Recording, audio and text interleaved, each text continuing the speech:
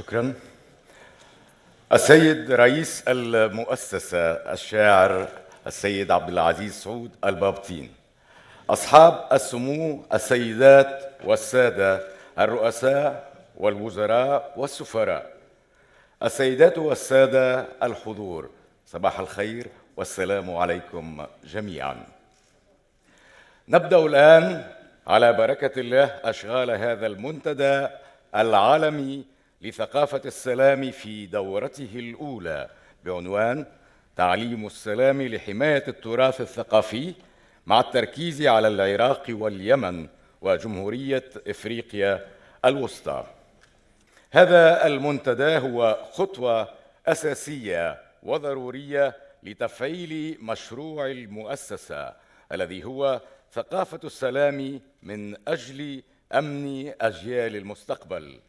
ونحن في حاجة تاريخية أكيدة إلى تدريس ثقافة السلام لحماية الإنسانية وحفظ تراثها. This forum comes on a major and crucial step towards the complementation of the Foundation's project, which consists in the promotion of the culture of peace for the security of future generations, now that we are in an urgent need for the development of the culture of peace in order to protect humanity and its cultural heritage. إن المؤسسة أيها السادة القادة بكم ومعكم ومن خلالكم تجعل السلام منهجاً وليس مجرد أمنيات. السيد عبد العزيز سعود البابطين، شكراً لك ولمؤسستك على هذا الإنجاز التاريخي الهام. Please applaud him. Yeah, you can.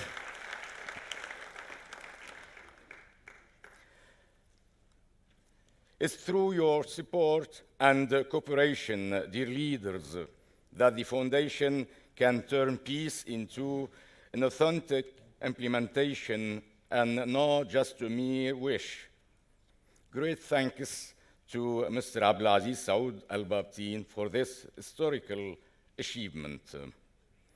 إن الطريق قد تبدو طويلة لتحقيق هذه الأمنيات، لكن هذا الجمع الطيب من أصحاب السمو والرؤساء والوزراء والخبراء والمفكرين والفاعلين في المجتمع المدني سيجعل الوصول إلى هذه الأمنية أو إلى هذه الغاية السامية أمراً يسيراً.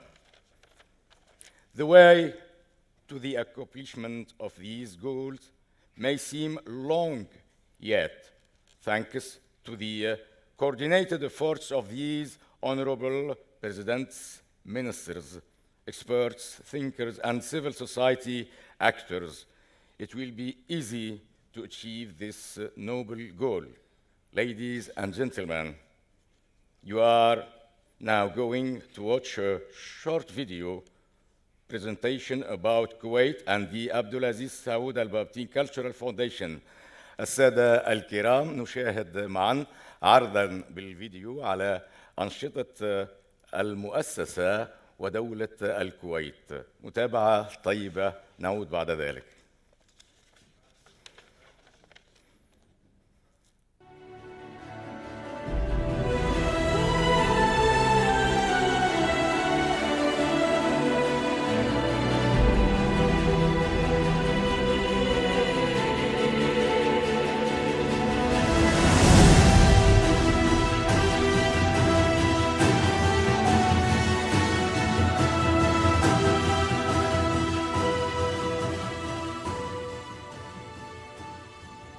إننا مطالبون اليوم وأكثر من أي وقت مضى بتحويل ثقافة العالم من ثقافة كره وتعصب وحرب إلى ثقافة حوار وتعايش وجودا وفكرا. وطن للسلام، لأجل السلام.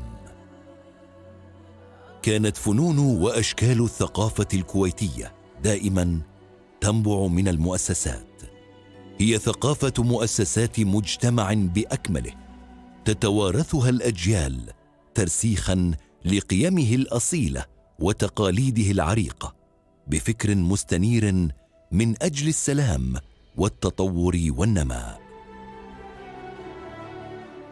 قبل 30 عاماً انطلقت منارة ثقافية كويتية غير ربحية بفكر ورؤية كويتية تشع نوراً وضياءً في سماء ثقافة العرب بتاريخهم وحضارتهم، بإنشاء مؤسسة جائزة عبد العزيز سعود البابطين للإبداع الشعري في عام 1989. كان الشعر وما زال أحد أهداف مؤسسة البابطين الثقافية منذ إنشائها قبل 30 عاماً، باعتباره أداة من أدوات نشر السلام.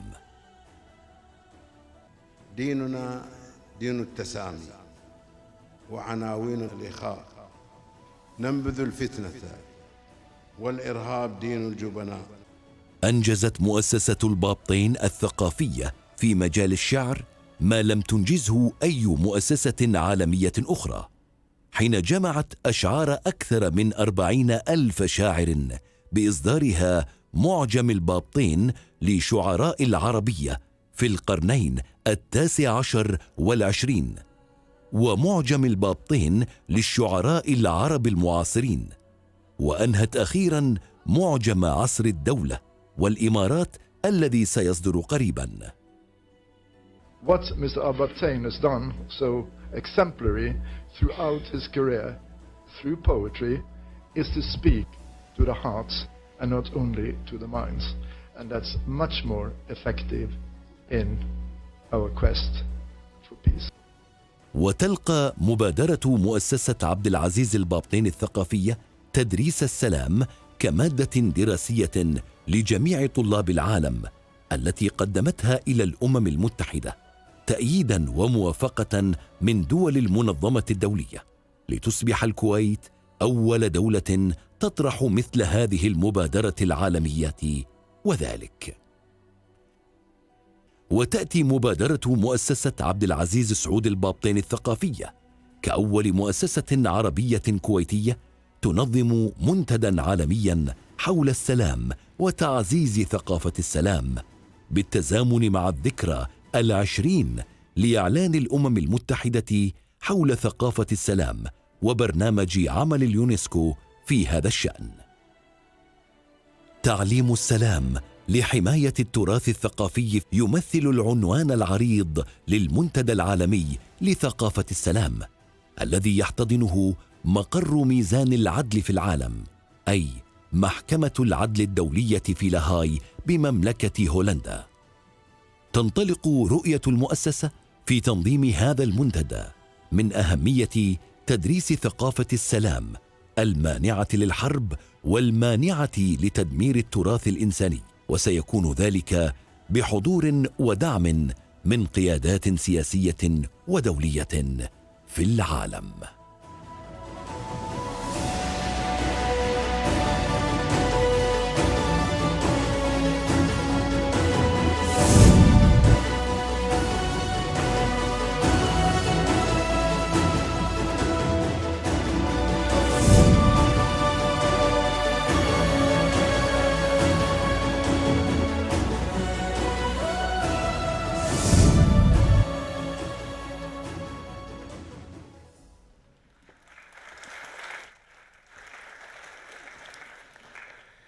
نأمل أنكم استمتعتم بهذا العرض التعريفي للفيديو. رحبوا معي في البدء بمن سنستهل به هذه الجلسة الافتتاحية، ويحضر معنا في الحقيقة قامات سياسية ومسؤولين دوليين مهمين. أرحب الآن بمعالي السيدة جوك براندت، ممثلة الحكومة الهولندية ووكيلة وزارة الخارجية، لتلقي كلمتها مشكورة. I would like to ask Mrs. Her Highness, Her Excellency, to join us, and you can join us, Candy. Yeah. Please applaud her, yeah.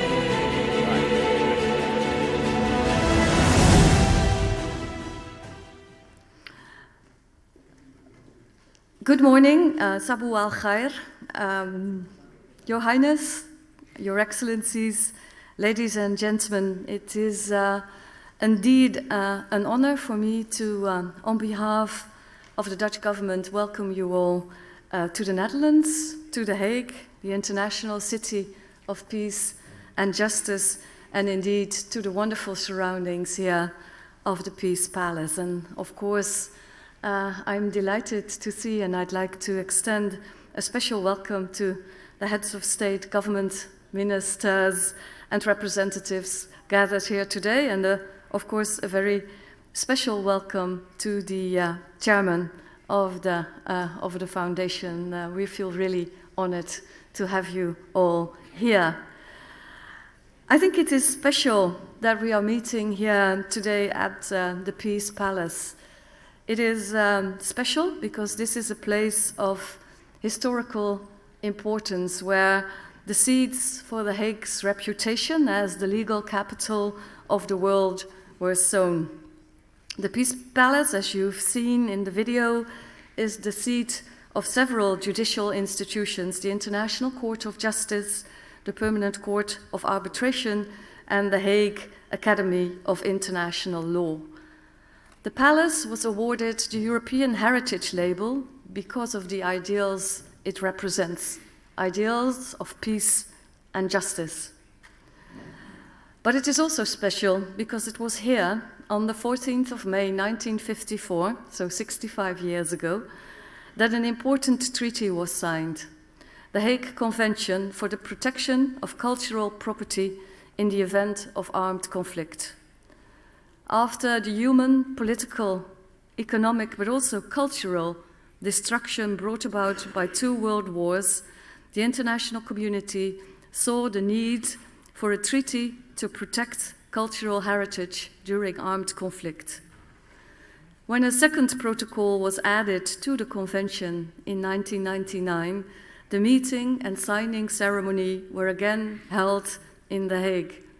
And as you know, The Hague is also home to the International Criminal Court, where in 2016, for the first time in history, an individual was convicted for crimes against humanity for destroying cultural heritage in Timbuktu. So I think we'd be justified in calling The Hague not only the city of peace and justice, but also the city that stands for the protection of cultural heritage. The 1954 Hague Convention is a UNESCO convention, and UNESCO, of course, plays a vital role in the international protection of cultural heritage. The Netherlands is one of its long-standing supporters and contributes actively to its mission and work. For example, in combating illegal trade in cultural artifacts and protecting world heritage. The Netherlands is very committed to the protection of our cultural heritage and to the Hague Convention. We support the Secretariat by funding and staff, and we have contributed to the second protocol fund ever since its establishment. And we hope, of course, that more parties will follow this example. Our continued and joint commitment is important now more than ever, as cultural heritage continues to be threatened by conflict situations. We need to work together to protect the world's cultural heritage. International cooperation is key, and that is also why our meeting here today is so important. Historical buildings, archaeological finds, documents in archives, objects in museums, stories, songs, traditions, and as we've seen just now, poetry, together they form our collective cultural memory, providing us with a sense of our past, but also helping us understand the present and helping us chart the future. Our heritage tells us who we are, how we came to be, but also what we will become. And it helps shape our identities as peoples. This is true for the Netherlands as it is for every country in the world. Your Excellencies, ladies and gentlemen, our cultural heritage is precious, but it can also be vulnerable, especially in times of war and conflict. Recently, the destruction of historical sites and buildings by Daesh in Iraq and Syria, and the bombing of centuries-old treasures in Yemen have presented us with grim reminders of this. To be able to protect cultural heritage in times of conflict, measures must be in place beforehand. Even in times of peace, we need to be prepared for war or disasters. Peace education and training are crucial elements of this. And this is why the Dutch government provides financial support to the Prins Claus Fund, a major player in safeguarding cultural heritage in crises. This organization, together with partners, including the International Center for the Study of the Preservation and Restoration of Cultural Property, UNESCO and the Smithsonian Institute, train professionals to improve their emergency response to natural or man-made disasters that affect cultural heritage. The Dutch government feels that today's conference marks an important next step in the international community's efforts to protect cultural heritage worldwide. I would therefore like to conclude by expressing our gratitude to the conference organizers for putting this important subject on the agenda today. We remain very committed to the protection of cultural heritage, and we look forward to working closely with all of you, not only today, but also in the future. And I hope for all of you for a successful conference. Thank you very much. Shukran.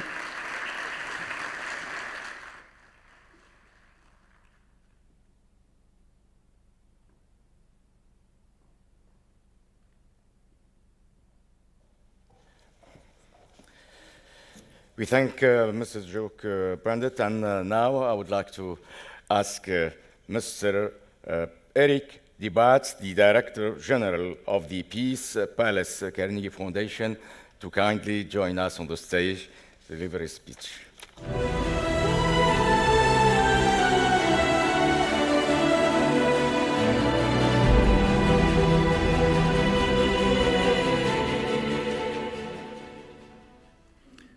Royal Highness, Your Excellencies, distinguished guests, it is my honor and privilege to wish you a warm welcome to the Peace Palace.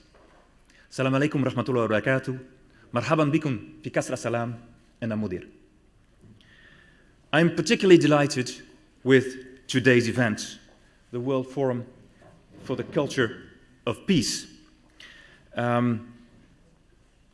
And I'm also happy with the participants today. The situation, of course, in the Middle East is of great concern to the entire world, and especially to us, all of us here too.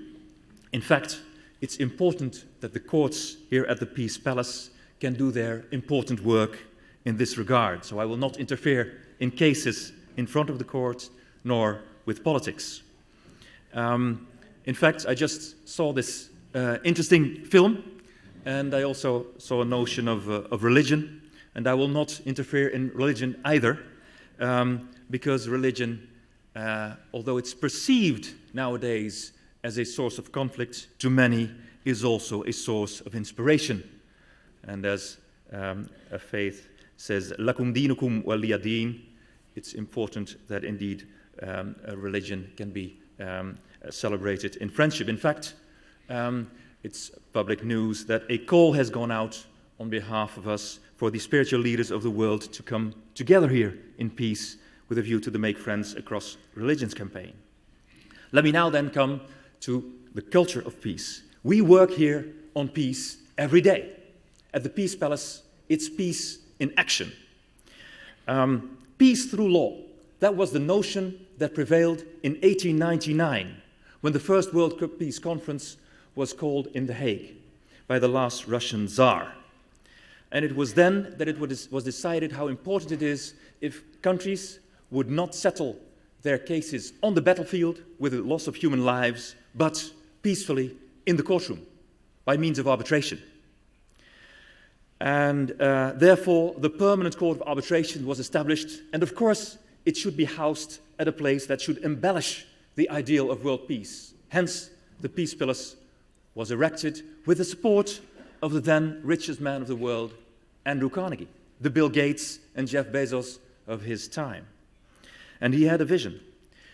He wanted to provide the means for this courthouse, but since he believed in education, also a notion that is important today, he wanted there to be a standard library of international law too. So he initiated the Peace Palace Library, and this Carnegie Foundation that was established to manage the Peace Palace, he also entrusted us to manage the Peace Palace Library. So now you find yourself on top of 1 million publications stored here in the stacks on international law, on international cooperation, and on peaceful settlement of disputes. And in fact, it was since then that The Hague could develop as the international city of peace and justice. And then the League of Nations also decided, in addition to arbitration, to have its principal judicial organ, the Permanent International Court of Justice, also be established at the Peace Palace. And it was the predecessor of the United Nations International Court of Justice that the Carnegie Foundation is so happy to house today. So you saw the UN flag waving in front of the Peace Palace, because the one and only principal organ of the United Nations that is not based in UN headquarters, that is founded through the UN Charter, we are happy to house it here at the Peace Palace, working on peace through law.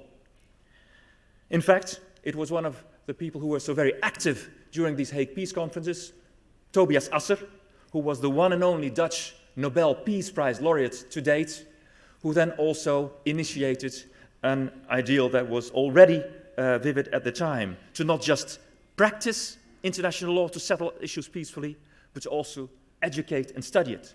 So we're happy to also house here the Hague Academy of International Law. In fact, the reason I'm sharing this is because you now find yourself in the auditorium for the Hague Academy of International Law, and every year, since this year, 1,000 students are educated here every year from over 100 nations to work on peace through law. They form what Andrew Carnegie called for a League of Peace. And let me then come to culture. We are also here at the premises that are cultural heritage themselves. We are a national monument here. But the Peace Palace also happily carries the European Heritage label. And in fact, this monument was also supported by many countries that wanted to show their support for peace. So if you enter the magnificent entrance hall, you will find the marble that was given by Italy.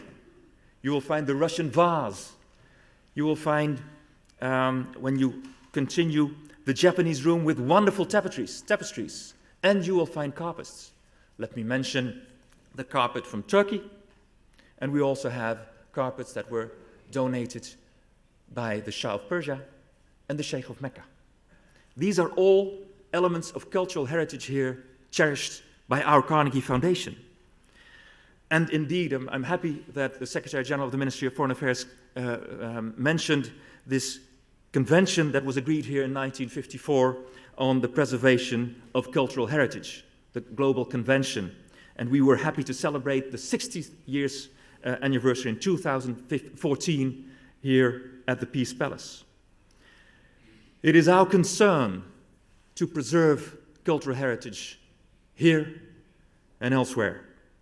In fact, it is our mission to work on peace through law, to not kill men and women. We had recently had a conference here with an organization called Save the Children, and with some of the distinguished speakers of today, we just shared the first front page of our cell phone prior to this meeting, where we all have pictures of our kids and our grandchildren. So how important is the work that we do today for our children? Let us not kill men and women and settle conflicts peacefully. Let us not kill the best of mankind in cultural heritage. May peace prevail on earth, in the Middle East, in Africa, Central Africa.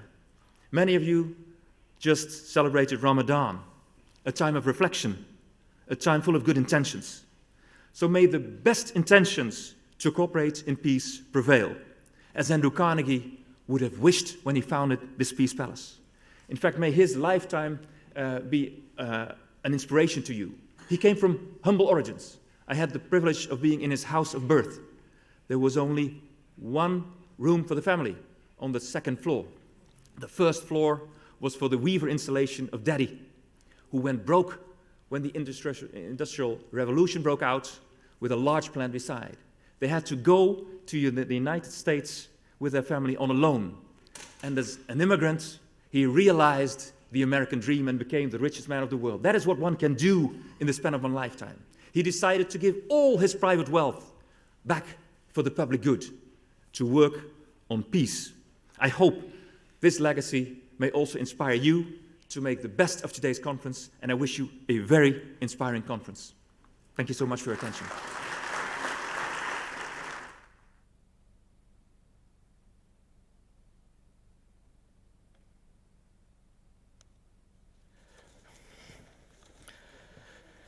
نشكر بدورنا السيد إريك دي باتيس رئيس مؤسسة كارنيجي فونديشن قصر السلام في هولندا، ونرحب الآن بالسيد عبد العزيز سعود البابتين رئيس مؤسسة عبد العزيز سعود البابتين الثقافية ليتفضل مشكورا.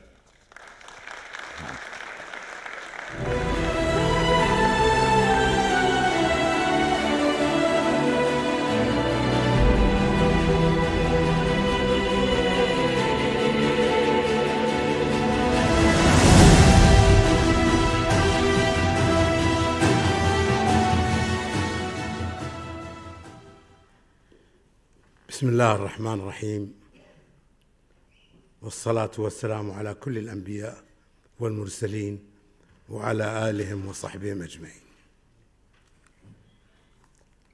السيد رئيس جمهورية مالطا السيد جورج فيلا، السيد رئيس جمهورية أفريقيا الوسطى فوستن أركانج توادار، سمو الأمير التركي الفيصل حفظه الله، معالي رئيس مجلس الأمة الكويتي السيد مرزوق الغانم، السادة الرؤساء، السادة الوزراء والسادة السفراء، السيدات والسادة الحضور، السلام عليكم ورحمة الله وبركاته. يسعدنا في إطار التعاون بين مؤسسة عبد العزيز سعود البابطين الثقافية والجمعية العامة للأمم المتحدة والمعهد الدولي للسلام واللجنة الدولية للصليب الأحمر والهلال الكويتي والهلال الأحمر وجامعة ليدن ومؤسسة كارنجي قصر السلام أن نرحب بكم جميعا في هذا المنتدى العالمي في محكمة العدل الدولية بقصر السلام في مدينة لاهاي بهولندا، والذي نعقده اليوم بحضور هذا الجمع الطيب من القادة والمفكرين والأكاديميين والإعلاميين من كل أنحاء العالم. وإن هذا المنتدى إنما هو بمباركة من صاحب السمو أمير دولة الكويت الشيخ صباح الأحمد الجابر الصباح حفظه الله ورعاه، الذي منحته الأمم المتحدة لقب قائد العمل الإنساني، وصارت الكويت مركزاً للعمل الإنساني، ونحن نسير على نهجه ونتبع رؤيته في هذا المجال. إن هذا المنتدى ثمر لمبادرتنا باسم الكويت، باسم المؤسسة حول ثقافة السلام من أجل أمن أجيال المستقبل، التي قدمناها في جلستين متتاليتين إلى الجمعية العامة للأمم المتحدة في 7 سبتمبر سنة 17، ثم في 5 سبتمبر سنة 18، بهدف تدريس مبادئ ثقافة السلام العادل بين طلبة العالم من الحضانة إلى الجامعة.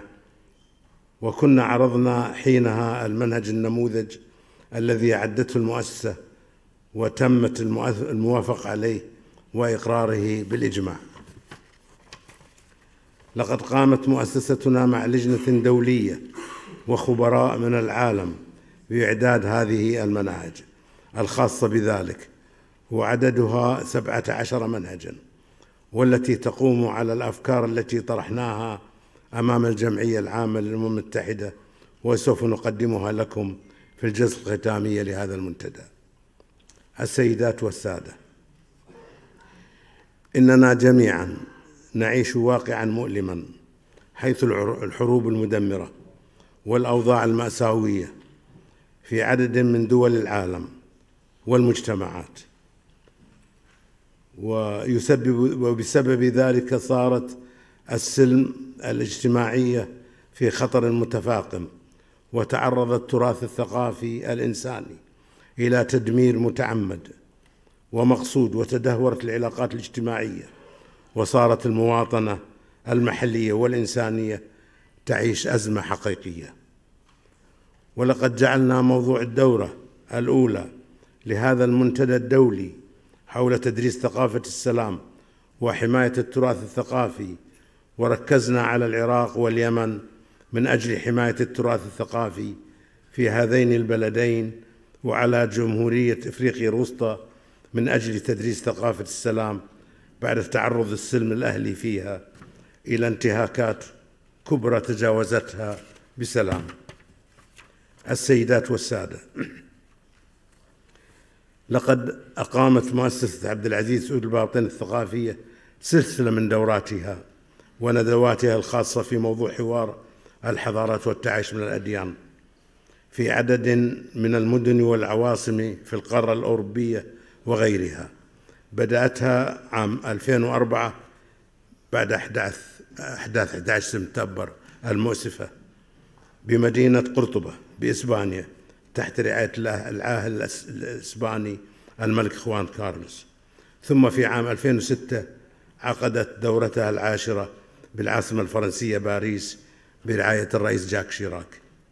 وفي عام 8 عقدت المؤسسة دورتها 11 في دولة الكويت برعاية صاحب السمو الشيخ صباح الأحمد الجابر الصباح أمير دولة الكويت حفظه الله، بعنوان ثقافات ومصالح بين محورين هما محور صراع المصالح وتأثيره في المشهد الثقافي العالمي، ومحور حوار الثقافات طريقة إلى حل القضايا. وفي عام 2010 أقامت المؤسسة دورتها 12 في سراييفو برعاية الدكتور حازم سلجيج رئيس مجلس الرئاسة في البوسنة والهرسك آنذاك، ونسعد بوجوده معنا الآن في هذه القاعة. وفي عام 2011 أقمنا في دبي برعاية سمو الشيخ محمد بن راشد نائب رئيس دولة الإمارات العربية المتحدة وحاكم دبي دورة حول الشعر والتعايش السلمي. وفي عام 2013 أقامت المؤسسة دورتها 13 في مدينة بروكسل، وكانت بعنوان الحوار العربي الأوروبي في القرن 21 نحو رؤية مشتركة بمقر برلمان الاتحاد الأوروبي وبرعاية رئيس البرلمان آنذاك السيد مارتن شولتز. وفي عام 2015 عقدت المؤسسة دورتها 15 في مدينة أكسفورد بالمملكة المتحدة بعنوان عالمنا واحد والتحديات أمامنا مشتركة، بالتعاون مع جامعة أكسفورد وبرعاية اللورد باتن حاكم هونغ كونغ سابقا ورئيس جامعة أكسفورد حاليا. وقد حضر جميع هذه الدورات والندوات شخصيات سياسية وفكرية وإعلامية مرموقة يمثلون رؤساء دول ورؤساء برلمانات ومؤسسات إعلامية وأكاديمية بارزة من مختلف دول العالم. وكان هدفنا الأسمى هو إرساء مبدأ الحوار والتفاهم بين الثقافات الإنسانية والأديان المختلفة، ومن أجل إنهاء النزاعات المذهبية والعرقية وإعلاء قيم الحق والتعاون والسلم بين شعوب الأرض قاطبة. وقد كان لذلك مردود إيجابي كبير خصوصا في الجانب الثقافي والأكاديمي، كإقامة حشرات الكراسي الخاصة بحوار الحضارات في الجامعات الأوروبية والأمريكية والآسيوية والعربية والإفريقية. وأفردنا كرسي عبد العزيز سعود البابطين للسلام، والذي يدرس مبادئ السلام في 100 جامعة عن طريق المركز المشترك بين الجامعات للديمقراطية وحقوق الإنسان في فينيسيا. السيدات والسادة، إن هذا المنتدى اليوم ليس تتويجا لمسار المؤسسة، بل فاتحة لبداية مسار عمل يقدر ما يبدو عسير المنال، فهو سهل في متناولنا شرط توفر المثابرة والعزيمة. وإننا نأمل أن تبادر دول العالم إلى تضمين مناهج السلام 17 في مناهجها التعليمية، ونعبر عن استعدادنا للمساعدة في هذا الغرض كما نتطلع بكل أمل ومعنا المؤمنون بقيم السلام العادل، وأكرر العادل، للعمل من أجل المحافظة على إنسانية الإنسان وعلى قيم الإنسانية الرفيعة وتراثها الأصيل. وليس هذا ممكنا إلا إذا جعلنا السلام العادل ثقافة حياة يومية، وأن يتجه فكرنا لجعل السلام العادل أصلا فيه، وأن تتعطر لغتنا اليومية بالسلام. إن ثقافة السلام العادل تجعل منا كائنات للسلام، وهذا مما تحتاجه الإنسانية، وهو السلام العادل والوئام. يا قادة العالم، ضعوا رجاء في أذهانكم بأنكم جئتم لتعمير الأرض وحماية من عليها، وليس لتدميرها بهذه الأسلحة الفتاكة، لتشكركم الأجيال القادمة وتذكركم بالخير والثناء. ولا بد أن نعمل جميعا على تجفيف منابع الإرهاب، وذلك يكون أولا بتجفيف منابع الظلم، كالظلم الذي وقع ويقع على الشعب الفلسطيني في القرن 21. والسلام عليكم ورحمة الله وبركاته.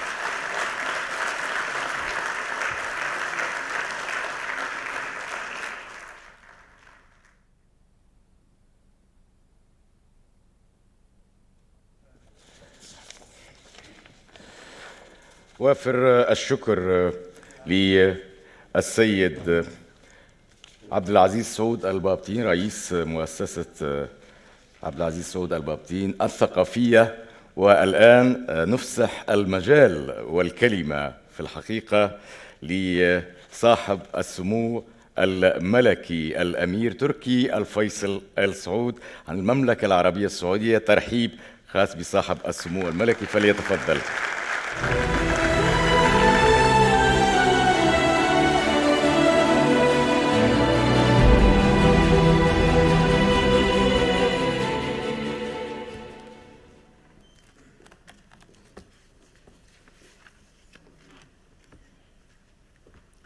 بسم الله الرحمن الرحيم، والصلاة والسلام على كل الأنبياء والمرسلين صلى الله عليهم وسلم.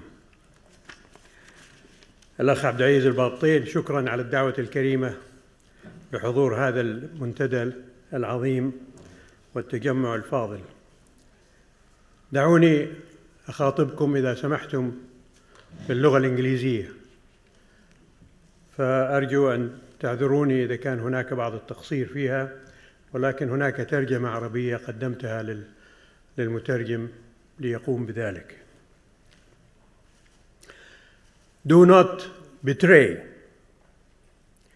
Do not be zealous. Do not deceive. Do not disfigure the dead. Do not kill a child, nor an elder, nor a woman. Do not cut down a palm tree and burn it, nor a fruit-bearing tree. Do not slaughter a lamb or a cow or a camel except for food. You will encounter people who have devoted their lives to monasteries and places of worship, so leave them to their devotions. And you will come upon people who will bear you offerings of different foods, so if you eat some of their offerings, remember to call upon the name of God on these offerings. These, ladies and gentlemen, are the words of the first successor of the Prophet Muhammad, peace be upon him, the Caliph Abu Bakr as-Siddiq, with which he admonished the commander of the Muslim army that was to go into battle against the Byzantines. We gather here today to address the common thread that ties the topics of education, peace, and heritage, specifically in Iraq and Yemen, two countries with rich history, culture, and Central Africa, and heritage that stretch back millennia and stand tall as some of the proudest achievements of humanity. Of central importance today is the following question.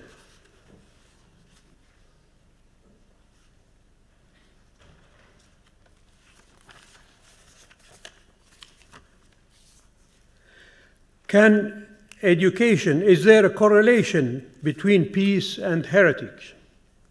Can education help us protect cultural heritage? And what active steps must we take to protect, preserve, and promote our heritage sites in those countries? And I will include in Syria and Libya as well. Firstly, a few brief remarks on the general understandings of cultural heritage. It is an expression of the ways of living developed by a community and passed on from generation to generation, including customs, practices, places, objects, artistic expressions, and values. Often, experts speak of two types of cultural heritage: intangible cultural heritage and tangible cultural heritage. Tangible cultural heritage includes representations of the value systems, beliefs, traditions, and customs of life. The essential part of the tangible human cultural heritage is visible and usually includes objects such as buildings, townscapes, or archaeological remains. Sometimes tangible cultural heritage is rooted in the natural environment, in rural landscapes, shorelines, or agricultural space.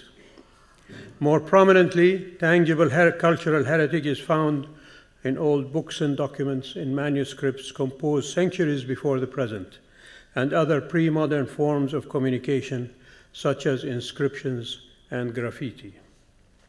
Today, we find that heritage is not only tangible visibly to the naked eye through forms such as buildings, books, landscapes, but also includes intangible cultural manifestations of heritage, such as values, traditions, and oral history. Intangible cultural heritage is expressed in a variety of forms: in cuisine, clothing, traditional skills and technologies, religious ceremonies, arts, storytelling, and much more. Tangible cultural heritage is inextricably bound with intangible cultural heritage. Our main challenge as advocates of peace, promoters of heritage, and admirers of great civilizations is how to preserve and protect cultural heritage in our countries and regions, especially the cultural heritage that stems from our religion and beliefs. Although a medieval library collection of Arabic and Islamic manuscripts can never stop a bullet, religiously and culturally significant manuscripts can stop a bullet from being fired. Culture and religion can be a central component of conflicts between different groups of ethnicities. What could be more appropriate then than using culture and religion as tools for conflict resolution? As Arabs and Muslims, we have something to learn from our European friends. After centuries of war, Europe has particular experience in how to create peaceful and cooperative ways of coexisting, hopefully. We have witnessed before our very own eyes the deterioration of those countries' cultural heritage, both tangible and intangible, through shelling, gunfire, looting, corruption, deceit, and theft. There are no international conventions to protect the heritage from these crimes, yet conflict clearly encourages very strong emotions, such as greed or destructiveness in relation to heritage. Ladies and gentlemen, there are 4 essential elements binding for all states during armed conflicts, whether they accede to or acknowledge the legal framework, or they don't. The first 3 elements are applicable both in international and non-international armed conflicts, while the 4th is applicable only in the international armed conflicts. First is the obligation of each party to the conflict to respect cultural property. Second, the prohibition to use cultural property of great importance for purposes which are likely to expose it to destruction or damage, unless imperatively required by military necessity. Third, all seizure of or destruction of or willful damage done to institutions dedicated to religion, charity, education, and arts and sciences, historic monuments, and works of arts and science are prohibited. Any form of theft, pillage, or misappropriation of, and any acts of vandalism directed against property of great importance to the cultural heritage of every people is prohibited. And fourth, the obligation of the occupying power to prevent the illicit export of cultural property from occupied territory and to return illicitly exported property to the competent authorities of the occupied territory. Our societies and education institutions should labor hard to instill in young minds the value and significance of protection and preserving cultural heritage. The established world conventions that protect heritage should become part of curricula in all educational institutions. The Geneva Convention of 1949, which forbids pillage and destruction of cultural property by invading or occupying forces.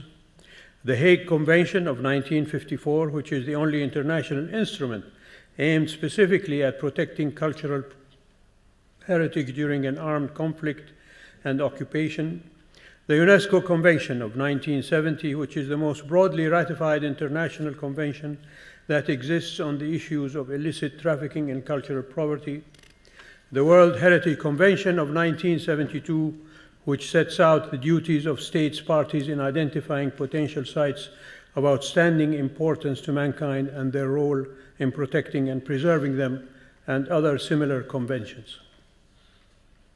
It is true that even the best policymakers and astute politicians cannot predict or anticipate all disasters and conflicts, but risk management is possible and essential. Dealing with emergencies requires an understanding of the role of the use of cultural heritage in conflict, how to protect and preserve sites and objects, communication strategies, logistics, and planning. We would do well to commission studies and establish international outfits that plan ways to protect and preserve cultural heritage in times of disaster and conflict, as Sheikh Abdulaziz mentioned. We would invite special consideration of potential threats, develop peace-driven strategies to prevent problems arising and the breakout of conflict, mitigate belligerent threats where possible, train staff and professionals to deal with preservation of cultural heritage in times of disaster and conflict, and develop contingency plans. Our immediate focus in the countries I mentioned, given their significance as bastions of Jewish, Christian, and Islamic cultural heritage, should be on museums, libraries, and archives, religious sites, and places of worship, although many of these points are also applicable to archaeological sites and monuments. For millennia, attempts have been made to limit war and set standards for troop conduct. Military theorists from Sun Tzu in 6th century BC China to von Clausewitz in 19th century Europe have argued that damaging and destroying cultural heritage of vanquished enemies is bad military practice. As I mentioned, our Islamic heritage is equally cognizant of such standards.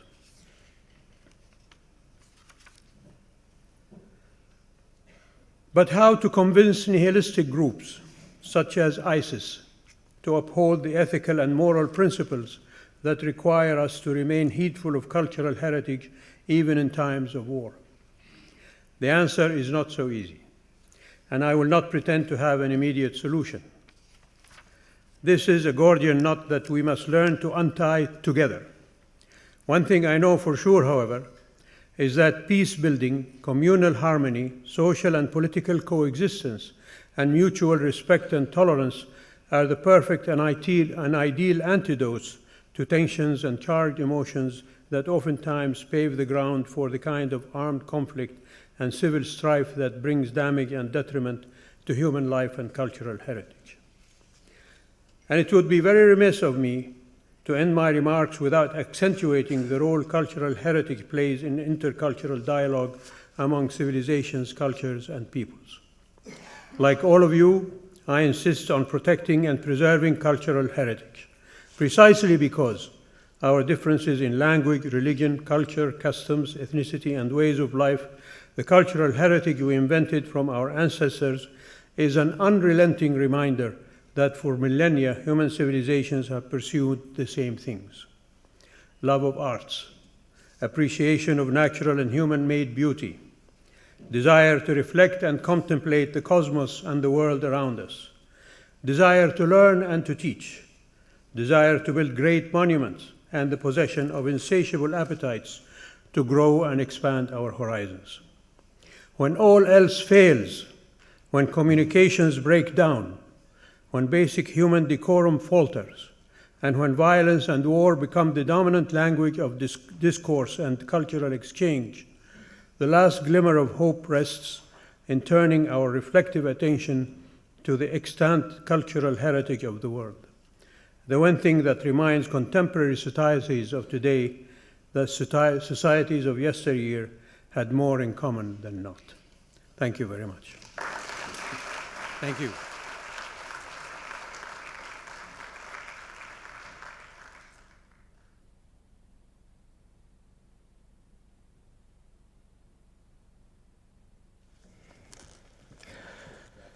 نشكر مرة أخرى صاحب السمو الملكي الأمير تركي الفيصل على كلمته الطيبة. والآن نفسح المجال لخطاب هذا الملتقى. Now we would like to invite His Excellency George Vella, the President of Malta, to kindly join us. He will give the keynote address, which is as well the speech of this forum. Please welcome Mr. President. Thank you.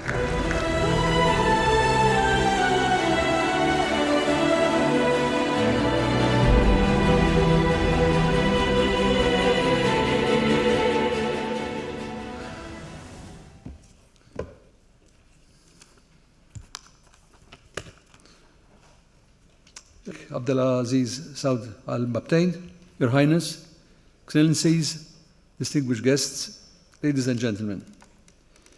I am deeply honored to have been asked to deliver this keynote address at the opening of this important conference, dealing with fundamental challenge for all of us today: peace education for the protection of cultural heritage. I am concentrating mostly on peace education.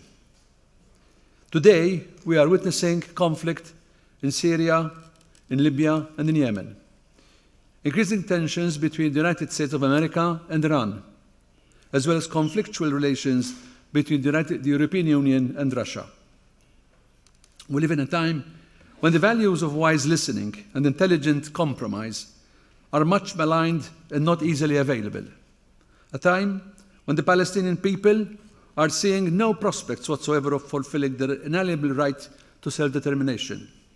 A time when respectful dialogue and democratic disagreement has unfortunately been replaced by invective, insults, and conflict. At this time, it is more necessary than ever to rediscover the basis of sustainable peace in our world, our regions, in our countries, and in our communities.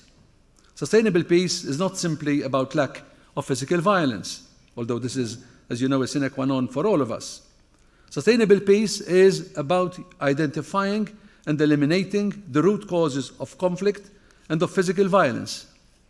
In this context, sustainable peace relates to the existence of structural and cultural forms of violence which oppress individuals, which oppress groups, and sometimes entire nations. Structural violence exists when societal structures are unfair or oppressive for individuals or for groups. Such types of violence exist when our normative frameworks discriminate against an ethnic or a religious group. This type of violence exists also when laws and policies discriminate against any group on the basis of gender, race, ethnicity, disability, religion, or any other ground. Structural violence is also present when our economic structures are dominated by models which oppress those who are most in need of support, when the economic system is designed to benefit a few rather than the many. It is nowadays widely accepted in the academic discipline of conflict resolution that the presence of such indirect forms of violence may very well lead to physical violence and violent conflict. If we are to achieve sustainable peace, we need to create communities, societies, and an international order based on justice. In such societies, every human being lives in dignity and in respect, and leads a life that he or she has reason to value. In such societies, the possibility of violent conflict is greatly reduced, and whenever conflict emerges, they are dealt with positively and productively. You may very well be asking yourselves, how do we move from the current state of affairs to the somewhat blissful societies I have just described? How do we know and how do we achieve sustainable peace? My answer is derived from the well-known educationalist Maria Montessori, who in 1949 wrote, and I quote, "Establishing a lasting peace is the work of education. All politics can do is keep us out of war." Unquote. This does not mean that as political leaders we have no obligations in this respect. In fact, I want to argue we have a very important obligation in this context. Our obligations, individually and collectively, relate to the promotion of education that is inclusive, that promotes the dignity of every human being, and that recognizes the values of understanding, dialogue, as well as solidarity. Excellencies, we are gathered here today in the building which houses the International Court of Justice. This is the ultimate interpreter of international law, the Peace Palace par excellence. And it is to two instruments that have codified international human rights that I now turn, namely, first, the Universal Declaration of Human Rights and the International Covenant on Economic, Social, and Cultural Rights. In the United States Diplomatic and Consular Staff case, the ICJ in 1979 relied on the Universal Declaration of Human Rights as a source of fundamental principles of international law. The Covenant stipulates socio-economic and cultural rights recognized by the international community. Both these instruments, as well as the Convention on the Rights of the Child, one of the most widely ratified treaties in history, refers to the right to education. The right to education is recognized as an essential human right for everyone, without distinction of any kind. It is, however, useful to remind ourselves of the obligations which the fulfillment of this right engenders. We too often think that the right to education is simply a matter of access. National agencies and international organizations expend energy and resources to monitor the extent to which states are providing educational opportunities to their citizens. These are necessary and praiseworthy efforts. However, the right to education requires much more than this. Article 26 of the Declaration and the other treaties I mentioned provide for two distinct but equally important dimensions. The first dimension is access to education. Everyone has the right to education. I'm quoting. Education shall be free, at least in the elementary and fundamental stages. Elementary education shall be compulsory. End of quote. This is a dimension we have measured and focused upon so heavily in the last 50 years. What I would call the quantity dimension of the right to education. The second dimension required by the Declaration and the other international law instruments is that, and I quote, education shall be directed to the full development of the human personality and to the strengthening of respect for human rights and fundamental freedoms. It shall promote understanding, tolerance, and friendship among all nations, racial or religious groups, and shall further the activities of the United Nations for the maintenance of peace. End of quote. This relates to what I would rather refer to as the quality dimension of the right to education. Regrettably, this dimension has not been sufficiently emphasized and measured in our national and international efforts.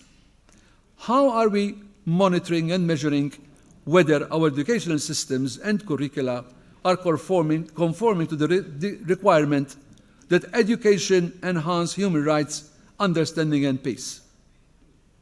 National jurisdictions need to take stock of whether their educational systems, processes, and curricula are helping or hindering the promotion of peace, of dialogue, and human rights. Where lacunae are found, these need to be addressed, and peace education should be a cross-cutting issue across the whole educational system. Successful practices and processes in peace education should be shared across regions, and regional organizations should be more active in this context. Furthermore, international agencies with an educational mandate should refocus their attention towards monitoring compliance with the whole of Article 26 of the Universal Declaration rather than to only parts of it. The drafters of the Declaration in the immediate aftermath of the Second World War were fully aware that access to education alone was an insufficient condition for human progress and for a peaceful world. They recognized that the values we promote in schools, in colleges and universities are equally important to the kind of society in which we live.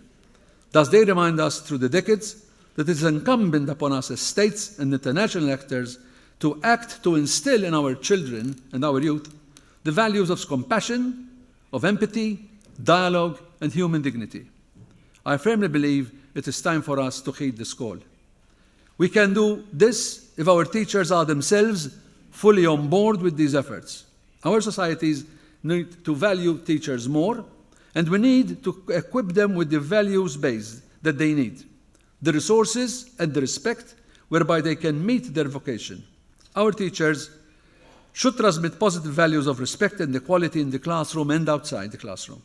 They should nurture a constructive dialogue in our classrooms, and they should also nourish sentiments of economic and social justice.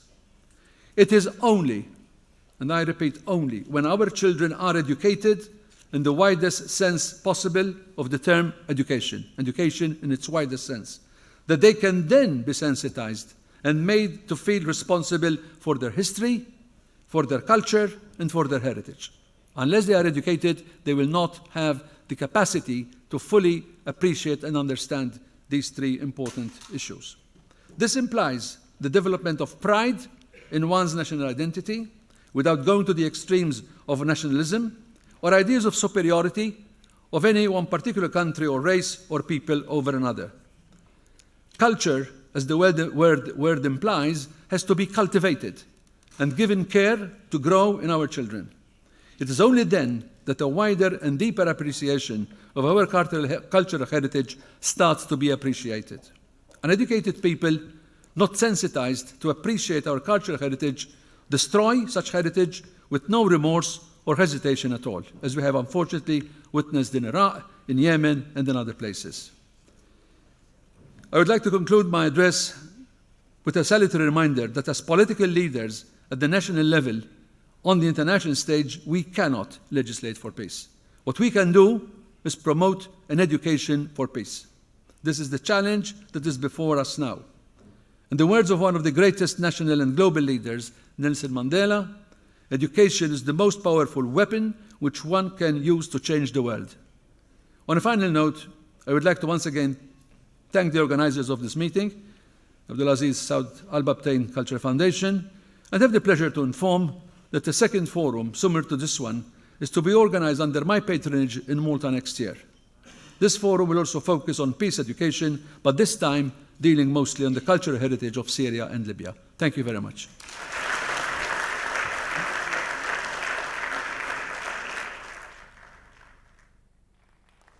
نشكر بدورنا مرة أخرى فخامة رئيس جمهورية مالطا.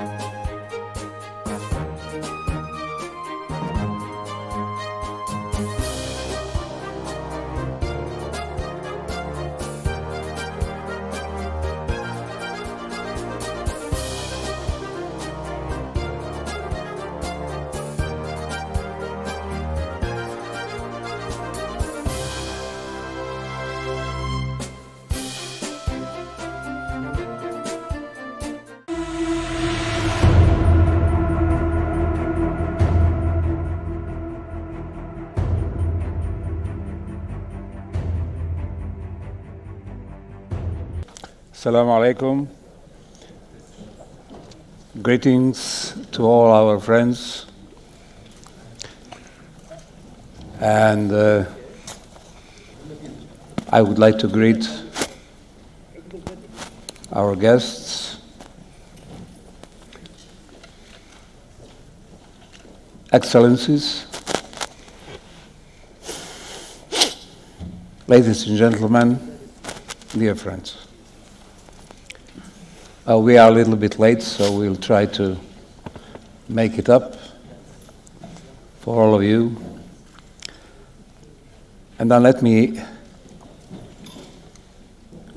start with paying a tribute to a friend of ours here.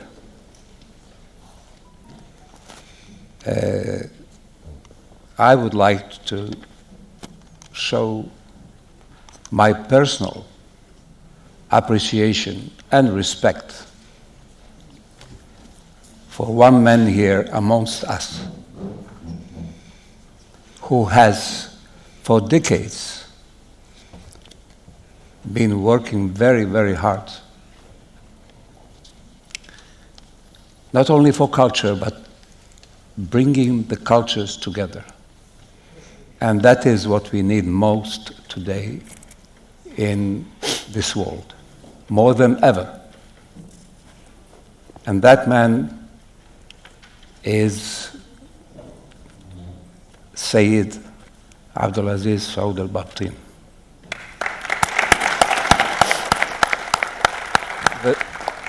The great bridge builder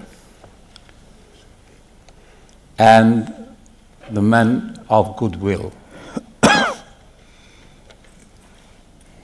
I will try to say a few words, and I hope I will stay within the limits.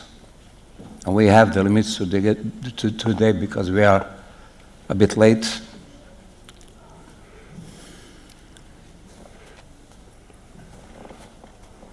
I would like to draw your attention to some juxtapositions, some parallels, which may explain the tense and perplexed atmosphere in the world today. And they are all related to culture. The first one is the fact that we are sitting in between the internet in the cyberspace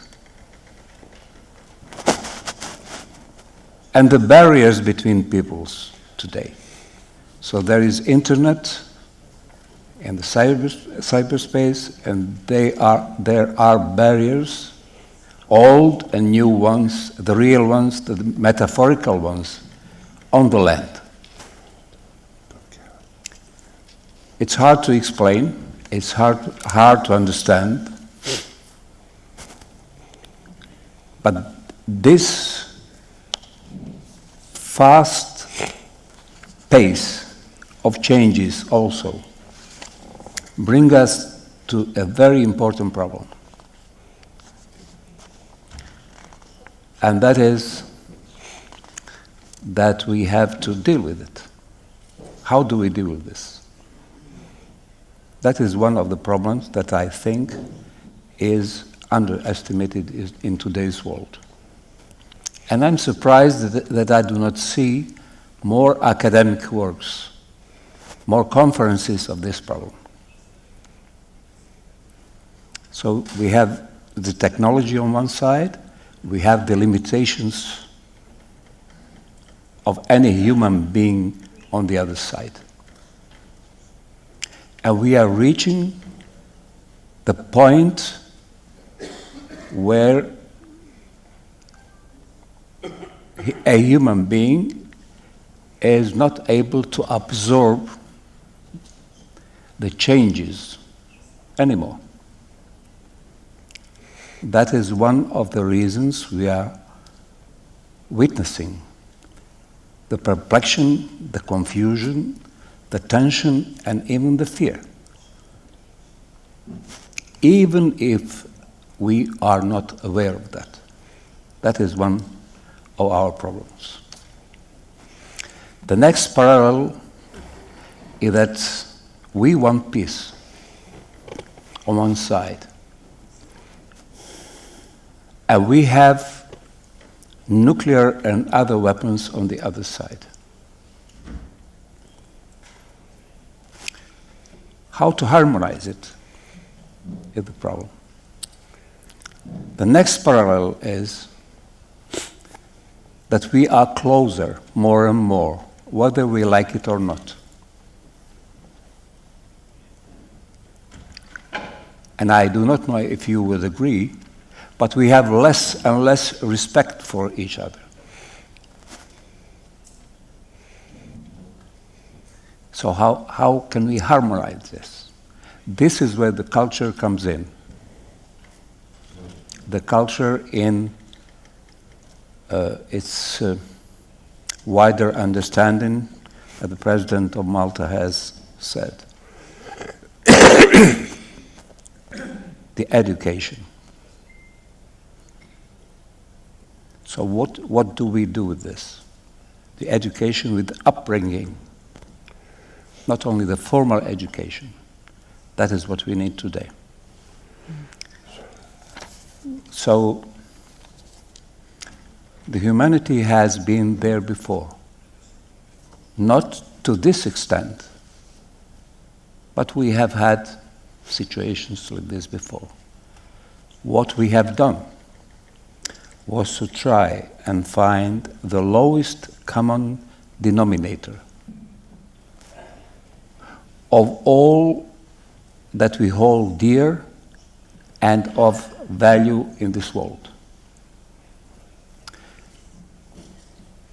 To establish the codex of values to which all of us will adhere.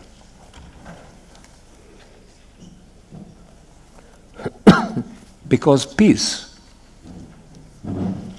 is not an entertainment, peace is not a grandstanding, moral discourse, it has no alternative. Yes, there is alternative to peace, and that is war. In our world, that means annihilation, total destruction. That's why we do not have the alternative. And that is why conferences like this play a big role, although it's a small stone in a big mosaic that you have to construct in order to survive.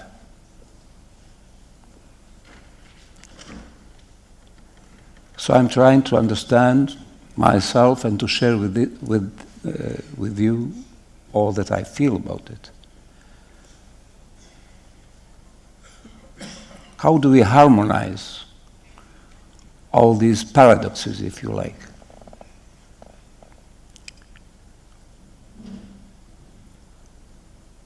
This is why I think what we should do. This is what we can do, if we like. That is to find the lowest common denominator, the minimum of values that we all respect, and that we all teach the young generation, using the technology that we have today at our disposal. The changes are so fast. At the same time, we as humans need the time for deliberation, contemplation of problems, to bring decisions. We are incremental beings. We are not chips.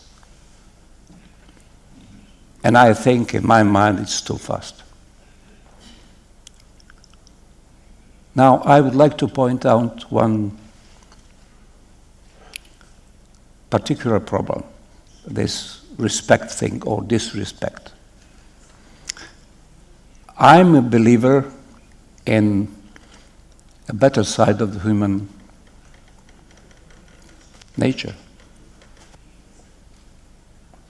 And I believe if we genuinely show respect, especially to those who are at this stage of our development and history, are not so privileged, or less privileged, or marginalized. If we show genuine respect to them, meaning that if we teach within this minimal codex of values to our children, to respect even those less fortunate, that we shall solve half of our problems. It is the disrespect, it is the indifference that is creating the feeling that some people are not only marginalized, not even hated or despised, but non-existent. And that will be one of the problems in the future. We shall have hundreds of millions of unemployed people because of automation, because of robotization. Hundreds of millions. And that is one of the things that we must try to solve. So teaching the young generations, if we start today, in 20 years we are going to have a generation that will reject the disrespect, that will reject the use of nuclear weapons, and then the governments will have to come to terms with what people want. So we can create a different generation if we really want it, using the technologies that we have of today. This is what we can do. We should do. Now let me go to what we should not do we must not do. And you will forgive me if I go back to the problem of my country, Bosnia and Herzegovina. A case study of what this civilization should not do, although I'm very much aware of the problems around the world. Today, the injustices done to people killed as we speak now, the big humanitarian crisis in Yemen, Palestine, and other places. But I'm talking about Bosnia. Of course, it's my country, and I know it best. Let's see what happened there. First of all, it's a very old European country. One country with probably the oldest borders in Europe.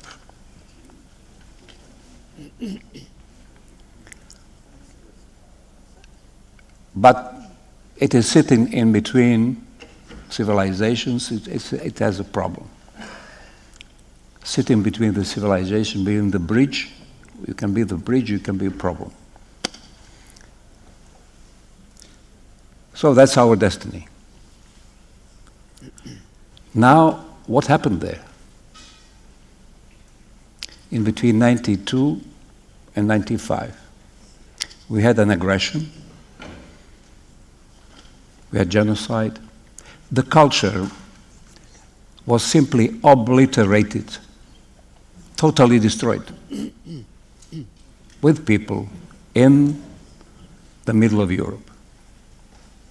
We had the Dayton Peace Agreement that ended the war. The Dayton Peace Agreement in Dayton, Ohio, in the United States, did not deal with war crimes. We wanted peace. So we got the peace. After that, the International Hague Tribunal dealt with the war crimes and what happened there. So now we have the verdicts. And it's clear it was not a civil war. Now we know. We knew it before, but this time it is official. We know who did what. We know who are the war criminals. Now the war criminals are in prison. But their project is free. How can that be? This is what we should not do. Today, Bosnia is the result of genocide, planned genocide. It's the result of the neglect of the international community, which helped. Of course, it helped. The international community helped. But this is what's happening. This is the end result is Bosnia as a paradigm of multicultural, of a successful multicultural society throughout the ages, for hundreds of years, is now being divided as to the wishes of those who committed genocide. Few people are in prison, and we have a destroyed society, and Europe is watching this paradigm of multiculturalism being killed in front of their eyes. And Europe wants to be what that society used to be. So they're killing the model. Watching what's happening in Bosnia and Herzegovina right now. And it is unfortunate, but it looks like genocide pays. So to commit a genocide can be beneficial. And what that means that those who, the would-be perpetrators of genocide in the future, are encouraged. It also means that all kinds of extremisms are allowed because the international community, condones the genocide. This is what's happening in Europe.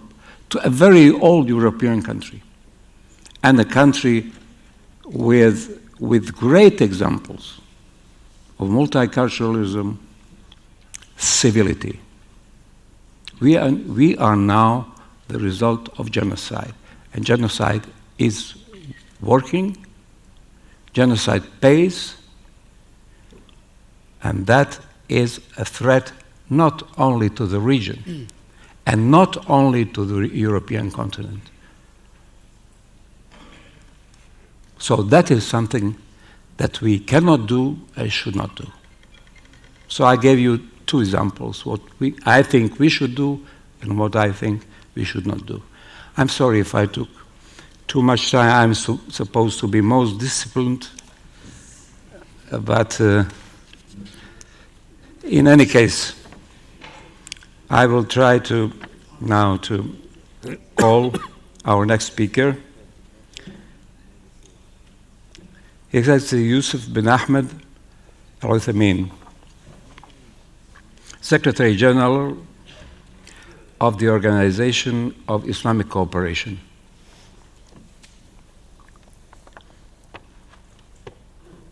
Thank you, Your Excellencies. Good morning, everybody. Please allow me to speak in Arabic, if you don't mind. Thank you. Bismillah, alhamdulillah, wassalatu wassalamu ala rasulillah. أصحاب الفخامة رؤساء الدول، سعادة السيد عبد العزيز سعود البابطين رئيس مجلس أمناء مؤسسة عبد العزيز بن سعود البابطين الثقافية، أصحاب المعالي والسعادة، السيدات والسادة، السلام عليكم ورحمة الله وبركاته. يسرني أن أشارك معكم اليوم في المنتدى العالمي لثقافة السلام في مدينة لاهاي العريقة ذات التاريخ الذي لعب دورا بارزا في رسم معالم المدينة باعتبارها مركز للفنون والثقافة في عصر النهضة الأوروبية، ومن ثم مقرا للدبلوماسية الدولية وعاصمة للعدالة العالمية للقضاء الدولي. انتهز هذه الفرصة الطيبة بالشكر الجزيل إلى الجهات المنظمة لهذا الحدث المهم، والشكر موصول لأصحاب الفخامة والسمو والمعالي والخبراء المشاركين من كافة الدول والهيئات والمنظمات الدولية والإقليمية في هذا المنتدى. أتمنى لكم التوفيق والسداد في إثراء أعمال المنتدى بمساهماتكم القيمة والخروج بالنتائج الملموسة. يتناول هذا المنتدى موضوعا يعد من أهم القضايا الراهنة، حيث يكتسي قضية الاهتمام بالتراث الثقافي وصونه وحمايته أهمية بالغة لما فيها من حفاظ على مكتسبات الأمم وتاريخها. كما هو معلوم، يتعرض التراث الثقافي في بعض الأماكن للدمار، ليس فقط بفعل الإهمال وعوامل التعرية، ولكن أيضا بسبب ما ألحقته أيدي الجماعات الإرهابية من فتك وأضرار لطمس معالمه، مما يهدد بقايا الإرث الإنساني الحضاري. وتأتي أهمية هذا المنتدى في البحث عن المقترحات التي ستطرح من خلاله، التي نأمل أن تجد صداها من الاهتمام لدى المنظمات الدولية والإقليمية المعنية بإدارة السلام والتعليم والحفاظ على التراث الثقافي وحمايته. التراث الثقافي على تنوع أشكاله المادي منه واللا مادي يعتبر من أبرز شاهد على هوية وذاتية وعراقة وأصالة الشعوب، ومبعث فخر واعتزاز للأمم بوصفها صلة بين ماضي الأمم وحاضرها، كما أنه ينظر إليه كركيزة أساسية في التنمية لعدد من الدول، إذ أنه أصبح من أهم مصادر الدخل للأفراد والمجموعات من خلال الصناعات الثقافية والتراثية، ورافد من أهم روافد السياحة والاقتصاد الوطني. لهذا أصبحت كثير من الدول تسعى سعيا حثيثا لتعظيم العائد من التراث الثقافي في عملية التنمية، خاصة في المجالات الثقافية والاجتماعية والاقتصادية. السيدات والسادة، تواجه اليوم العديد من المواقع الأثرية في بعض من دولنا الأعضاء بمنظمة التعاون الإسلامي مثل سوريا والعراق واليمن وأفغانستان وفلسطين ومالي وليبيا، جملة من المخاطر التي تهدد بقائها واستمرارها كشاهد على الحضارة الإنسانية بمراحلها المختلفة. يأتي في مقدمتها ما تتعرض له من تدمير وتلف جراء النزاعات المسلحة، فضلا عن الاتجار غير المشروع بالممتلكات الثقافية والتراثية لا سيما في العراق واليمن، واللتان تشهدان تطهيرا ثقافيا لم يسبق له مثيل، فضلا عن ممارسات محو التراث وسلبه، كما أننا نشهد أعمالا متعمدة تستهدف تدمير وتشويه معالم أثرية نادرة تتعرض للنهب والسلب بغرض الاتجار غير المشروع بها واستخدام أرباحها في تمويل الإرهاب ونشاطاته الإجرامية في اليمن والعراق. على سبيل المثال، إن بناء السلام من خلال التعليم ونشر ثقافته يقتضي مزيدا من الجهود والعمل للحفاظ على التراث الإنساني لحضارات الأمم وتراثها وآثارها، خاصة في بلدين فريدين مثل العراق واليمن، كما يقتضي تعزيز التعدد والتنوع الثقافي وترسيخ مفاهيم التسامح والاحترام المتبادل، وذلك من أجل تهيئة الظروف المواتية لتحقيق المصالحة، حيث أثرت الأحداث التي توالت عليهما الكثير من الواقع الأثرية، ولنا فيما تعرضت له مدينة الموصل وغيرها من مدن العراق، مثل مدينة آشور الأثرية وسامراء، كذلك مدينة الحضر الأثرية وقلعة إربيل والأهوار في جنوب العراق التي أضيفت مؤخرا على قائمة التراث العالمي، ومدينة صنعاء القديمة ومدينة زبيد وما تعرض لها مدينة شبحان في حضرموت في اليمن، أمثلة للواقع الأليم المؤلم للمدن التاريخية هناك، والتي أضافتها منظمة اليونسكو إلى قائمة التراث المهدد بالخطر، حيث يهدد التهاون في حمايتها والحفاظ عليها بإخراجها من قائمة التراث العالمي، وهو ما يشكل خسارة فادحة للبشرية باعتبارها ممتلكات ثقافية وطنية وإنسانية عظيمة لا تقدر بثمن. إدراكا من منظمة التعاون الإسلامي بحجم هذه التحديات، وضعنا في مقدمة أولوياتنا الاهتمام بالتراث الحضاري وحمايته في العالم الإسلامي، والذي يشكل أحد المحاور الأساسية للبرامج التي تعمل عليها منظمة التعاون الإسلامي بجميع أجهزتها على بلورتها وتجسيدها، حيث بادرت الأمانة العامة بتنظيم ندوات وورش عمل بالتعاون مع مؤسستين من مؤسسات منظمة التعاون الإسلامي، وهي المنظمة الإسلامية للتربية والثقافة والعلوم الآيسوسكو، ومركز البحوث للتاريخ الإسلامي والفنون والثقافة إرسكا، والشركاء الدوليين، والتي دعت توصياتها إلى مقترح مشروع إنشاء منصة منظمة التعاون الإسلامي للحفاظ على التراث الثقافي في العالم الإسلامي، الذي تعكف الأمانة العامة إلى تنظيم ورش عمل للخبراء في شهر سبتمبر المقبل لدراسة سبل تجسيد هذا المشروع المهم، خاصة بعد اعتماد هذا القرار بشأن حماية وصون التراث الثقافي والتاريخي الإسلامي والعالمي في اجتماع مجلس وزراء الخارجية للدول الأعضاء في الدورة الماضية، والتي تمت في أبو ظبي في مارس لعام 2019. إن المحافظة على التراث الثقافي والحضاري تعد من أولويات الحقوق الثقافية للأفراد والجماعات، وتحرص المنظمة ومؤسساتها على إيلاء الحفاظ على التراث أهمية خاصة في سياستها وفي الأنشطة الثقافية المشتركة التي تطلع بها، إيمانا منها بأن مسؤولية الحفاظ على الموروث الثقافي الإسلامي والعالمي وحمايته لا يقتصر على الدول الأعضاء فقط، بل هي مسؤولية مشتركة بين حكومات الدول الأعضاء ومؤسساتها والجمعيات الأهلية والمنظومة الدولية جمعاء، خاصة في ظل النزاعات والأزمات. كما تسعى المنظمة لإعلاء مبادئ الإسلام السمحة التي تحترم التراث الثقافي الإنساني، فديننا الإسلامي المعتدل النقي الصافي يحرص على صون وحماية مختلف أماكن العبادة والآثار التاريخية القديمة في مختلف دولنا الأعضاء ومختلف بقاع الأرض.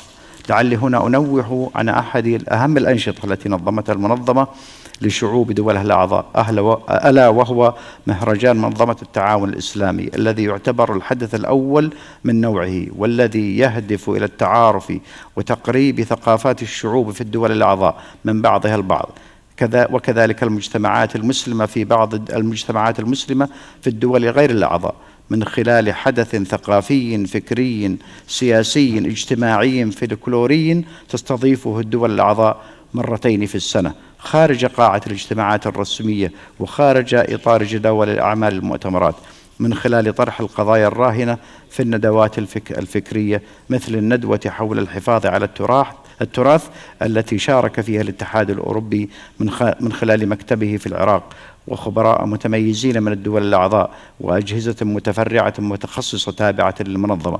كما يسهم المهرجان في نشر ثقافة السلام وتعزيز الحوار بين الثقافات عبر العروض الفلكلورية ومعارض المنتجات التراثية واليدوية وغيرها من الأنشطة التي يتضمنها برنامج المهرجان. إن هذا المهرجان أعطى رسالة قوية للعالم بأن الإسلام الصافي والمعتدل والنقي لا يتعارض لا مع التراث ولا مع الثقافة ولا مع العلوم ولا مع الآداب ولا مع حماية التراث. وحققت الدورة التي عقدت في القاهرة وأبو ظبي نجاحا ملحوظا في تأدية الرسالة المرجوة من الحدث في تعزيز التضامن والوحدة مع التعرف على تنوع العادات والتقاليد والموروثات الثقافية.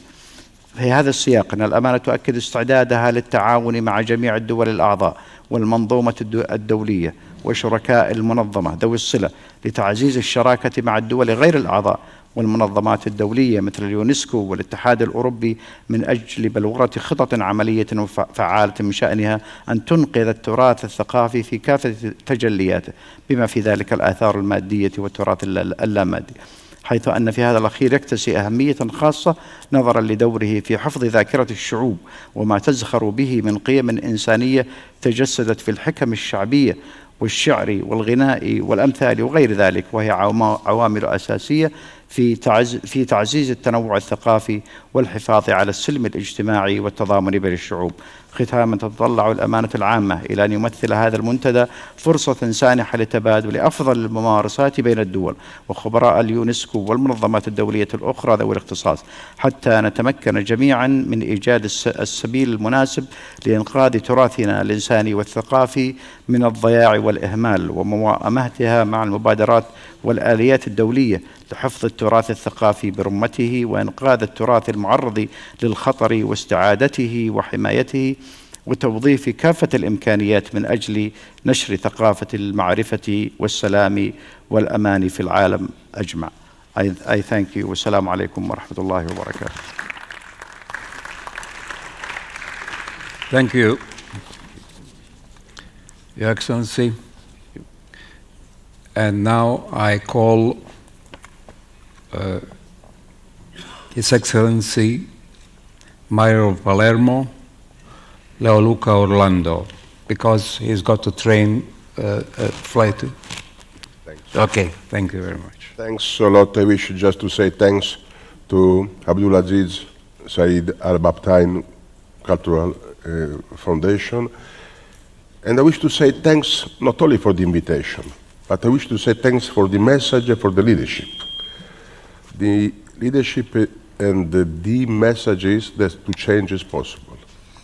To change is possible starting from the past, preserving the time, preserving human beings, preserving the identities. I think this is the message. And the message means we wish to have care and not to have fear. We wish to have care, not fear of the past. We wish to have care and not fear of the future. We don't want to live in eternal present. We wish to combine the past and the future. We wish just to have care of the diversity.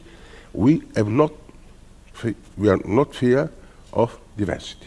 It's exactly the message. And this message means how is possible just to live the peace after a conflict, a post-conflict peace.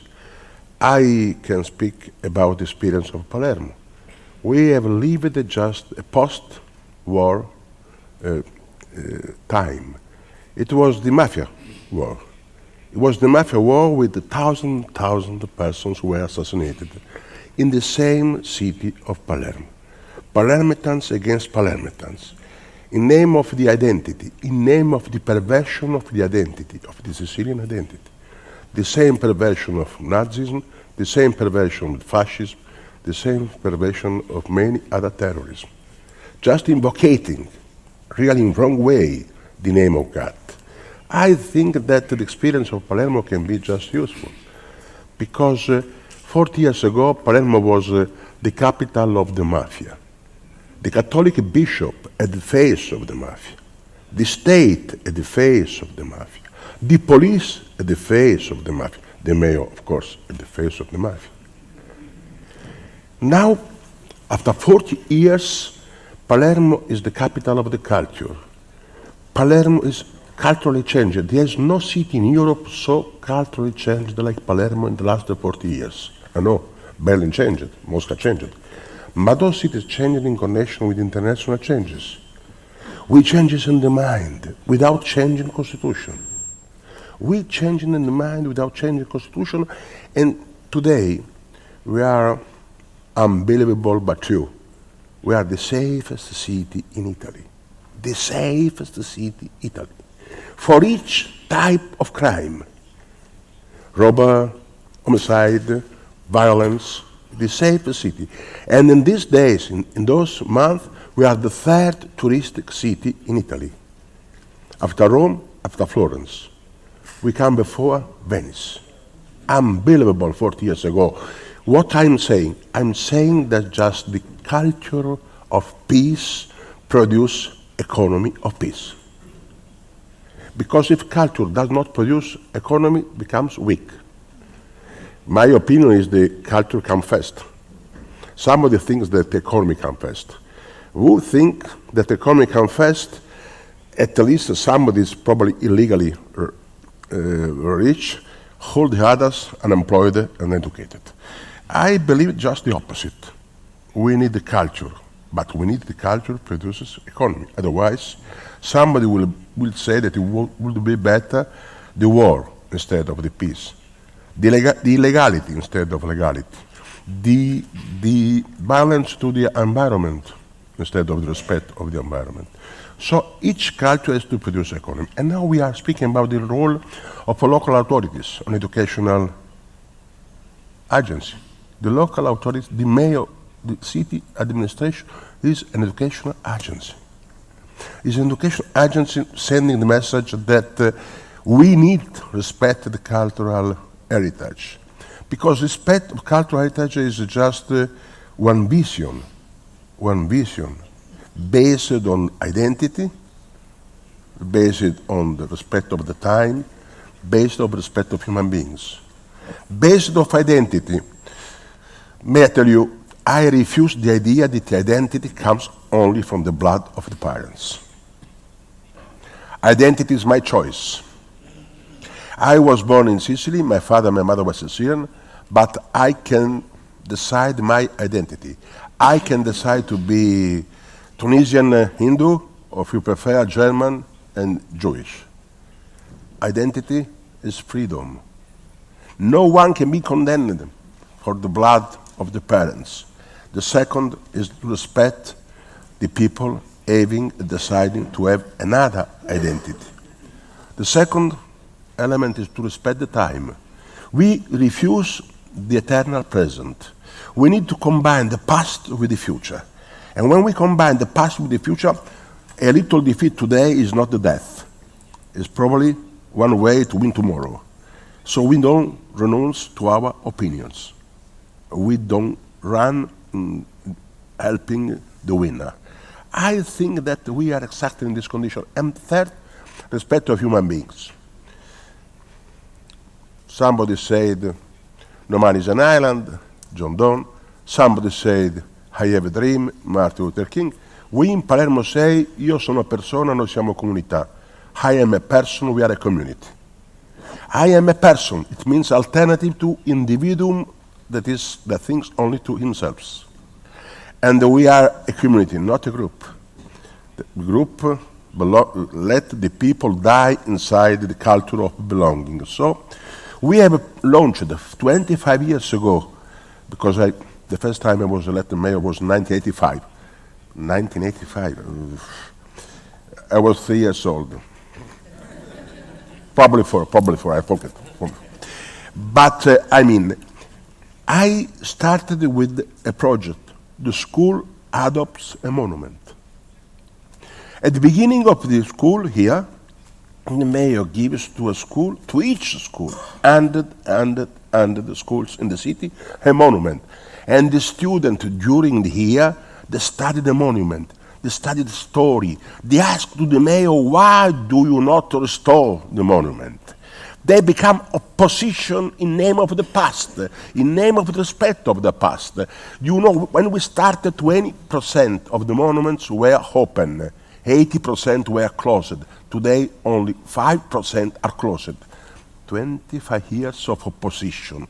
I mean, opposition, it means respect of the past, respect of the identity. And it is just one way to defeat the mafia, because the mafia perverts our identity. The mafia boss kill in name of Sicilian heritage. It's a perversion of heritage. The German people, they know the Nazism. Adolf Hitler killed in name of perversion of the values. So I think that we can say that Palermo is today exciting and safe. May I tell you, not expensive. It means that we have some problem, some economic problem, but it means we are really attractive for the tourists, for the investors. Everybody is coming in Palermo because they feel safe. In Palermo, the dog, the cat, and the mouse walk together. And the mayor has decided in Palermo we have no migrant, no migrant. I refuse the word migrant. Somebody else refuse the migrants, it's different. I refuse the word migrant, because if somebody asks me how many migrants are in Palermo, 100, 120, I reply no one. Who lives in Palermo is Palermita. I make no distinction between who was born in Palermo, who lives in Palermo. Therefore, we have become safe, because people living in Palermo feel at home. And when they meet the mayor in the synagogue, and when they meet the mayor, at least 5 iftar for each Ramadan, at least 5 iftar with the mayor, at least. It's the minimum, it's the minimum. One, of course, in the city hall. One iftar is in the city hall. The other 4 in the mosque. In the city, they feel at home, and they preserve the city. So, what I can tell you, we are not a model, but we are a concrete experience that to change is possible. Thanks a lot for your attention. Hoping to welcome, I am close friend of the President of Malta, and I have great respect for him because we all are Mediterranean. Okay. Palermo is not European. I'm sorry for Frankfurt. Yeah. I'm sorry from Berlin. German language is my second language, but Palermo is a Middle East city in Europe. Palermo is Istanbul, is Beirut. Palermo is Tel Aviv. Palermo is Tripoli. But we are in Europe, and we wish just to combine. Okay. Because for us, Mediterranean is not a sea; it's a continent of water. A continent of water. Thanks a lot.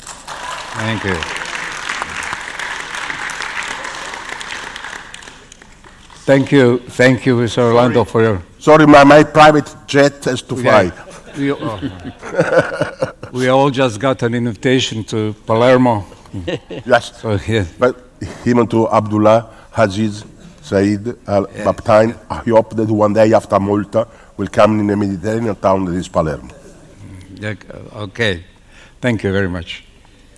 So I call now to the floor His Excellency Tayyip Bakoush, Secretary General of the Arab Maghreb Union and former Minister of Foreign Affairs of Tunisia. شكرا. حضرات السيدات والسادة، السلام عليكم. أود بدءا أن أشكر مؤسسة عبد العزيز سعود البابتين الثقافية والساهرين عليها لتنظيم هذه الندوة ودعوتنا للمشاركة فيها حول موضوع يتنزل في صلب اهتماماتنا في اتحاد المغرب العربي إقليميا وقاريا أي إفريقيا ودوليا، وهو ثقافة الأمن والسلام وكيفية نشرها اليوم. وموضوع الجلسة الأولى محوري فيها، وهو التعليم وحماية التراث الثقافي. والتعليم هو الأداة العملية المنهجية الهادفة إلى نشر الثقافة بمفهومها الشامل، الذي يتضمن ما عبر عنه في هذا المحور بالتراث الثقافي، الذي يحتاج في كل زمان ومكان إلى الصيانة والتعهد والحماية. الصيانة من الآفات الطبيعية ولا سيما المناخية وسائر الكوارث الطبيعية، والحماية من عبث البشر جهلا أو تعصبا، ومن اللامبالاة والإهمال وسوء التصرف والاستعمال، إلى التدمير الممنهج من دعاة الظلامية أو من آثار النزاعات والحروب والقصف العشوائي. فقد سجل التاريخ على مر العصور أحداثاً مروعة من هذا القبيل، من حرق للمكتبات وحرق كتب علماء ومفكرين وفلاسفة في الساحات العامة، إلى تدمير المعابد والتماثيل والرسوم الفنية، هذا فضلاً عن الإضرار الفادح بآثار نزلتها اليونسكو ضمن التراث الإنساني، وذلك نتيجة جشع مضاربين أو دجل تجار دين وعبث بعقول بسطاء الأميين وأشباه المتعلمين. ومن هذا تتبين لنا أهمية نشر قيم التربية والتعليم وثقافة حقوق الإنسان التي تقتضي التشبع بقيم التسامح واحترام الآخر وحقوقه الثقافية التي هي جزء لا يتجزأ من حقوق الإنسان الفردية والجماعية والحريات العامة.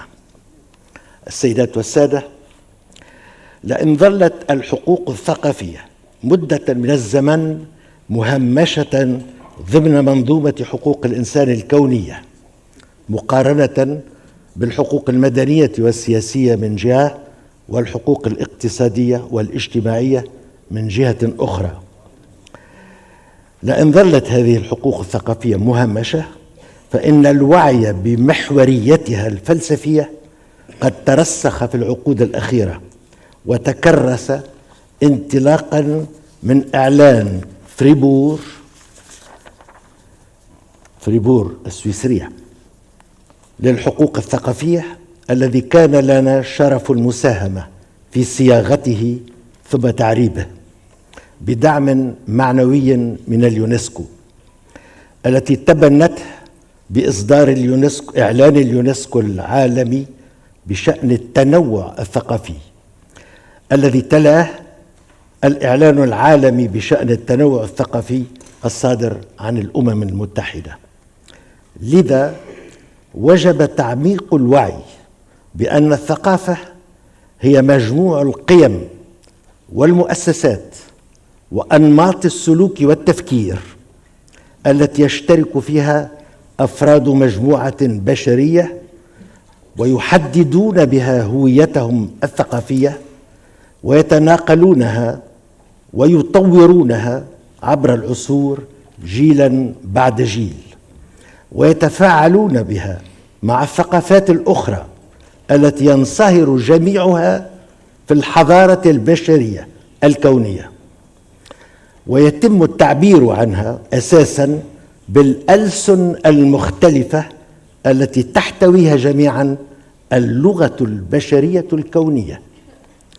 سيدات والسادة، يتبين لنا ختاما مما سبق أن في حماية التراث حماية للثقافة، وأن في حماية الثقافات حماية للحضارة البشرية. لذا وجب أخذ ذلك بعين الاعتبار في هندسة المناهج التربوية وصياغة البرامج التعليمية وتأليف الكتب المدرسية، ليتشبع بها النشء منذ الصغر، فتساهم الأجيال المتعاقبة في توارثها وتنميتها والتفاعل بها مع سائر البشر ثقافة وتثاقفا. شكرا لكم على حسن الاستماع. Thank you for your contribution, Excellency. Our next speaker is Sahar Ghanim, Her Excellency, Yemeni Ambassador to the Netherlands. Thank you so much. I would like first to apologize for the last-minute change that happened. I hope that it doesn't make any inconvenience to anybody. So thank you so much. And thank you so much for your valuable remarks that comes from very experienced men. It is painful, and the pain comes from the concerns and the questions, hard questions it rose. Sometimes going back with hard questions is better than having easy answers or solutions, so thank you. But you made my duty very heavy and worrying, having only written, delivering a written speech, so thank you. Your Excellencies, Presidents of States, Your Highness, Your Excellencies, Ministers and Representatives of States, Mr. Abdulaziz Saoud Albabtain, Chairman of Abdulaziz Saoud Albabtain Cultural Foundation, ladies and gentlemen, allow me at the outset to pay tribute to Abdulaziz Albabtain Cultural Foundation for organizing this important cultural event, and to welcome on behalf of the Yemeni government its initiative to develop a curriculum for teaching the principle of culture of peace. I would like also to thank the Ministry of Foreign Affairs of the Kingdom of the Netherlands, the Karengi Foundation, and all who contributed to the convening and organizing of this forum. Distinguished guests, as you know, Yemen is a country with a great history that represents the heritage of all mankind and one of the pillars of human civilization in which culture and urbanization flourished. Great civilizations emerged in Yemen from the 2nd millennium BC to the 7th century AD and contributed in scientific, cultural, and civilizational areas. At that time, Yemenis had innovated Musnad script, one of the oldest scripts in the world. They invented advanced system of agriculture, and they were the first to construct dams. Their trade flourished, and Yemen was known as Arabia Felix, meaning happy Arabia. Yemen was mentioned in many historical and religious references and stories. On top of them was the famous story of Queen of Sheba and King Solomon. In that story, we learn that our queen received a message from the king in which she smelt the scent of war. She consulted her advisors and said, "O eminent ones, advise me in my affair. I would not decide a matter until you witness for me." Her advisor's response was, "We are men of strength and of great military might, but the command is yours, so see what you will command." Queen of Sheba decided wisely to use diplomacy to prevent any risk of conflict that may cause destruction to her beloved kingdom and people. She sent generous gifts and went by herself to meet the King Solomon. In that story, Queen of Sheba taught us that considering a choice of confrontation should be studied carefully, hesitantly, and collectively. But more importantly, we learn from her that the peace which protects the prosperity and dignity of your people is the wise choice of strong and brave leaders. Distinguished guests, unfortunately, likewise other civilizations, Yemen has witnessed wars throughout its history. A devastating war is currently taking place in Yemen for more than 4 years after a coup committed by the Houthi militia on September 2014. The consequences of this war far exceeded the effects of all wars that Yemen has experienced throughout its history. The destructive war machine is causing horrendous humanitarian catastrophe in my country. Wars and conflict have a destructive impact on people's civilization and also on their historical heritage. It does not only claim their souls and destroy their gains, but also destroy the collective values and principles and the social fabric of the society.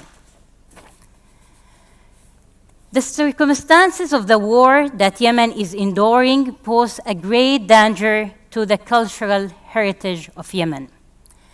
The highest level of danger comes from the Houthi militias who transformed some of the archaeological sites into military sites, which exposes these sites to damage and destruction. The looting for the smuggling and the trafficking of antiquities and manuscripts from some museums came at incalculable loss. Other museums in Houthi-controlled areas remain very vulnerable to looting. The Yemeni government has been endeavoring to relocate hundreds of antiquities to more secure locations. Indeed, it has been receiving assets of some museums and transferring them to guarded valets in undisclosed places where they will not be illegally seized. There have been firm attempts by the Yemeni authorities to curtail the smuggling of antiquities, and many have been thwarted by the security services at ports and land crossings under the authority of the government. Distinguished guests, to develop a mechanism that will allow us to prevent or prohibit the smuggling and illegal trafficking of antiquities, Yemen's cabinet has approved the UNESCO Convention on the means of prohibiting and preventing the illegal import and export of cultural property of 1970. This reflects the seriousness and keen interest to give priority to the issue of protection and preservation of our cultural heritage despite facing the circumstances of the ongoing conflict and complexities. In this regard, the government succeeded to restore precious items that have made their way illicitly out of Yemen. Ladies and gentlemen, there is no doubt that peace is an essential need and mean that humanity is seeking to achieve throughout the ages. However, it is regrettable to see that the military solutions in the third millennium are still considered means of resolving disputes in many regions of the world, including ours. The low rates of developments, the human rights violations, and the lack of good governance are common factors to provoke war. The culture of peace must become part of an integrated educational system to spread the principle of justice, freedom, dialogue, and mutual respect and coexistence. The next generations should be taught that cultural, ethnic, and religious diversity are factors of power and not causes of war. To achieve this goal, we need to develop the social, economic, and cultural environment for the new generations in order to create compatible qualities between the education they receive and the environment they live in. Finally, I express my great pleasure in conveying this message to you in this important event. Your expertise, your support, your guidance is much needed in strengthening my government's efforts and measures to protect Yemen's heritage and culture of peace. I thank you very much. Okay, thank you. Thank you, Excellency, for your contribution. Thank you so much. Now we have His Excellency Peter Maurer, President of International Committee of the Red Cross. Thank you very much. Like other speakers, I wanted to appreciate the excellent cooperation with Abdulaziz Saud Albabtain Cultural Foundation and all the other organizers who brought this event together. I also wanted to briefly recognize that we are here two representatives of the Red Cross and Red Crescent movement on stage, and maybe what we represent at the present moment, being an international component and a national component of the movement, is at the same time a structure which may be interesting to look at on what we can do together at national, local, and regional and international level in order to tackle the problem that we are discussing today. It's difficult to consider humanity without thinking of cultural heritage and the rich legacy left to us from previous generations. The legacy is source of pride of communities and integral part of the fabric of society. Conversely, it is true as well in the grim reality when communities are robbed of their cultural heritage. We see, as we have seen in recent battlefields, the Buddhas of Bamyan, the sites in Palmyra and Mosul, these acts are attacks on shared identity, memory, dignity, and the future of entire populations. So it goes to the core of the fabric of society.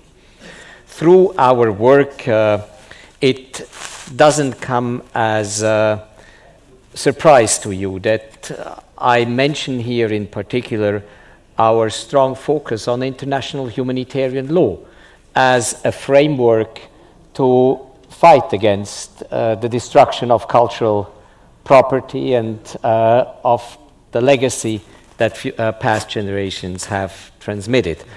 I think His Highness Prince Turki this morning already mentioned a lot of elements, and when I mention international humanitarian law, let me just be very clear that after 15 years of discussing, thinking, and researching on international humanitarian law and Islamic law and principles, we are today convinced that Islamic law and principles are an integral part of international humanitarian law, and international humanitarian law is an integral part of Islamic laws and principles. And I think you have illustrated, Your Highness, this morning quite eloquently that we talk about the same thing, and it's the same values, the same principles, and the same normative systems that are at stake.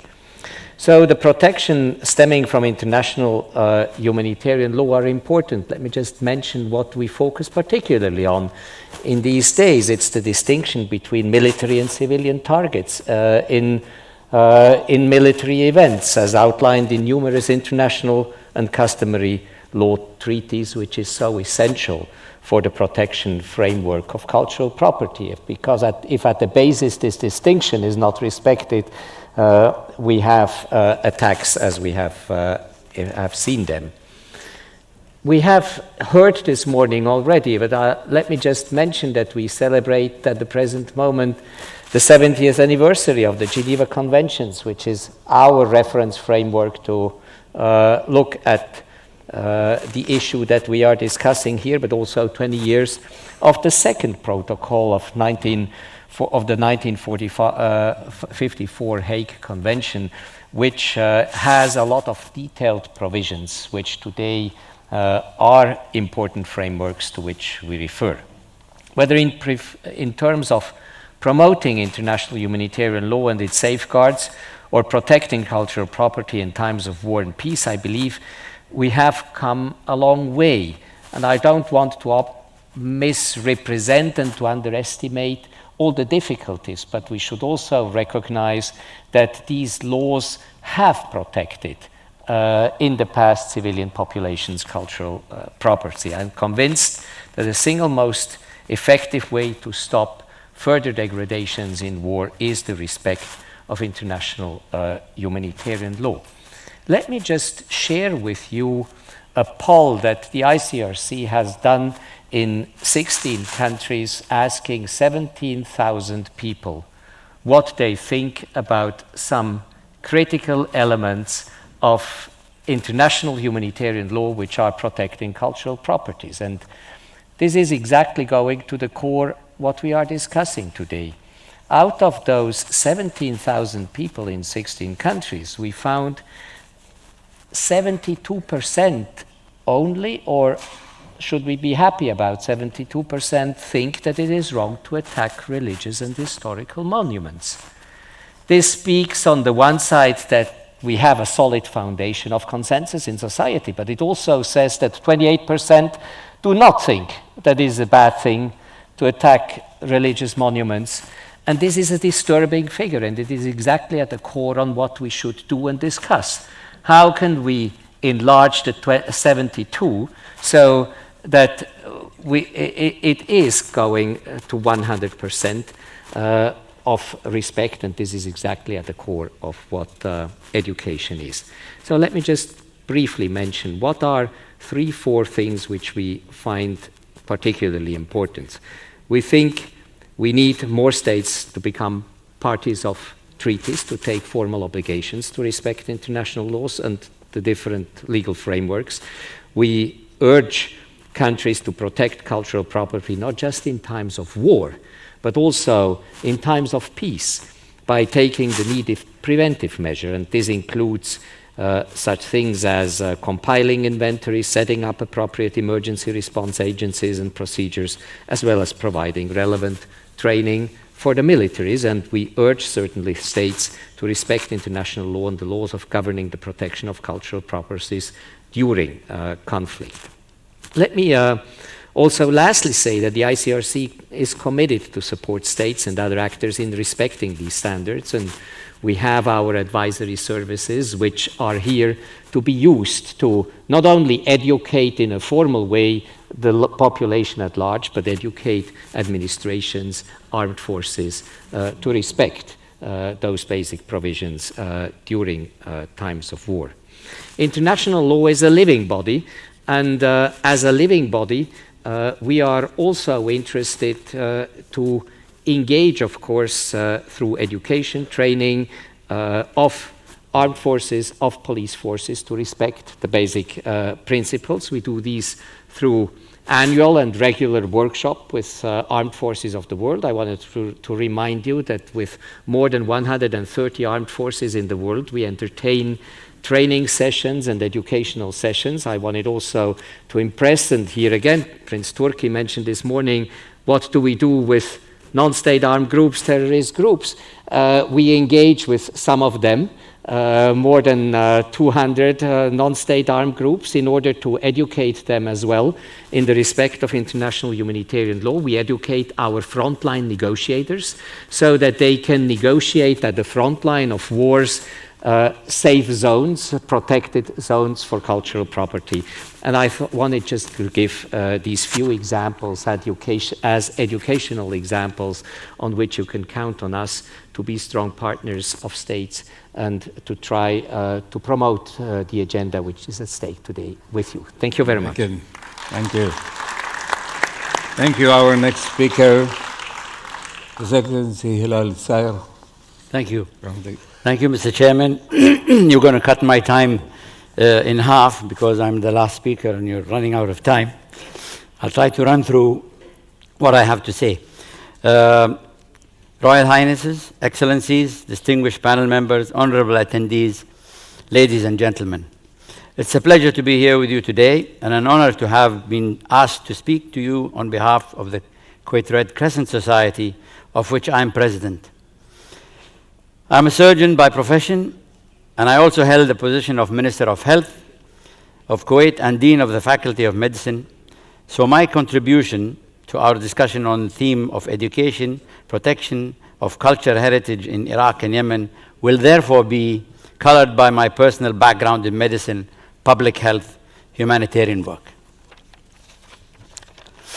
Let me start by saying that the Kuwait Red Crescent Society has become a leader in the field of humanitarian assistance and is now supporting activities in 16 countries around the world, including Iraq and Yemen. The Kuwait Red Crescent Society is committed to continue providing humanitarian assistance and relieving pain and suffering that always comes with war. However, no matter how much the Kuwait Red Crescent Society and other members of the humanitarian fraternity are able to contribute to these and other countries, it will never be enough to meet the complex needs of the 69 million people worldwide who have been forced to leave their homes, communities, and sometimes countries. The challenge before us is massive, no doubt, but as we go forward with our discussion, I must emphasize that the key to safeguarding the people of the region is to prevent conflict in the first place. Only when this is not possible must we do everything possible to mitigate the collateral damage on the people, on the institutions, on the culture, and on every fabric of society. In the case of Iraq, the ongoing civil war in Yemen, we are already too late. More than 51,330 Iraqi civilians have been killed since 2016, and in Yemen, more than 10,000 people are reported to have been killed in 2015. Over 50,000 dying from starvation, while the world's largest outbreak of cholera has killed thousands. Massive food shortages are likely to claim many more lives in the coming months of the years. And in both countries, some of the most ancient and renowned cultural architecture world has ever seen has been willfully destroyed and lost forever. In the recent United Nations news report on Yemen, I read that humanitarian aid for the first time in 4 years has just been distributed over 5,000 civilians living near the warring frontiers of the conflict in the Sana'a area. It stated that during the 4 years of violence, many districts have remained inaccessible for humanitarian, causing conditions facing civilians racked by hunger, cholera, and bombardment of significant deterioration. One such civilian is a young Yemeni mother who has happened to be a photographer and witnessed to this deterioration. She described the situation thus: "Food is crucial for survival. Nobody has the right to turn this simple thing to an impossible dream for millions in Yemen, especially for women and children. Having no food means having no dreams, no education, no health care. It means child marriage. It means no sense of self. It means no development. It means no life when every moment is taken by desperate search to find food." Even before the war began, Yemen was improvised in this crisis, and since the billions of US dollars have been raised through international pledge conferences, several of them held in Kuwait, the activities of many international humanitarian organizations, including Kuwait Red Crescent Society, have dispensed thousands of tons of food and other necessities into the country, but still to this day, Yemen remains on the brink of famine and starvation. Led by the example of His Highness Sheikh Sabah Al-Ahmed Jabir Al-Sabah, the people of Kuwait generously support the efforts of the Red Crescent Society to alleviate suffering in Yemen, although we struggled initially to find ways to deliver necessary aid to those needs, as access to humanitarian organizations was very limited. However, through cooperation with other organizations and with connections with local actors in Yemen, we have managed to deliver food and other essential items, including medicines, medical equipment, to areas across Yemen through Saudi Arabia into Hadramaut, Djibouti into Yemen, Aden, assisting thousands of displaced routes, and more recently into the port of Hudaydah and surrounding areas. At the Conference of Aid to Yemen held in Geneva in February of this year, a report by the Global Coalition to Protect Education from Attack was published entitled "Safeguard Yemen's Future, Protect Education from Attack." The report states that by March of last year, nearly 500,000 children had dropped out of school since the start of the conflict, and nearly 5 million children are in need of educational assistance. It goes to say that the situation is exacerbated by attacks on education, particularly airstrikes at ground, fighting, and crossfire. More than 250 schools have been destroyed, and more than 2,500 have been damaged. Currently, 23 schools are occupied by armed groups. The executive director of the Global Coalition stated that Yemen will be unable to rebuild without the education sector being rehabilitated, and this will be impossible without education itself being protected.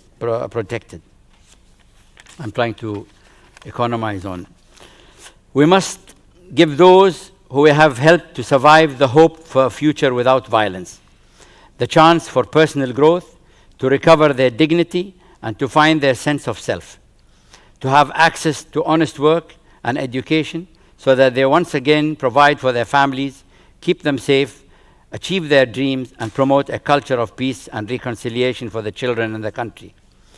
To ensure that wars become a thing of the past, we need to sow the seed of peace in children's mind at an early age, so that they can grow to inform the minds of our future men and women leaders.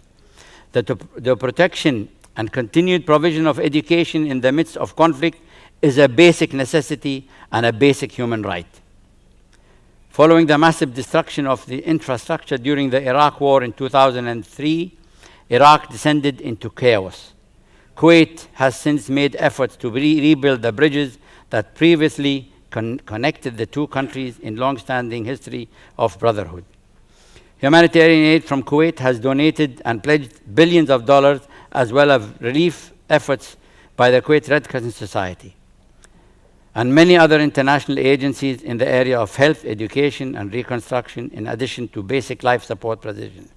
In February 2018, under the auspices of His Highness the Emir, Kuwait hosted a pledging conference dedicated to the efforts aimed to rebuilding cities and towns in Iraq reclaimed by so-called the Islamic State group, and raising $30 billion in pledge to Iraq. The role of education in bringing about a culture of peace is stated very poignantly with these words of the former Secretary General of United Nations, Ban Ki-moon, in 2012. Through education, we teach children not to hate. Through education, we raise leaders who act with wisdom and compassion. Through education, we establish a true, lasting culture of peace. We are fortunate in Kuwait to have a leader who embodies the values of wisdom and compassion, and who was recognized by the United Nations Secretary General as an exemplary leader in global humanitarian activities in September of 2014, where Kuwait was declared Center of Humanitarian Action. More recently, in April of this year, His Highness was given an exceptional award by the World Bank in recognition of his support of economic, social development worldwide and support of global peace. Working with the United Nations Assistance Mission in Iraq, UNAMI, the government of Iraq has begun to implement a recovery and resilience program to fast-track the social dimension of reconstruction that will reconstruct the health management system, modernize public administration, protect cultural heritage, and promote quality education. It's 1 minute. Until recently, donors have not put education as one of their top priorities in delivering humanitarian aid. But now, considering it's alongside the basic life support of food, water, and medicine. He goes on to say that the realities of delivering education in Iraq have also changed conception of the education means that these circumstances. Children from Iraq have lived through a terror of war. They number so many that the aid community cannot accommodate them in the formal schools. As a result, psychosocial support is now the key component of education in emergency. How does war end and peace begin? The Constitution of Educational, Scientific, Cultural Organization of UN states, since war begins in minds of men, it is the minds of men that defenses of peace must be constructed. And as minds of men are formed as children, it is children who must learn the lessons of peace. I will end. Thank you.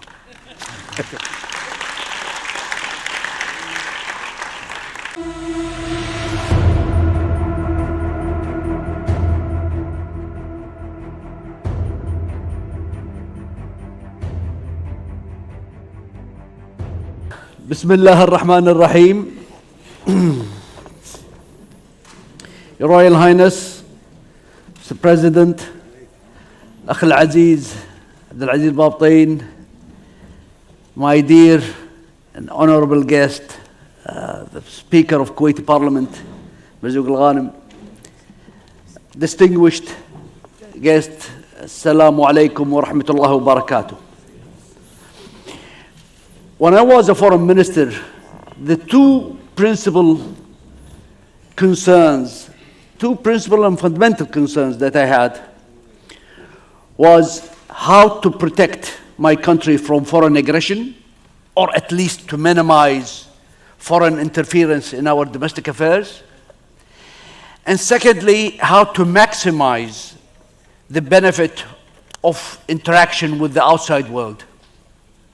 In both of these concerns, protection and survival, we have to make an enormous investment in the area of both hard power and soft power. As my former teacher, Professor Joseph Nye, described soft power, and I quote, he said, soft power is the ability to persuade through culture, values, and ideas, as opposed to the hard power which conquers or coerces through military might. We are quite fortunate to have such a distinguished group of speakers on this panel to explain to us the nature of this soft power, especially in regards to Yemen and Iraq. We have been feeding the audience throughout this morning with heavy doses of cultural calories. But I think the time has come when the audience needs to have another kind of calories. For that reason, we have to cut short some of the presentations today, and I have to exercise my dictatorial authorities as the moderator of this session by having 5 minutes each, so we will not have a revolt on our hand with the audience. Agreed? So okay. Let's start. And we'll start with my extinguished sister Maya Al Khalifa from Bahrain. شكرا شيخ، شكرا. مساء الخير جميعا. صاحب السمو الملكي الأمير تركي الفيصل، سعيدة أن أكون معكم في هذا اللقاء. سعادة الأخ الكريم الأستاذ عبد العزيز البابطين، شكرا جزيلا لهذه الدعوة لموضوعها. أصحاب السمو والمعالي والسعادة، الضيوف الكرام، لن أطيل كما طلب مني أخي العزيز الشيخ محمد الصباح، لن أطيل ولن أردد ما قيل. كل ما قيل هذا اليوم في صميم موضوعنا عن السلام وعن الثقافة وعن المحافظة على التراث الإنساني العالمي. من هذا المنطلق لابد أن أقول أن نشرح بعض التجارب الصغيرة بإيجاز صغير. المحافظة على التراث والهوية هي وسيلتنا الوحيدة للمقاومة. دائما أقول أن الثقافة هي فعل المقاومة، هي فعل المقاومة الحقيقي الذي به نحافظ على الهوية. دائما يقال أن وزير الدفاع مسؤول عن الحدود والدفاع عن الهوية، وزراء الثقافة أو المسؤولين عن الثقافة يحافظون أو مدافعين عن الهوية. لذلك إنشاء مركز إقليمي للتراث العالمي في 2 في البحرين للمحافظة على التراث، هذه المواقع الأثرية التي يزخر بها عالمنا العربي، وأن تكون للخبراء الموجودين لدينا والذين نعتز ونفخر بكونهم معنا في مملكة البحرين للعمل والحفاظ على هذا التراث. هناك تجربة رائدة ورائعة في التعلم منها والمحافظة عليها عبر هذه المؤسسات أو المساهمات الصغيرة. دائما كل بداية صغيرة هي التي تكبر، ودور المركز الإقليمي العربي للتراث العالمي هي دعوة للمختصين لزيارته للاطلاع على تجربته. كان له دور مفصلي وهام في هذه الأوضاع الاستثنائية التي يعيشها عالمنا العربي. كلنا نعلم ما يدور في اليمن وفي العراق وفي سوريا، وأن يكون هناك مبتعثين من مملكة البحرين لكي يكونوا مع الخبراء الخبراء المختصين المحافظة على هذه المواقع هو ما نعتز به ونتعاون معهم مع اليونسكو. أيضا مبادرة الاستثمار في الثقافة والتركيز على البنى التحتية التي من خلالها نؤسس لمجتمع. نتحدثنا عن التعليم في هذه الجلسات. التعليم سلاح طبعا مهم، ولكن ماذا نعلم في مناهجنا إذا نسينا الفلسفة والمنطق والموسيقى والعلوم الإنسانية؟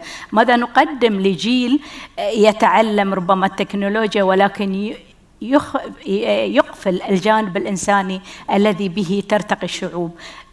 نركز على دور الثقافة، المحافظة على الهوية، ونقول أن التجارب الصغيرة تبدأ صغيرة ولكن تأثيرها الكبير يمتد وينتشر ويعطي نتائج.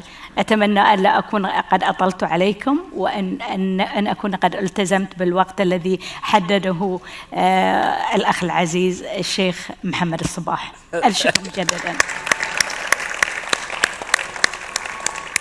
أتمنى كل المتحدثين يكونون punctuate as you are. الآن الكلمة إلى أخي معالي وزير التعليم العالي في جمهورية اليمن عبد الله الماس. صباح الخير، أنا الدكتور عبد الله الأملس، وزير التربية والتعليم في الجمهورية اليمنية، ويسعدني اليوم أن أكون ضيف على هذه المنتدى العالمي بدعوة كريمة من الشيخ عبد العزيز البابطين، مؤسسة عبد العزيز بابطين. الحقيقة نحن في اليمن مشكلتنا مشكلة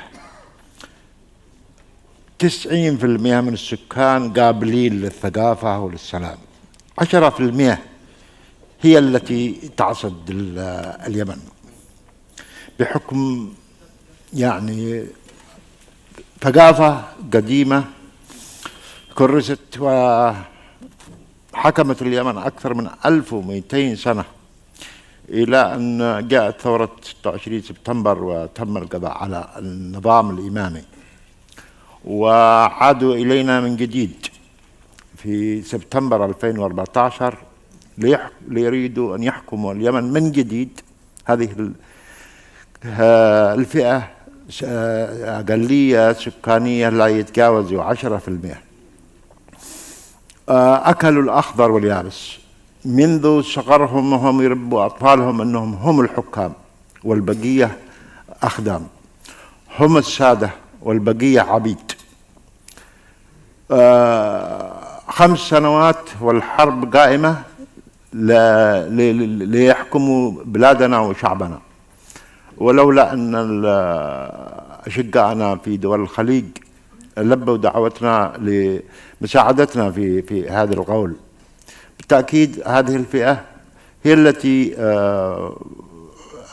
جلبت المآسي والكوارث. لابد من إعادة ثقافة هذه الفئة، لابد من إعادة سلوك هذه الفئة، وإلا سنظل من حرب إلى حرب. أوروبا في العصور الوسطى عندما قضوا على حكم الكنيسة سادتها الديمقراطية والحب والسلام والاستقرار، لكن نحن لن نعيش في ظل ثقافة الحكم، ثقافة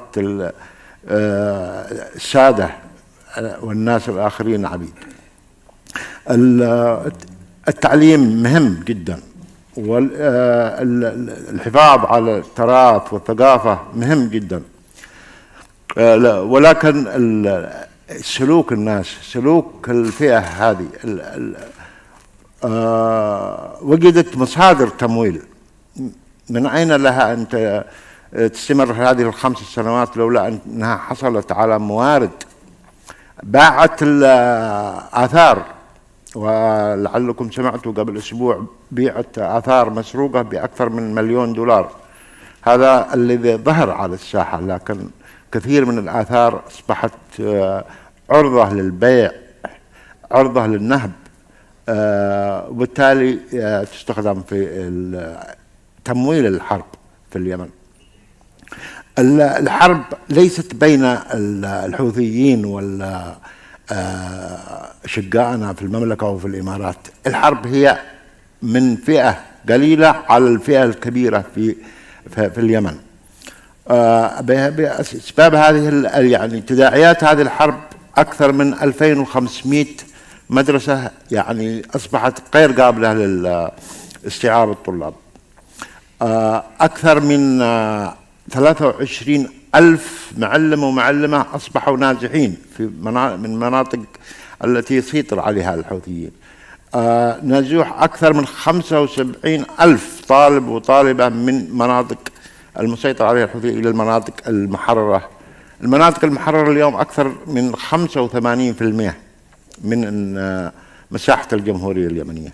لم يتبقى إلا 15%، ولكن هذه ال 15% هي أكثر الكثافة السكانية في الجمهورية اليمنية. نريد أن نعيد مناهجنا في ضوء الثقافة، في ثقافة السلام والاستقرار وعدم الكراهية وعدم التحصل أنه هذه الفئة حاكمة والبقية أخدام. نتمنى أن يسود العدل والسلام والاستقرار جميع بلدان العالم وفي شعوبنا العربية والإسلامية والشعب اليمني بالذات. وشكرا جزيلا. بارك الله فيك. متحدثنا الأخير في هذه الجلسة ممثل إقليم كردستان العراق الأخ سربست نبي. تفضل. شكرا جزيلا. أصحاب السيادة والمعالي والسمو، السيدات والسادة المحترمون، الموقر السيد عبد العزيز سعود البابطين، إنه لم دواعي سروري أن أشارك هنا نيابة عن السيد وزير التعليم العالي. السيدات والسادة الأفاضل، نحن على قناعة عميقة بأن التراث هو أكثر أهمية من المفهوم المألوف عنه والمتعارف عليه. لجهة تعزيز قيم السلام والتعايش إنه أولا وأخيرا رهان تربوي وثقافي ومجال الصراع الفكري والأيديولوجي بين جبهتين، الأولى تدافع عن قيم التعايش والمساواة والتعددية والتسامح، الجبهة الثانية هي تلك التي تسعى إلى إشاعة قيم ثقافة نمطية وظلامية جامدة. من هذا المنطلق أولت وزارة التعليم والبحث العلمي في إقليم كردستان أهمية خاصة للتراث القومي للشعب الكردي وتراث القوميات الأخرى المتعايشة في الإقليم كالسريان والآشوريين والتركمان والعرب في مناهج التعليم العالي وفي أقسام العلوم الإنسانية التي كانت ثقافاتها مغيبة في حقبة الاستبداد الأيديولوجي للنظام البائد، وباتت مهددة في الوقت الحاضر بصعود الخطاب الأيديولوجي المتطرف للجماعات الجهادية. نحن ندرك أن حماية هذا التراث التاريخي والرمزي المتنوع والمتعدد يعزز من غنى ثقافة الإقليم وهويته، ويكرس من قيم التسامح والتواصل بين مكوناته على قاعدة المساواة والاختلاف. وتشارك وزارات الإقليم بخاصة التربية والثقافة والثروات الطبيعية هذه القناعة، وتترجم ذلك في مناهج التربية والتعليم العالي وفي القرارات والقوانين التي تصدر بهذا الخصوص. إن التزام حكومة إقليم كردستان بالمواثيق والاتفاقات الدولية الخاصة بحماية التراث الإنساني والطبيعي دفعها لإصدار العديد من القوانين التي كان من شأن حماية التراث الطبيعي في الإقليم وإعادة إحيائه كالمحميات الطبيعية والمتنزهات والثروات الحيوانية وضمان عدم الإضرار بها. وعلينا أن نتذكر في هذا السياق أن النظام البائد كان قد قضى ومحق أكثر من 4000 قرية ومزرعة في إقليم كردستان وجفف آلاف الينابيع الطبيعية وقضى على مئات الغابات والثروات الحراجية وهجر الملايين من سكانها في حروبه ضد الكرد. والآن يبدو المشهد الطبيعي مختلفة إلى حد كبير. كذلك تهتم وزارات الإقليم وبخاصة وزارة التعليم بتراث السكان القدماء وأصحاب العقائد الدينية والمذهبية التي باتت تركة إنسانية في غاية الأهمية كالإزدية والكاكائية والزردشتية. وبات الإقليم الآن ملاذا لعقائد عراقية في غاية القدم كالمندائية التي يلوذ معتنقيها بإقليم كردستان ليجدوا فيه الأمان والحرية. كذلك تمنح وزارة الثقافة والتعليم والتربية والسياحة في الإقليم أهمية للتراث التاريخي لشعوب بلاد ما بين النهرين وبخاصة الأوابد التاريخية كالقلاع والمعابد القديمة لشعوب بلاد الرافدين، وتسعى بكل الوسائل الممكنة للحفاظ عليها بصفتها تراثا إنسانيا مشتركا. كذلك الأمر مع التراث الثقافي واللغوي للقوميات والهويات المذهبية والدينية، إذا جازت الحكومة ووزارة التعليم لها حرية ممارسة تقاليدها القومية ومعايشتها، وضمنت لها الشروط المتكافئة للارتقاء بهويتها الثقافية واللغوية. إن اعتقادنا راسخ بأن التراث في مظهره المادي والمعنوي في جوهره يعد أحد أهم ركائز هويتنا الكردستانية، وبأن هذا التراث هو حامل الذاكرة الجمعية وهو الحاسم في تعزيز قيم التعايش المشترك وتكريسها. لكن ثمة تحديات قوية تواجهنا في هذا السياق.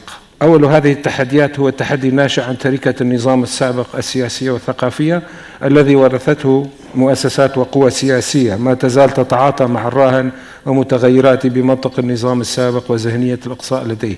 ولعل أوضح دليل ملموس على ذلك هو سياسات التغيير الديمغرافي التي اتبعها النظام في وباتت معروفة في المادة 140 في الدستور العراقي، المناطق المسمى بالمناطق المتناعز عليها. والدستور العراقي طالب بتطبيع الأوضاع فيها وإعادة محو آثار التغيير الديمغرافي الذي حصل خلال سنوات، إلا أن الحكومة العراقية المركزية تتماطل حتى الآن منذ عام 2005 زمن صدور الدستور العراقي.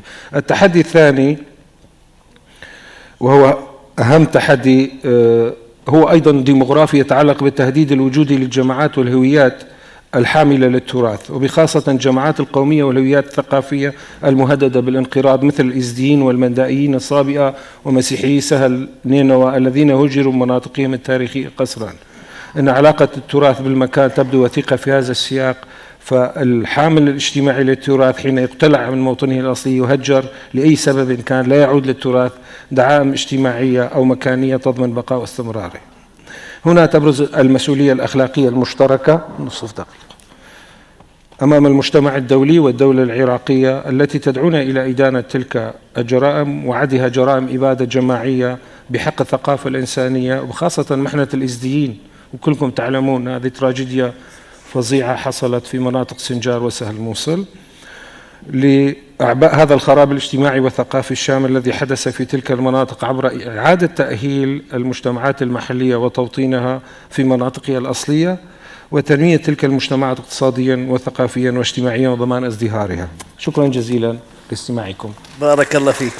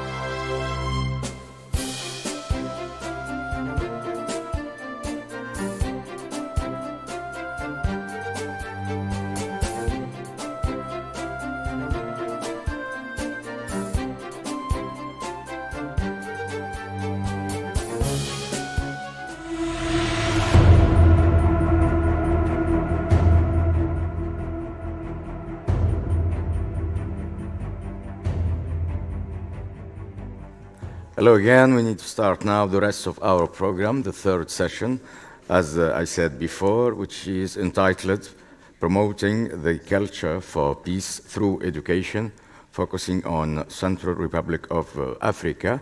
And straight away, I give the floor to His Excellency Terry Rod Larsen, the president of the International Peace Institute, and he will introduce all the speakers. I just would like to remind you again, gently, to not go further than 5 minutes for each. We have to stick to the rules. Thank you. Thank you very much, and good afternoon to all of you. I hope you have enjoyed your lunch and that you're not too sleepy after the wonderful meal. So we are again ready to continue our very stimulating conversation. We are a little bit tight for time, as you all know, so let me therefore be as brief as I can. So this session will look at promoting the culture of peace through education, and with a special focus on the Central African Republic, but also the general topic is the role of education related to the culture of peace. So we are very lucky to be joined by a very esteemed panel. You have the bios in your folder, so I will just give a very, very brief introduction here. Muqaddas Noor is currently Minister of National Education, Higher Education, and Research in Central African Republic. He is also the head of the Platform of Muslim Associations of Central Africa at the University of Bangui in the Department of Sociology. I also happen to be a sociologist, so there are two of us here. Sylvie Baipo-Temon, I hope that was pronounced correctly, has been Minister of Foreign Affairs of the Central African Republic since 14th of December 2019. And prior to this, she worked as a financial analyst at BNP Paribas for 15 years. Hamid Mohammed Al-Azam has been Minister of Education and Higher Education for the State of Kuwait since December 2017. And prior to that, he was Undersecretary at the Ministry of Higher Education and a professor at Kuwait University. Michael Frendo is a former Maltese politician who currently is the Managing Director of Frendo Advisory and a member of the Council of European Commission on Democracy through Law and the Investment Migration Council. Tokia Saifi is a member of the European Parliament for the northwest of France, in addition to a number of committee assignments. Tokia has been the vice chairwoman of the Parliament's delegation for relations with the Maghreb countries and the Arab Maghreb Union, and a member of the delegation to the Parliamentary Assembly of the Mediterranean. At last, Munir Bushinaki is Director General of the International Center for the Study of the Preservation and Restoration of Cultural Property. He was appointed at ICCROM following a long career at UNESCO, where he was Assistant Director General for Culture from 2000 to early 2006. So a very warm welcome to everyone. You are the experts on this topic, and since we also have the time constraints, so I will limit my input to the initial introduction with what I've already said. Muqaddas, you have the floor. Muqaddas? OK. Merci. Merci beaucoup. Merci, Monsieur le Président des séances, pour m'avoir donné la parole. Excellence, Monsieur le Président du Parlement koweïtien, Excellence, Madame la Présidente émérite de Malte, si elle est partie, Excellence, Monsieur l'ancien Président, Turquie, Vos Excellences, Mesdames et Messieurs, Vos Excellences, Madame et Messieurs, les présidents des organisations et chefs de délégation, invités à cette assise, je voudrais d'abord exprimer mes vifs remerciements au président de la Fondation de la Culture Abdulaziz Saoud Albabtain pour l'invitation et surtout l'accueil qui a été réservé à la délégation centrafricaine à cette assise. Ma présentation, ou encore si vous voulez mon allocution, sera axée sur un programme d'éducation à la citoyenneté et à la cohésion sociale dans les écoles et les communautés de mon pays, c'est-à-dire la République centrafricaine. Élu président de la Centrafrique en février 2016, Son Excellence le professeur Faustin Archange Touadéra a été confronté à l'urgence d'un redressement de ce pays qui était profondément maîtrisé, on pourra même dire en ruine, et surtout divisé profondément par des conflits intercommunautaires. Au niveau du système éducatif, grâce à l'appui de l'AF2, qui est une agence française de développement, au niveau du secteur éducatif, nous avons réussi à élaborer un programme politique d'éducation qu'on appelle le RESEN. Je dirais même que nous sommes un des rares pays au niveau de la sous-région à élaborer ce programme-là, malgré les difficultés que le pays a connues. C'est un programme politique, global, holistique, qui fait le diagnostic des systèmes éducatifs pour des interventions futures. Nous étions le seul pays au niveau de la sous-région à le faire, malgré nos difficultés financières. En rapport au Forum mondial pour la paix, et qui est bien sûr lié à l'éducation dans notre pays, permettez-moi encore de vous signaler un phénomène qui peut paraître anodin et même bizarre pour des spécialistes du système éducatif. C'est qu'en République centrafricaine, nous avons réussi, malgré les crises militaro-politiques, à organiser durant 3 années consécutives les examens et les concours dans toutes nos inspections académiques. Pour votre compréhension, sur les 16 préfectures que nous avons 8 inspections académiques. Et dans ces inspections, nous avons réussi, pendant 3 années consécutives, à organiser tous les examens et concours. Et la grande leçon que nous avons tirée de cette expérience, et qui nous a permis également, justement, d'atteindre cet objectif-là, c'est que, malgré les divergences de ces groupes armés, de ces groupes militaro-politiques, ils étaient au moins d'accord sur un fait. C'était de laisser les enfants aller à l'école. Malgré les velléités guerrières, leurs divergences, ils étaient au moins d'accord sur ce point-là qu'il faut laisser les enfants aller à l'école. Et nous avons justement profité de cette situation-là pour aller dans ce sens-là.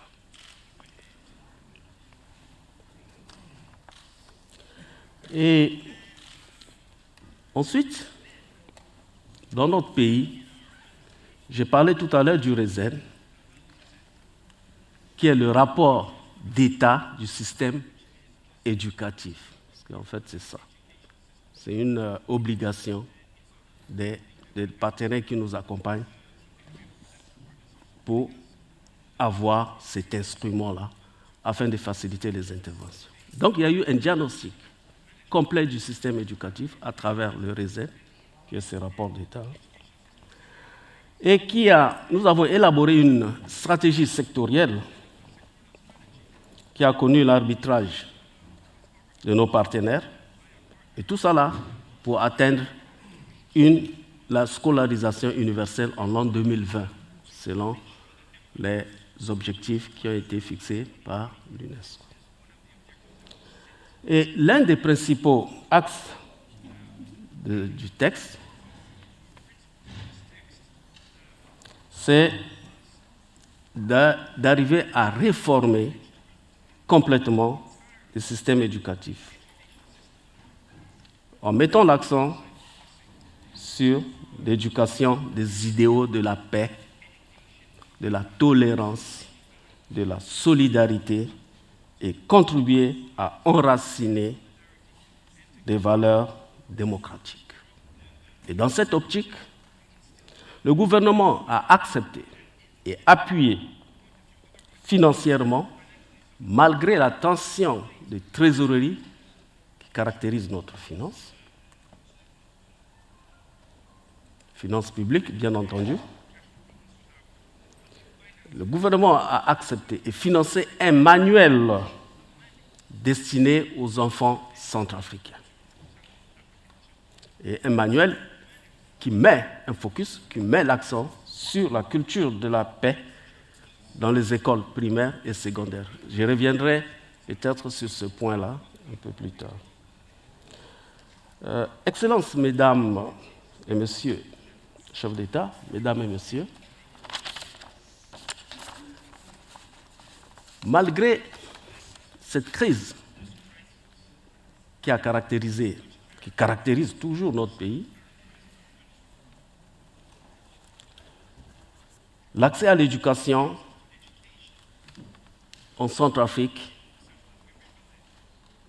est pratiquement gratuit. Tout à l'heure, il y a des interventions qui en ont parlé, qui ont parlé de l'accès à l'éducation. En Centrafrique, l'accès est gratuit. Et un accent, je dirais même une exception est faite aux filles et aux jeunes femmes pour faciliter leur accès à l'éducation, en fermant les yeux, par exemple, concernant les filles, sur les critères d'âge par rapport à leur accès à l'éducation. Alors, je ne vais pas aller trop loin. Vous voyez qu'il y a des enjeux. On doit faire face à ces enjeux-là. Et nous avons aussi des objectifs à atteindre. Mais pour l'atteinte de ces objectifs-là, et surtout concernant la problématique de l'éducation à la citoyenneté, à la culture de la paix, notre système éducatif a besoin d'un appui financier. Pour réaliser ces activités-là, on a besoin d'un appui financier. Premièrement,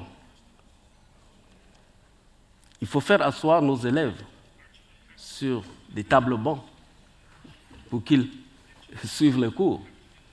On ne peut pas comprendre qu'étant un pays forestier, pour ceux qui connaissent la Centrafrique, c'est situé au cœur même de l'Afrique, qu'on ait des élèves qui soient assis à même le sol pour suivre le cours. C'est difficile à expliquer, ce phénomène. Et ensuite, deuxième point, il faut aider,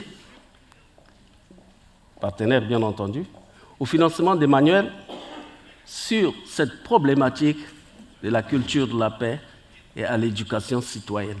Parce qu'un des mots qui mine notre pays, qui fait qu'on est toujours confronté à des situations de crise référentes, c'est parce qu'il y a certains de nos compatriotes qui ne connaissent même pas l'histoire de leur pays, à travers les migrations successives, qui font qu'il y a certains compatriotes qui pensent que d'autres sont étrangers dans leur propre pays.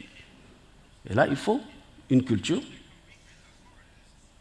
qui met l'accent sur l'histoire, patrimoine culturel, problématique de la citoyenneté, pour combler ce que je peux appeler cette insuffisance-là, qui crée des conflits. Parce que le pays a connu des migrations successives, des vagues de migrations de la population.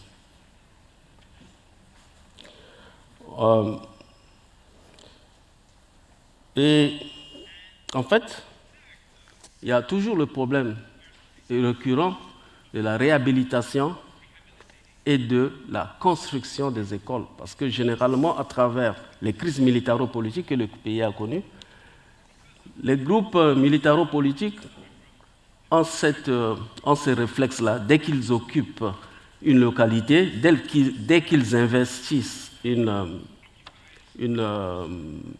commune ou un village, la première des choses, c'est d'aller s'installer dans les écoles. Ils en font leur base. Et avec leur retrait, c'est les tables bords qui sont détruites, qui sont transformées en bois de chauffe, c'est les tôles qui s'en vont, et vous imaginez les dégâts. Donc il y a vraiment une demande importante à ce niveau-là concernant la réhabilitation et la construction de ces établissements. Pour finir,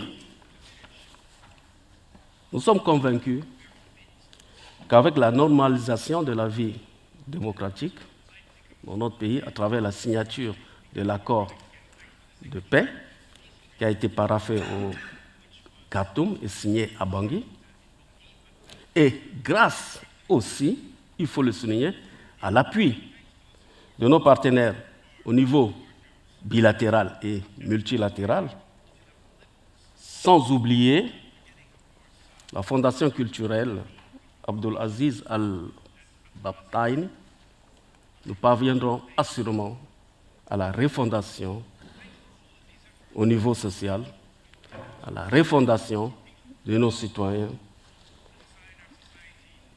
et nous parviendrons au résultat que nous souhaitons tous de notre cœur. Je vous remercie.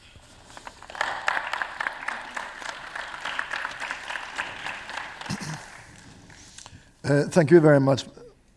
Thank you very much, Mukadas. And I will now move to you, Michael.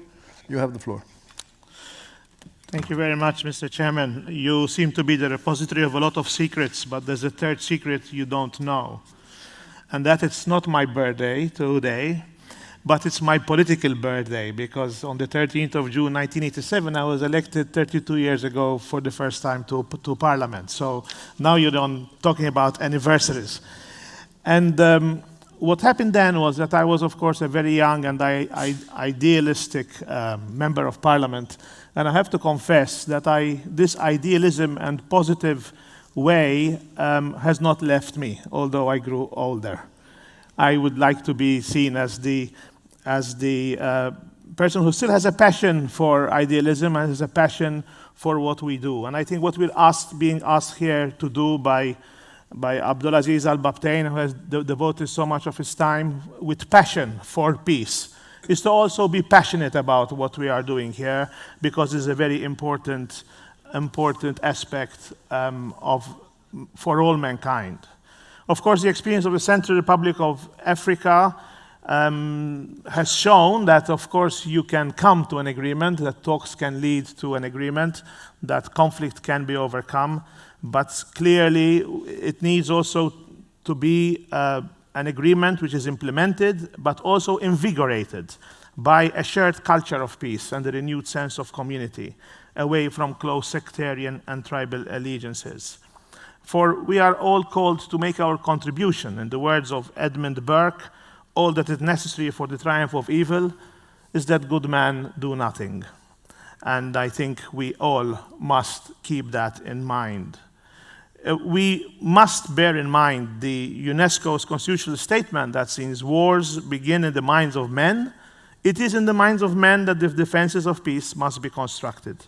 And how better can we construct these defenses than by teaching and forming in education, peace in education, throughout the whole spectrum of the educational formation in all countries, particularly in countries where there's an urgent need to address intolerance, tribal and religious division, and hatred and the lack of understanding and a unified sense of community.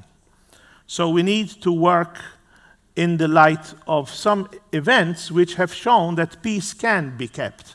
And perhaps one of the biggest examples we have is our much maligned European Union. We are at The Hague, the city where historically, in his quest for a continuing peace, Winston Churchill, on the 7th of May 1948, delivered his famous speech to the European Congress, propagating the idea of a united Europe, pre-Brexit, of course, as a guarantee for peace, security, and prosperity for the free peoples of this continent. And this union has managed, in fact, to keep a vibrant peace for over 70 years by undertaking a unique political, economic, and legal construction on the blooded soil of the very continent that was the cause and the main theater of 2 world wars in 1 century. At the heart of the European project is the formation of that peace and prosperity is a spirit that takes international collaboration to a new level and to the as yet unique sharing of sovereignty and the creation of supranational institutions to run and govern the Union. This spirit needs to be protected, even in Europe, where individual nationalism is gaining ground, and also it needs to be disseminated from Europe throughout the globe. The seed of education for peace, therefore, needs to be sown and nourished widely and consistently to create a global culture of peace which imbues both citizens and governing elites alike.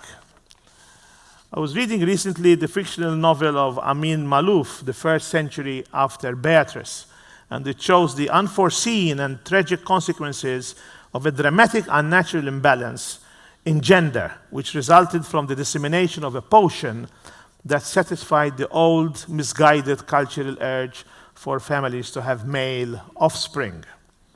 What seemed to be a small change soon resulted in wide-spanning consequences. And we must look at that experience and replicate it, but for good. We must indeed unleash a culture of peace through education, making what may seem to be a small change to achieve a rolling, deep metamorphosis, killing misguided notions of aggression as a mark of gender, debunking militarism and unbridled nationalism, and instead fostering international cooperation and interdependence where pacta sunt servanda, as is the rule, and where might is not right.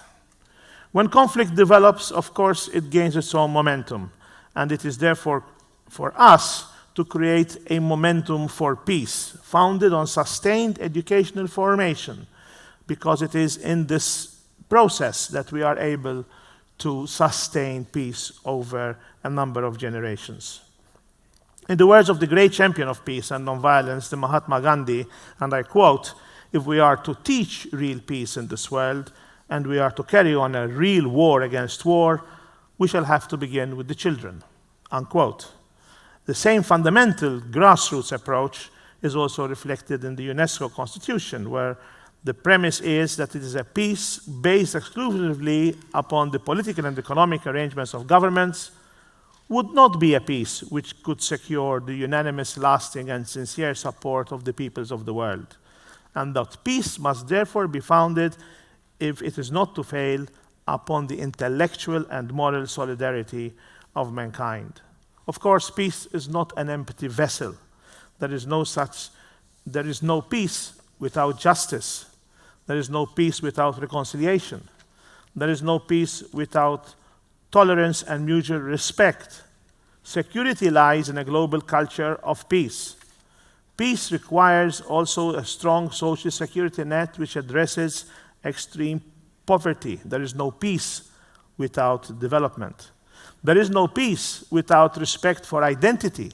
And therefore, as was discussed also in an earlier session, peace and cultural heritage are intrinsically tied together. And to achieve this, we must work on dialogue and understanding as the tools of peace. We must work on interreligious dialogue. We must work on peace education, including peace education for the protection of cultural heritage, because this is the main tool which we have. In this context, therefore, educational institutions at all levels of education, primary, secondary, tertiary, and post-tertiary, have a fundamental role in the formulation and dissemination of a culture of peace. Teaching children and youth mutual respect and understanding, tolerance, compassion leads to new leaders who have the wisdom to appreciate the value of peace for their nations and the international community as a whole. I think, as Prince Turki told us, culture and that will not stop a bullet, but the education for peace can stop that bullet being shot. And I think this is a very important consideration we have to keep in mind. So the Abdulaziz Saud Albabtain Cultural Foundation's project for a culture of peace for the security of future generations, based on a curriculum of the culture of peace, which permeates education globally, from kindergarten to elementary schools to high schools and universities, is a project which requires not only the support of the United Nations, but also the support of individual governments, of the states, and of us all, because this is creating a new language of peace, which needs to become also the language of youth. Excellencies, I think that it is important that we keep on renewing our commitment to remain at the service of humanity by putting together our collective energies and cultural diversity to foster the culture of peace, to support the promotion of the culture of peace through education, not only in our own individual countries, but indeed on a global scale. Thank you.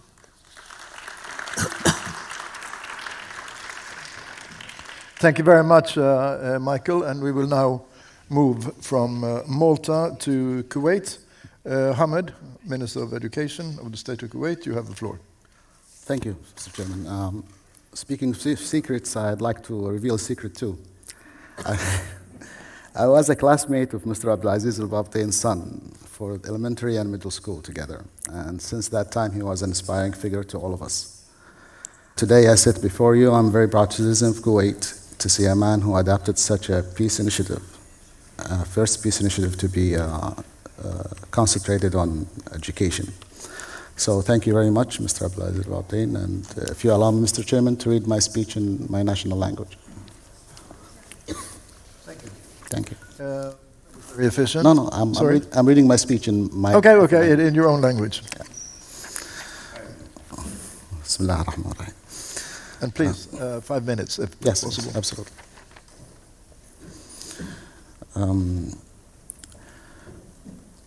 الحمد لله رب العالمين. أحييكم بتحية الإسلام دين السلام. السلام عليكم ورحمة الله وبركاته.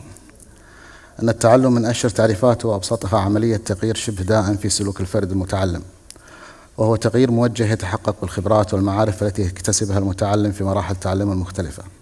ولهذا فليس من المستغرب أن يكون ميدان التعليم خير سبيل موصل لاستلهام القيم الإنسانية الرفيعة التي يتمثلها النشء، وتكبر معه شيئا فشيئا حتى تصبح بالتعليم والتلقين الهدف الأساسي من التعليم.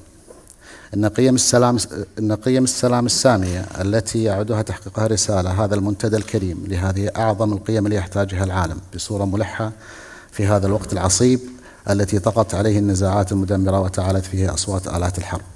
أيها الحضور الكريم، نحن نناقش دور التعليم في نشر ثقافة السلام ونبذ الكراهية والعداوات، وعلينا أن ندرك أنها مهمة جسيمة عظيمة تتطلب منا تضافر الجهود ومضاعفة الطاقات حتى يصبح السلام سلوكا فاعلا في نفوس النشء. ومن المعلوم أن تحقيق ذلك يحتاج إلى آليات تربوية مختلفة تكون على قدر من الكفاءة والفعالية لتحقيق الغاية المأمولة منها، إذ لا يقتصر الأمر في ذلك من الحديث المنمق عن فضائل السلام وإلقاء الخطب الرنانة أو تكليف الطلاب بكتابة مقالات إنشائية. في الواقع علينا أن نجتهد في قرص هذه القيم لتخرج من حيز التلقين إلى الممارسة السلوكية في نظريات التجريدية للمعايشة الحقيقية. أيها الحضور الكريم، إن من القيم التي ينبغي أن يعنى بها التعليم والمعلمون في سبيل نشر الثقافة هي حرية التعبير. في المجتمعات التي تكتم الأفواه ولا يسمح فيها الرأي الآخر والتعبير بالتعبير عن وجهة نظر لا يمكن أن تنعم بالسلام، فالحرية صمام أمام المجتمع. بالتعبير الحر يستطيع كل مظلوم أن يطالب بحقوقه. إن الإيمان بحرية الآخرين في التعبير عما يؤمنون به والدفاع عن حقهم في ذلك هو اللبنة الأساسية في بناء مجتمع إنساني متآخي يسوده مناخ الود وتغلب عليه روح الصفاء، وهو ما يجعله في الاختلاف والتعدد مظهر للتحضر والرقي لا سببا في التخلف والاختصام. ومتى سادت ثقافة الاحترام الرأي الآخر تمكن المجتمع من استيعاب طاقات كل أفراده وتسخيرها في كل ما يحقق له الأمن والنجاح والازدهار. أيها الحضور الكريم، إن تدريس حقوق الإنسان، وهي النقطة الثانية من الأمور المعينة على نشر الثقافة للسلام، فحينها يدرك الفرد أن للآخرين حقوقا ينبغي أن يتمتعوا بها مثله ولا يحرمون منها، فإن ذلك سيعزز من قيم التعايش السلمي بين الأفراد، وحينها تصبح المحافظة على الحقوق سدا حاميا من أي احتراب داخلي ودواء ناجعا يقتلع أي بذرة صراع تنشأ لشعور جماعة ما في المختلف بالظلم والحرمان. وفي ميدان التعليم مجال عملي رحيب يتيح تحقيق هذه الغايات عبر مكافحة ظواهر العنف الطلابي والشجار الجماعي والتعنيف ومعالجة حالات التنمر التي يتعرض لها بعض الطلاب، ليتمكن المجتمع من التخلص من آفاتها المستقبلية اللائحة والقضاء عليها مبكرا من ثقافة العنف في مهدها. أيها الحضور الكريم، إن من أوجب الواجبات التي ينبغي أن تطلع عليها المؤسسات التعليمية المختلفة في سبيل نشر ثقافة السلام العمل على توجيه مخرجات التعليم إلى ما يفي بحاجات سوق العمل الفعلية، والتفنن في خلق تخصصات مبتكرة للطلبة الخريجين فرص عمل ناجحة والحياة المستقرة الكريمة، حتى لا تذهب جهود هؤلاء المتعلمين فلا ينتفعون بها بعد ذلك في السنين الطويلة من الجد والمثابرة. أن شبح البطالة خطر داهم يهدد السلم المجتمعي، وذلك حين ترتفع نسبة العاطلين عن العمل يزدحم المجتمع بحاملي الشهادات العالية الذين لا يجون الوظائف اللائقة بهم بتخصصاتهم الدقيقة، وهو ما يخلق بلا ريب شعورا خانقا من اليأس وعواقبه وخيمة على الفرد وعلى المجتمع. أن تحقيق تلك الغايات الجليلة التي سلف الحديث عنها يتطلب من مؤسسات التعليم المختلفة العمل بجدية وكفاءة على إعداد كوادر لازم للنهوض بها من المعلمين واختصاصيين ومدربين وكوادر مساعدة مؤهلين لغرس هذه القيم في النفوس وتربيتها عليه، وإعداد المناهج الدراسية التي تضع نصب عينها تلك الغايات النبيلة، وتعمل من خلال العملية التعليمية على تحويلها إلى توصيات وتوجيهات واقع ملموس نقطف ثماره في فترة معقولة. ولا ريب أن ذلك يتطلب تأهيل القطاع التعليمي برمته، إعداد القائمين عليه إعدادا مناسبا عبر ورش العمل والدورات. كما لا ينبغي في هذا الصدد أن نغفل عن الواجب الملقى على عاتق المنظمات الدولية التابعة لهيئة الأمم المتحدة والهيئات الإنسانية التطوعية التي تمتلك رصيدا ثمينا من الخبرة العالية التي تمكن اكتسابها من الإشراف على تقويم المؤسسات التعليمية في الدول التي تعرضت للنزاعات الأهلية والحروب الداخلية. وفي الختام أسأل الله التوفيق لكم، والسلام عليكم ورحمة الله وبركاته.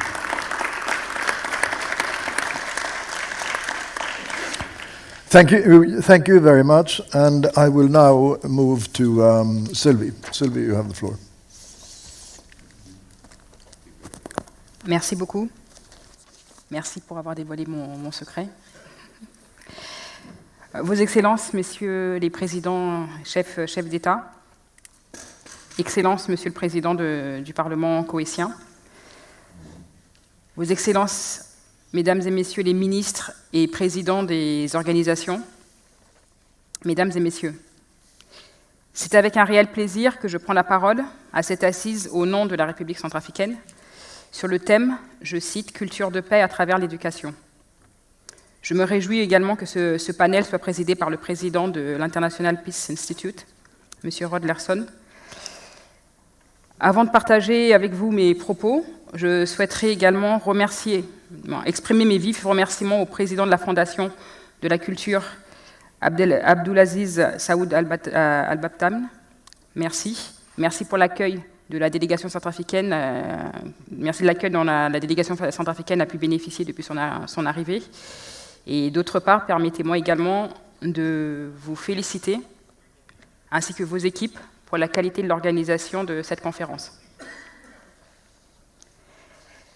Mesdames et Messieurs les chefs d'État, Mesdames et messieurs, comme dit en préambule, c'est un réel plaisir d'intervenir sur la thématique de la culture de la paix à travers l'éducation, une thématique qui est chère à tous en général, mais en particulier à la République centrafricaine, mon pays, pour lequel ce concept de culture de paix est fondamental. Il est difficile de constater qu'en 2019, le concept de la culture de la paix soit encore à l'ordre du jour, du fait de l'existence encore et toujours de conflits et guerres dans le monde.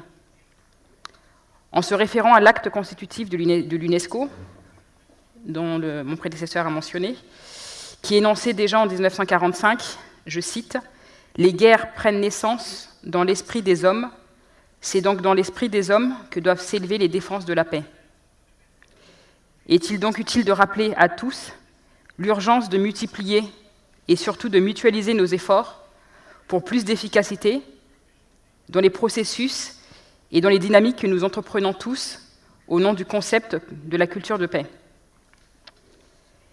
73 ans après l'entrée en vigueur de l'acte constitutif de l'UNESCO, cette culture de paix, à travers l'éducation, reste un défi pour tous, et encore dans de nombreux pays, si ce n'est dans pratiquement tous les pays, car les conflits et les guerres se multiplient à travers le monde, mettant à mal l'ensemble de nos efforts pour bâtir une paix durable, tant au niveau national qu'international. Au-delà de ce constat, nous observons par ailleurs, de manière réconfortante et avec optimisme, que des efforts conséquents sont réalisés dans certains pays, certes avec difficulté, mais avec une conviction assurée des leaders politiques. Tel est le cas en République centrafricaine, où la ferme volonté de son Excellence le professeur Faustin Archange Touadéra, président de la République, chef de l'État, de ne retenir qu'une solution pacifique à la crise centrafricaine. Une volonté qui est en totale cohérence et en conformité avec les principes même établis par les institutions internationales, comme par exemple l'UNESCO, qui a identifié comme domaine d'action pour l'Afrique, dans le cadre de son projet de stratégie à moyen terme de 2014 à 2021, la construction de la paix par l'édification des sociétés inclusives, pacifiques et résilientes. Un autre exemple, la résolution des Nations Unies qui définit également que la culture de la paix est un ensemble de valeurs, d'attitudes, de comportements et de modes de vie qui rejettent la violence et préviennent des conflits en s'attaquant à leurs racines par le dialogue et la négociation entre les individus, les groupes et les États. Mesdames et messieurs, la paix est d'abord et avant tout une question de conviction et de morale. Il nous faut y croire fermement pour la cultiver et l'instruire. C'est pourquoi les efforts consentis par les autorités centrafricaines pour répondre aux conditions de la paix ont été multiples, comme par exemple à travers la prise en compte des revendications des groupes armés, l'expression des opinions, la main tendue pour une participation de toutes les composantes de la nation à la vie publique et à la reconstruction de la République, le dialogue comme seule solution de règlement de conflits et autres désapprobations. J'exhorte, par conséquent, l'ensemble des pays et organisations ici présents, tels que le Koweït, la Tunisie, ou des organisations comme l'International Peace Institute, l'Organisation de coopération islamique, la Fondation de la culture Abdulaziz Saoud Albabtain, à reconnaître et à appuyer les efforts déployés par les autorités centrafricaines dans le cadre des relations bilatérales et multilatérales au nom des valeurs que nous partageons. La culture de la paix en République centrafricaine doit être soutenue afin que mon pays, la République centrafricaine, porte davantage sa quête de développement économique et social, seul moyen de lutter contre les inégalités, la pauvreté, l'exclusion, l'ignorance et les préjugés. Tant d'éléments sujets à l'exploitation par les acteurs de la hiérarchisation des valeurs qui entretiennent les inégalités entre les hommes selon le genre, la couleur, les appartenances communautaires et j'en passe. Mesdames et messieurs, l'histoire est là pour nous garder en mémoire que l'exploitation de l'ignorance a été la cause de la Seconde Guerre mondiale et à l'origine de la constitution de l'institution des Nations Unies, qui est l'UNESCO. L'exploitation de l'ignorance est aujourd'hui encore la cause de nombreux conflits et guerres, Il est donc plus qu'urgent que nous partagions la même volonté de cultiver la paix dans nos comportements, nos attitudes, nos esprits et nos morales. L'éducation étant le seul instrument à la portée de tous pour prôner, vulgariser, inculquer et instruire une culture de paix, et non plus celle de la guerre, de manière individuelle et collective, sa promotion est à valoriser sans discrimination. Vos Excellences, Mesdames et Messieurs les chefs d'État, Mesdames et Messieurs, la paix étant une notion abstraite, un idéal absolu, elle ne peut s'imposer de fait. Je terminerai mes propos en rappelant que l'acte constitutif de l'UNESCO déclare « La guerre prend naissance dans l'esprit des hommes. C'est vous dire qu'un homme qui n'est pas en paix avec lui-même ne peut être en paix avec les autres hommes. Nous avons su créer les guerres et nous sommes donc en capacité de pouvoir créer la paix. Vive la solidarité internationale. Je vous remercie pour votre aimable attention.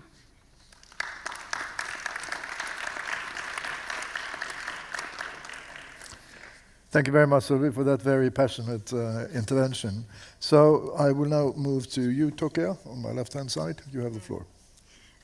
Merci.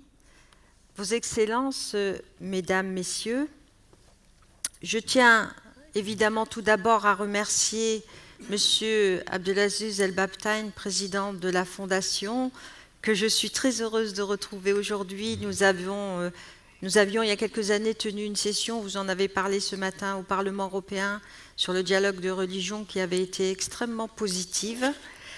Et je voulais vous remercier de l'opportunité que vous me donnez de m'exprimer aujourd'hui devant vous. Dans ce lieu si symbolique pour la paix, pouvoir faire quelques réflexions sur la nécessité de promouvoir, de partager et d'ancrer la culture de la paix dans nos sociétés. Je ferai plutôt la vision des institutions européennes et du Parlement européen, dans le cadre d'un exemple très concret. En tant que députée au Parlement européen, je dois dire que la construction européenne en est le parfait exemple. Au lendemain de la Seconde Guerre mondiale, et afin de dépasser les antagonismes entre les États européens, de faire reculer les aspirations nationalistes et de contrer les esprits de revanche, l'intégration européenne a su disséminer la culture de la paix. Certes, l'intégration économique a été le premier moteur, mais rapidement, l'éducation et la culture se sont imposées. Ainsi, on prête souvent à Jean Monnet, l'un des fondateurs, l'un des pères de l'Union européenne, cette citation « Si c'était à refaire, je commencerai par la culture ». Rapprocher en Europe les systèmes éducatifs et s'ouvrir à la culture de l'autre ont donc été une des priorités de la construction de l'Union européenne, avec, bien entendu, l'établissement du marché commun. Je voudrais, dans cette culture, cette éducation, cette culture de la paix, prendre un exemple très concret. Je crois pouvoir dire ici que le programme Erasmus est, dans ce sens, une des plus grandes réussites européennes. Lancé en 1987, ce programme a permis à 9 millions de jeunes Européens de se connaître, de s'ouvrir les uns aux autres et de construire un véritable sentiment d'appartenance. Ils ont eu la possibilité d'aller étudier dans un autre pays européen, et ce n'est pas seulement une valeur ajoutée dans un parcours éducatif, mais un moyen de construire une communauté au-delà des frontières nationales. Découvrir une autre culture, comprendre le fonctionnement institutionnel et expérimenter la vie quotidienne de ses voisins européens a renforcé plus que jamais la paix en Europe. Ainsi, on parle souvent d'une génération Erasmus qui aujourd'hui croit en l'Europe, a fait de l'Europe un acquis, de la paix un acquis et une valeur fondamentale. Aujourd'hui, nous continuons le combat pour amplifier ce programme et l'élargir à tous.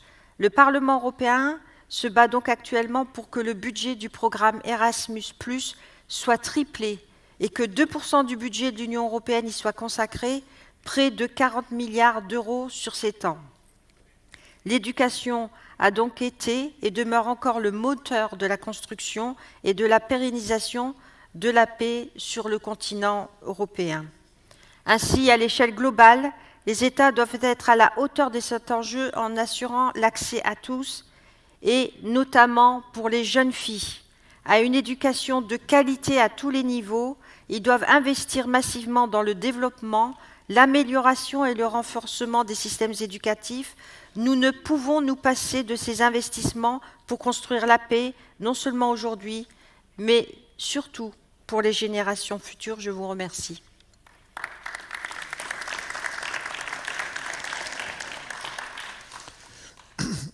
Thank you very much for providing us also with a European perspective. And I will now move, well, this is in Paris as well, partly in the region. Munir, you have the floor. Thank you, Mr. Chairman, for inviting me with my friend, Dr. Najib Frigi. A few months ago, we heard about this important meeting, which is supported very strongly by a very, very important personality from Kuwait, Dr. Abdulaziz Albabtain, very well known by UNESCO for his support to education in particular, but also to culture today, and particularly cultural heritage. I am also willing to say that here I was 20 years ago with Federico Mayor, the then Director General of UNESCO, to present the second protocol of the 1954 convention, which was mentioned this morning as the first UNESCO convention concerning the protection of cultural heritage in case of armed conflict. And we discovered, when I was in UNESCO since 1982, that unfortunately the elements of this convention were not possible to apply in the new conflicts that started after the Second World War, because we have seen a number of conflicts internally when the convention was speaking about conflicts between states. These new conflicts, we were looking at them, and we were looking at them on the basis of 2 points. One, it was civil wars, internal conflicts, of course, damaging the population, creating, people dying, refugees, but also, and this was the new element of these new conflicts, cultural heritage became a target. And in my career at UNESCO and then at ICROM, I have seen progressively cities, monuments, museums targeted. And I am really pleased to see here His Excellency Haristidajic, when he was in Bosnia. One of the main subjects that we were heard when the crisis of the former Yugoslavia started is to see that a site which was on the World Heritage List, a city, Dubrovnik, was targeted. And then followed a series of degradations and attacks against cultural heritage. The city of Vukovar, and I was there, city of Mostar, Sarajevo, Banja Luka, and then the crisis in Lebanon, etc. So I have followed, unfortunately, but this was our task, and I am speaking also on behalf of my colleague, Lazare Lundu, who is the director of the unit dealing actually with the follow-up of the crisis, and he was confronted with the destruction of the mausoleums in Tombouctou, in Mali, and we have seen all these crises developing in Afghanistan. I had a long week of discussion with the Islamic Cooperation Institution, with Alexo, with ISESCO, but we couldn't stop the Taliban destroying the Buddha of Bamiyan. And this was a big shock all over the world, saying, you see, Islam is against other religion, and they are destroying the Buddhist very important statues. Then the continuation of the war in Cambodia with the Red Khmers, monuments were attacked objects were stolen. So always, if you follow all these crises, you see that cultural heritage was a target. And what we did in UNESCO, we prepared in relations with the countries as soon as security was accessible, we prepared a plan of rehabilitation, reconstruction, like we are doing. 1 month ago, I was with Lazare Lundu in Iraq. We went to Mosul. We saw the two communities, which are still having some establishment that they want to see them reconstructed. The Christian community with the Church of the Clock, and we saw the president of the Christian community in Mosul, and the Muslim community, and we have seen how they want to have Masjid al-Nuri, the Mosque of al-Nuri, to be reconstructed. It was the same when I remember Mr. Silajit, when Mostar was divided into two, Mostar East, Mostar West, but the bridge of Mostar was considered as one element that should be reconstructed to give back some confidence to the population and to bring back, if possible, the communities. It was the same in Lebanon. The National Museum was on Khat al-Tamas, on the demarcation line between the belligerents. I saw the Prime Minister at that time after the peace agreement, after the Taif agreement, and it was decided that UNESCO will work on the rehabilitation of the National Museum of Beirut. All this to tell you that actually one of the best examples of rehabilitation, reconstruction, and return to a peaceful situation is Cambodia. I'm just back. I traveled the day before yesterday from Angkor to The Hague, and we have seen now, after 25 years of the creation of the International Coordination Committee for the safeguarding and development of the site of Angkor, that now the situation is back, and we had the Minister of Education, the Minister of Tourism, all the responsible people, and we had also a training session for the Buddhist monks to explain the value of cultural heritage. This is the core of the culture of peace. If we want to come to a situation where people can live together, they have to learn about the value of cultural heritage. And this morning, His Highness the Prince Turki said, tangible and intangible.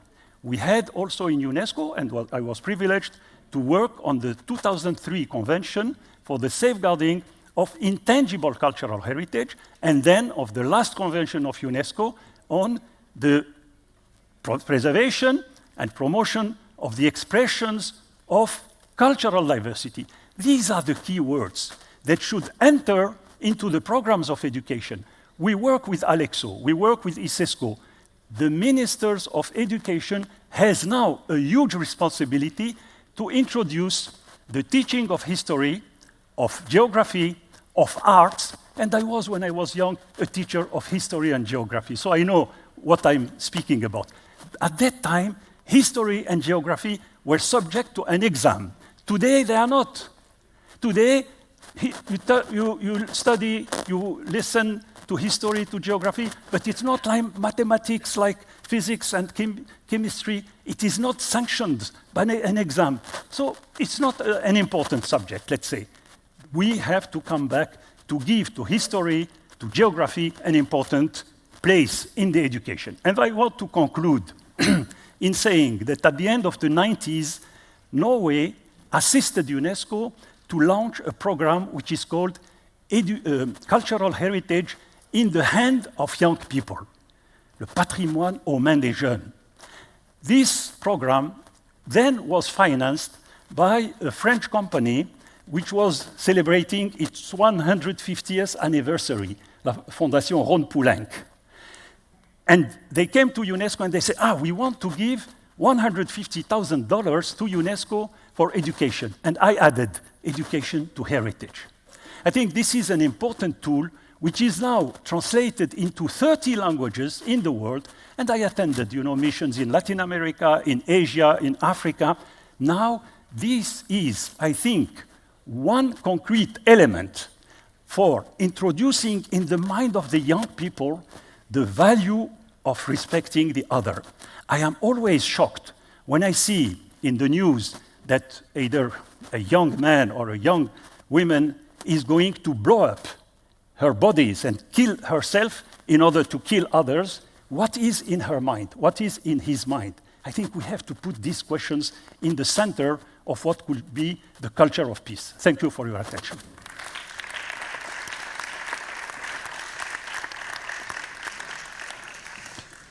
Thank you very much to all the panelists. I thought this was really terrific, illuminating, and very comprehensive. So thank you very much. I will suggest that we sing for our leader at the beginning of the next session, because Albabtain is going to lead the next session. So that we take a little break, if that's okay. No break, we go straight to it. Oh, I can see the general manager is now getting very nervous about the time. Okay, so no break, just hard work. Okay, thank you. Thank you. Thank you. Merci.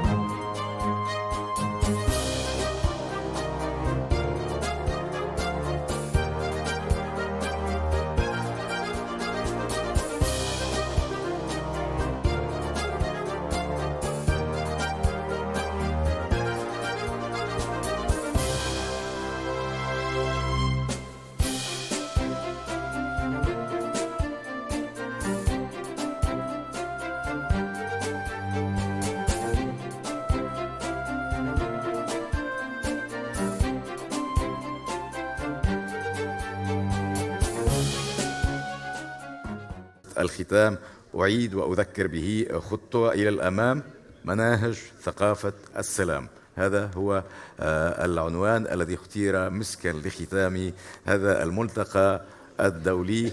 أشكر لكم حضوركم وصبركم معنا واهتمامكم بالمواضيع المقدمة، وعلى رأسها موضوع ثقافة السلام، العنوان الأبرز لهذا الملتقى الدولي. من مشارب شتى جاء المهتمون بالسلام وثقافة السلام ليشعلوا شمعة أخرى تضيء درب حفظ الأجيال القادمة وإرساء ثقافة السلام لدى الأجيال القادمة. هناك مقررات تربوية ستقدمها مؤسسة عبد العزيز سعود البابتين في هذا الباب، وستقدمها للأمم المتحدة أيضا. السيد رئيس محكمة العدل الدولية ومن دولة الصومال، رحبوا معي بالسيد عبد القوي أحمد يوسف ليتولى إدارة هذه الجلسة الختامية وتقديم المتحدثين أيضا، فمرحبا به. Excellencies, ladies and gentlemen, Good afternoon. On behalf of the International Court of Justice, I would first of all like to extend to the organizers and to all the participants a warm welcome to the Peace Palace, where all nations seeking peace and justice come before the World Court to have their disputes settled peacefully through the law. As the principal judicial organ of the United Nations, the mission of the International Court of Justice is peace and justice, as depicted in a large painting on the wall of the Great Hall of Justice by Albabtain, a French artist. And those of you who may have visited this morning the Hall of Justice, the Great Hall of Justice, must have noticed that painting. It is on the left-hand side of the wall, and it is entitled Peace and Justice. It is a painting which is worth hundreds of thousands of words. It symbolizes how culture and cultural works contribute to peace through the arts, music, dance, literature, and above all, through education. The expression culture of peace, which is the theme of the conference and of the foundation, reminds me, however, of my past association with UNESCO, which has done a lot to promote the culture of peace throughout the world in accordance with its constitution. You will recall that it is stated in the Constitution of UNESCO that, and I quote, peace must be founded, if it's not to fail, upon the intellectual and moral solidarity of mankind. Education is the basis of both types of solidarity, both intellectual solidarity and moral solidarity. But it is even more so in the case of intellectual solidarity. As we know, ignorance breeds suspicion of the other. Ignorance of how cultures promote shared values and of how cultures and civilizations interact, borrow, and learn from each other, breeds contempt and misunderstanding among peoples and nations. Ignorance is the antithesis of intellectual solidarity, and that's why education is of extreme importance. Just to give you an example, it was recently reported that an American research firm put the following question to 3,000 Americans. The question was, should Americans, as part of their school curriculum, learn Arabic numerals? 56% of the respondents said no.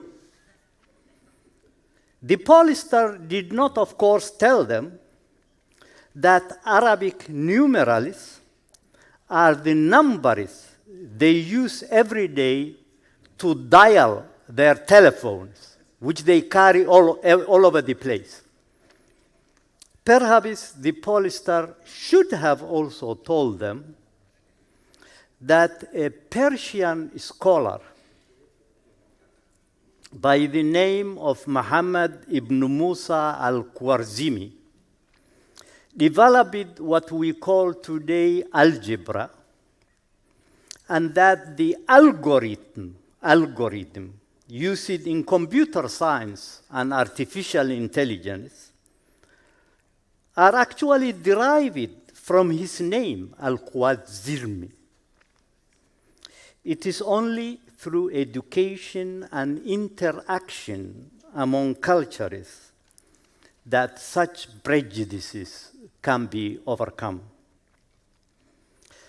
A word now about moral solidarity. This is a concept which not only evokes, but also involves justice, equity, and the shared values of a community, be it at the domestic or international level. It is also about the equitable treatment of the other, be they individuals, peoples, or nations. It highlights the importance of procedural justice, equity, and fairness in addressing grievances and disputes, whether those grievances and disputes concern individuals or states. So a system of justice based on moral or legal solidarity and cooperation will be perceived as fair, and its authority will inspire confidence in all those who may need to use it. As such a system can play a role conducive to peace and harmony. To give you a recent example, which concerns the International Court of Justice, two states in Latin America, Guatemala and Belize, that have had a territorial and maritime dispute for over 100 years, decided to put a question to their respective populations in referendums organized in their countries.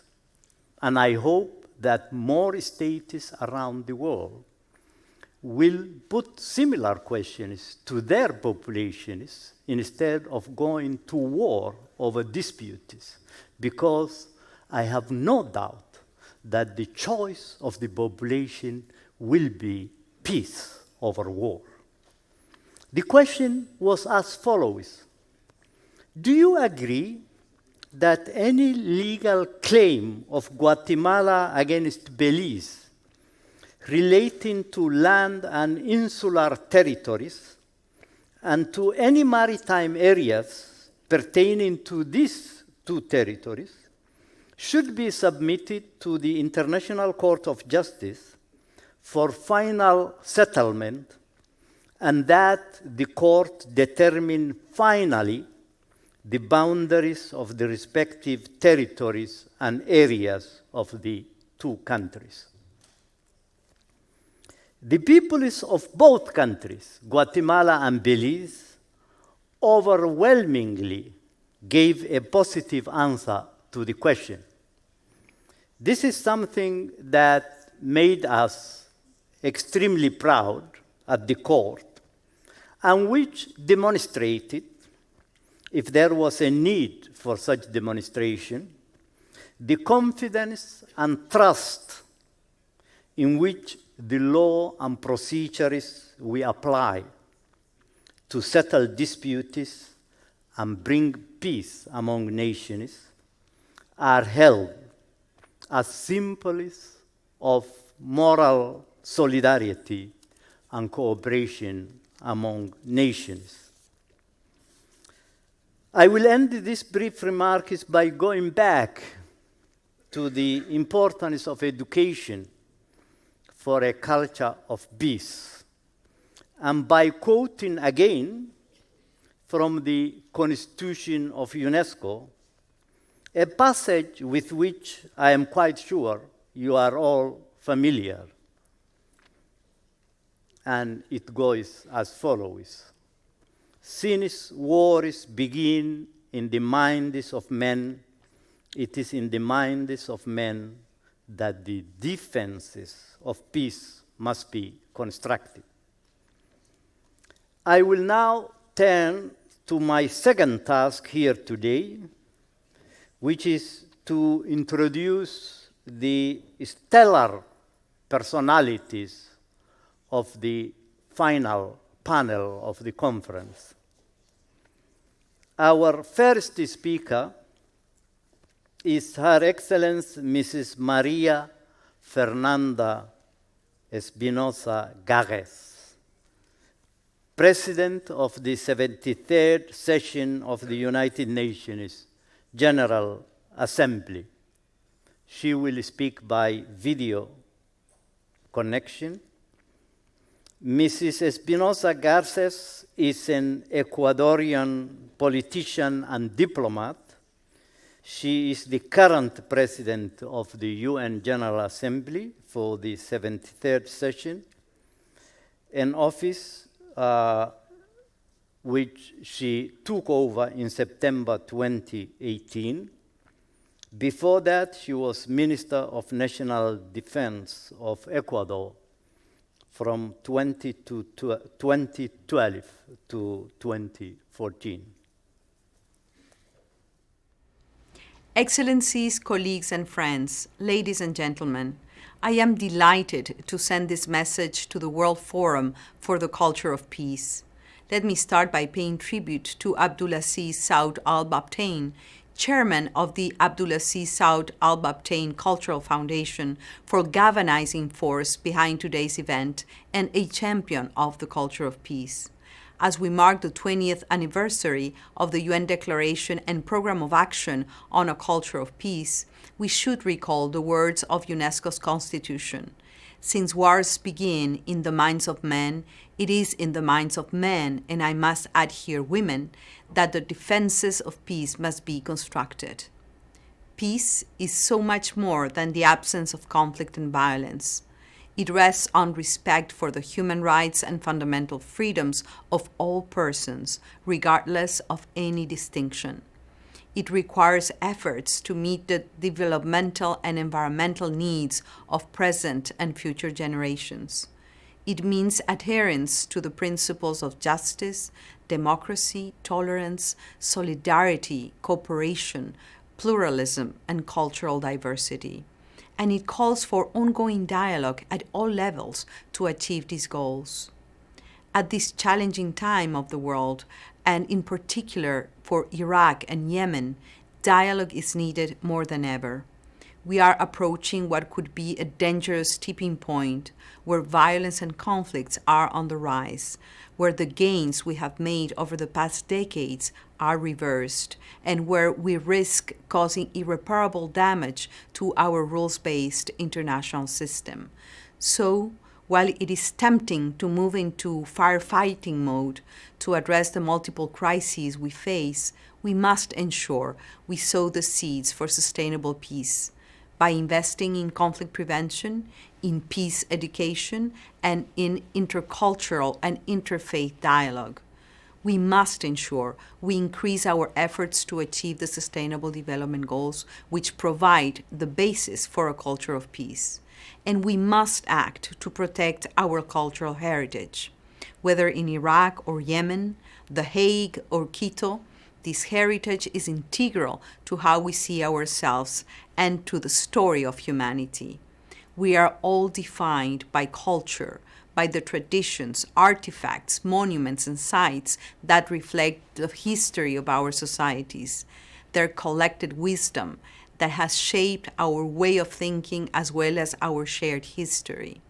Indeed, they bear witness to the interconnected nature of our past and to the cultural exchanges that have taken place since time immemorial and that have given so much beauty to the world.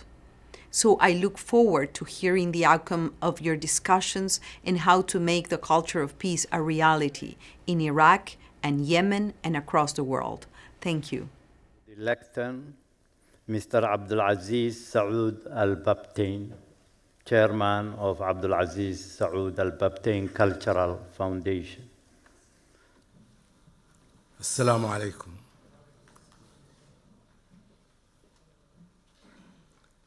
السيد رئيس جمهورية مالطا والسيد رئيس جمهورية أفريقيا الوسطى، معالي رئيس مجلس الأمة الكويتي السيد مرزوق الغانم، السادة والسيدات رؤساء والسادة الوزراء والسفراء، السيدات والسادة، السلام عليكم ورحمة الله وبركاته. كنت في كتابي تأملات من أجل السلام الصادر باللغتين العربية والإنجليزية سنة 2017 أشرت إلى القاعدة السابعة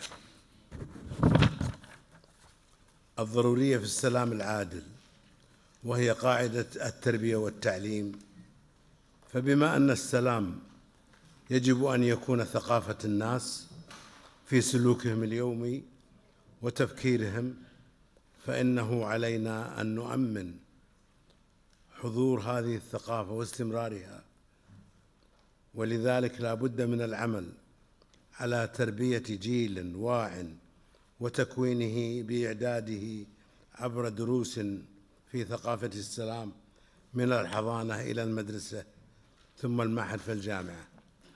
وقد كان من ذلك كما تعلمون أن عرضت على الجمعية العامة للأمم المتحدة في سنتين متتاليتين، في سبتمبر سنة 17 ثم في سبتمبر سنة 18، مشروع ثقافة السلام من أجل أمن أجيال المستقبل، والذي تم اعتماده.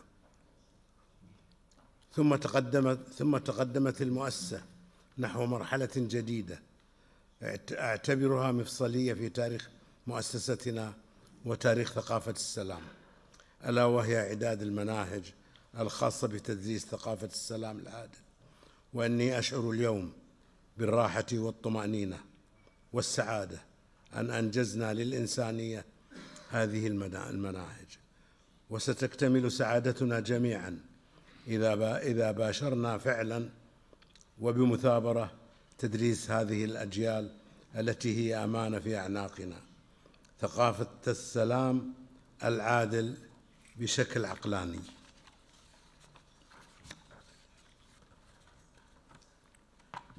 فإن المعركة العادلة ليست معركة في الحرب، بل هي معركة لأجل السلام العادل. وجملة هذه المناهج 17 منهجا هي معروضة أمامكم في الشاشة. هي مناهج يستعملها الطلبة بإشراف المدرسين وبتوجيه منهم، وقد جعلناها في جزئين للمستويين الأول والثاني من الحضانة ممن أعمارهم بين 4 و6 سنوات في مجلد واحد، وهي جزئين للمستويين الأول والثاني من المرحلة التعليمية الابتدائية ممن أعمارهم بين 6 و8 سنوات، وهي سهلة التناول على قدر أفهامهم ومستوى وعيهم وإدراكهم. ثم جعلنا 4 أجزاء لبقية المستويات المرحلة التعليمية الابتدائية، و3 أجزاء للمرحلة التعليمية المتوسطة، وثلاثة أجزاء لمستويات المرحلة التعليمية الثانوية. أما الجامعة فقد خصصنا لها 4 أجزاء، وقد أخذت الصبغة الأكاديمية التجريدية والعملية.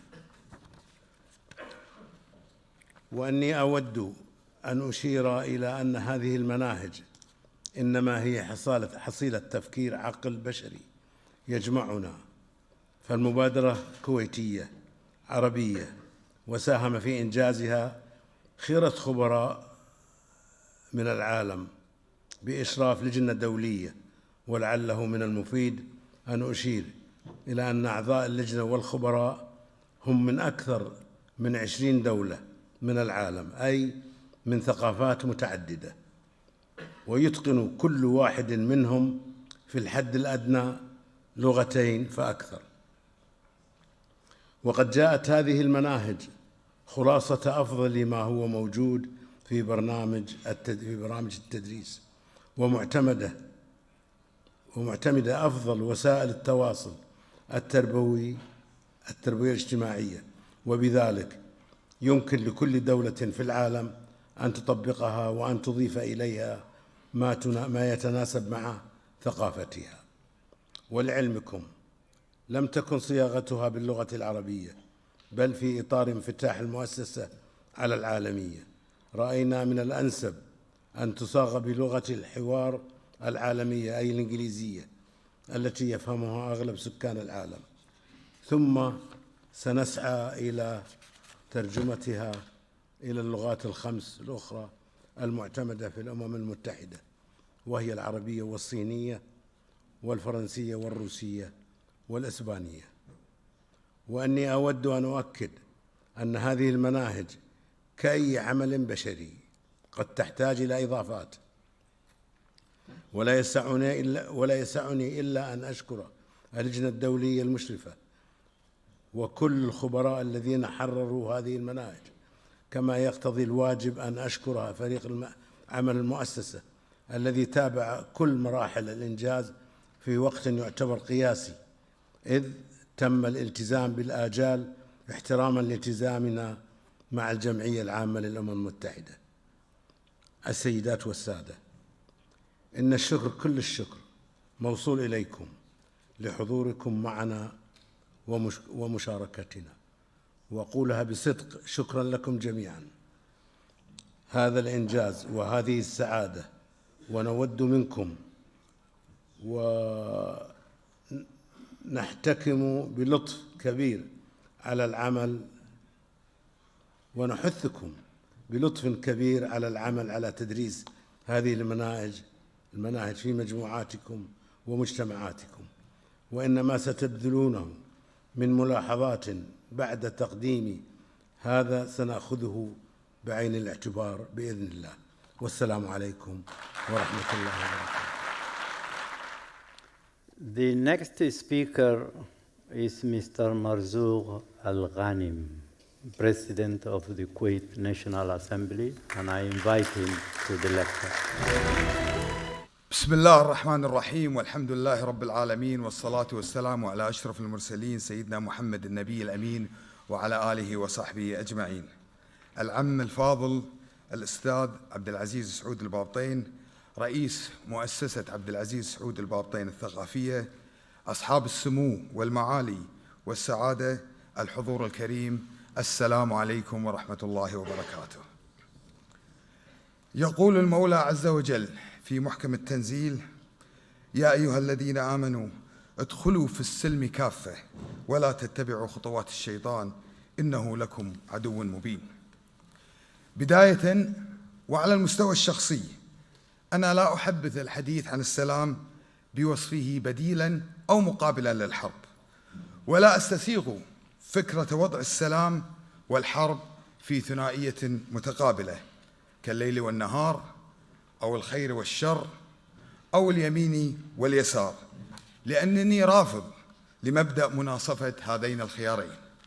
ومرد هذا الرفض هو قناعتي وإيماني بأن السلام هو خيارنا الوحيد للعيش، ولأنني مؤمن بأن الحرب استثناء عابر وارتجال عرضي وخروج مؤقت على نص الحياة. ولكن وبرغم قناعتي تلك إلا أنني دائما ما أكون مسكونا بالقلق إزاء هذا الاستثناء، استثناء الحرب والدم، لأنني أعرف أن العمل من أجل السلام وترسيخه يحتاج على الدوام إلى ملايين من الحكماء والعقلاء والناضجين، بينما خيار إشعال حرب لا تبقي ولا تذر لا يحتاج أحيانا إلا إلى شخص وحيد أحمق. المجرم صدام حسين بمفرده أشعل حربا، وانشغل بعده ملايين من الكويتيين والعراقيين بعرقهم ودمهم من أجل ترسيخ سلامهم الذي يستحقونه كبشر. هتلر فعل الشيء نفسه لينشغل الألمان بعده في العمل حثيثا لعقود من الزمن من أجل ترميم ما هدمه في لحظة. هذا القلق هو ما يدعوني دائما إلى التحذير من الأجواء المستنقعية التي يكثر فيها دعاة الصراع وقارعو طبول الحرب. هذا القلق الذي يجعلنا في الكويت وعلى رأسنا سمو أمير البلاد الشيخ صباح الأحمد الجابر الصباح حفظه الله ورعاه، هذا الذي يجعلنا نعمل بشكل حثيث من أجل تفادي الاحترابات والنزاعات المسلحة. فسمو الأمير طالما علق الجرس خلال السنوات الماضية محذرا من ويلات الدخول في صراعات ونزاعات مسلحة كان يمكن تفاديها لو أعطينا للجهد الدبلوماسي والسياسي فرصة أخرى، وآمنا قليلا أن الفعل السياسي يغلب الانفعال. هذا لو تريثنا قليلا. هل أحتاج أن أذكركم بما كان يقوله سمو الأمير منذ العام 2011 عندما اندلع الصراع في سوريا؟ سموه من فك ينادي بالحل السياسي ويؤكد على أن خيار الحسم العسكري مكلف ومتعذر. لقد كان سموه يقول هذا الكلام في الوقت الذي كان البعض ينظر للحسم العسكري سواء مع هذا الطرف أو ذاك، وها نحن اليوم في 2019 نسمع الكل ينادي بالحل السياسي. وسؤالي هنا: هل كنا نحتاج إلى 8 سنوات من الرعب والقتل والتهجير والإرهاب لنعرف أن الحل هناك هو حل سياسي؟ الأخوة الحضور، نحن في الكويت لا نكشف سرا عندما نعترف بأننا كدولة صغيرة قررنا الاستثمار في السلام. هذا خيار استراتيجي وليس ترفا أو تنظيرا، ونحن في الكويت نريد أن ننتصر في معارك السلام لأننا نملك رصيدا أخلاقيا يساعدنا على ذلك، ونريد أن نعترف بأننا غير راغبين في خوض المغامرات السياسية التي لا نعرف عواقبها. فنحن في الكويت نريد أن نراكم جميعا الأصدقاء لا الأعداء، لأننا نؤمن بأن الاحتراب والتنازع هو خيار الفاشلين سياسيا وديدن الموتورين والمنفعلين، ونؤمن أنه في أجواء الحرب يتم وأد الديمقراطيات ومكاسب الإنسان الحقوقية التي ناظر قرونا ليحصل عليها. وفي الحرب تموت فرص التنمية وتتلاشى إمكانيات التواصل الثقافي ويتوقف البناء. فالحرب ليست لعبة ولا تسلية. لقد جربنا في الكويت أثر الآلة العسكرية وقدرتها التخريبية، ولا نريد لغيرنا أن يخوض ذات التجربة المريرة.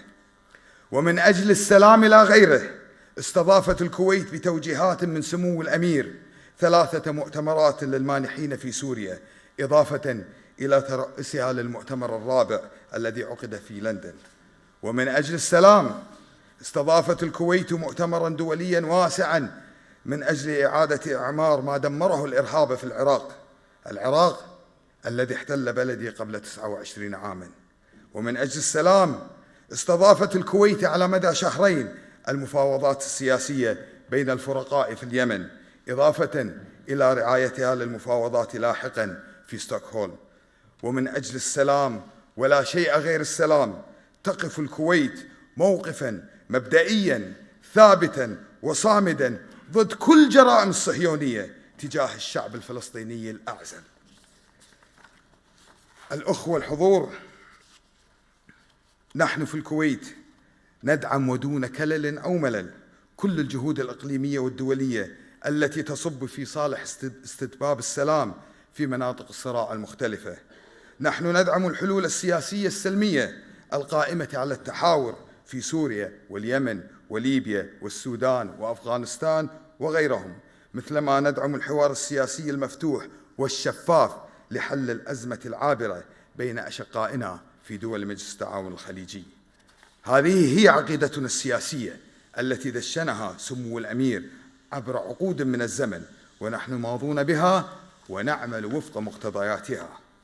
ختاما، خالص الشكر والتقدير لمؤسسة البابطين الثقافية وعلى رأسها العم العزيز الفاضل الأستاذ عبد العزيز سعود البابطين، الذي شاء القدر أن يكون تاريخ اليوم 13/6 هو تاريخ ميلاده، فأراد القدر أن يكرمه بهذا المنتدى العالمي الدولي للسلام.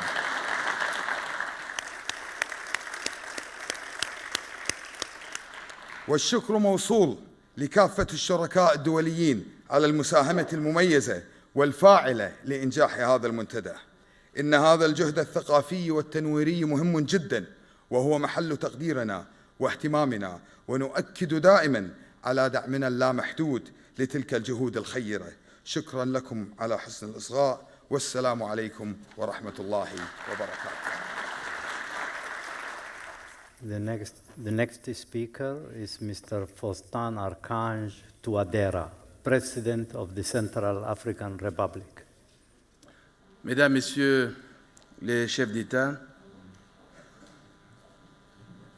Monsieur Abdulaziz Saoud Albabtain, président fondateur de la Fondation culturelle de même nom, Mesdames et Messieurs les chefs de délégation et représentants des organisations internationales, distingués invités, Mesdames et Messieurs,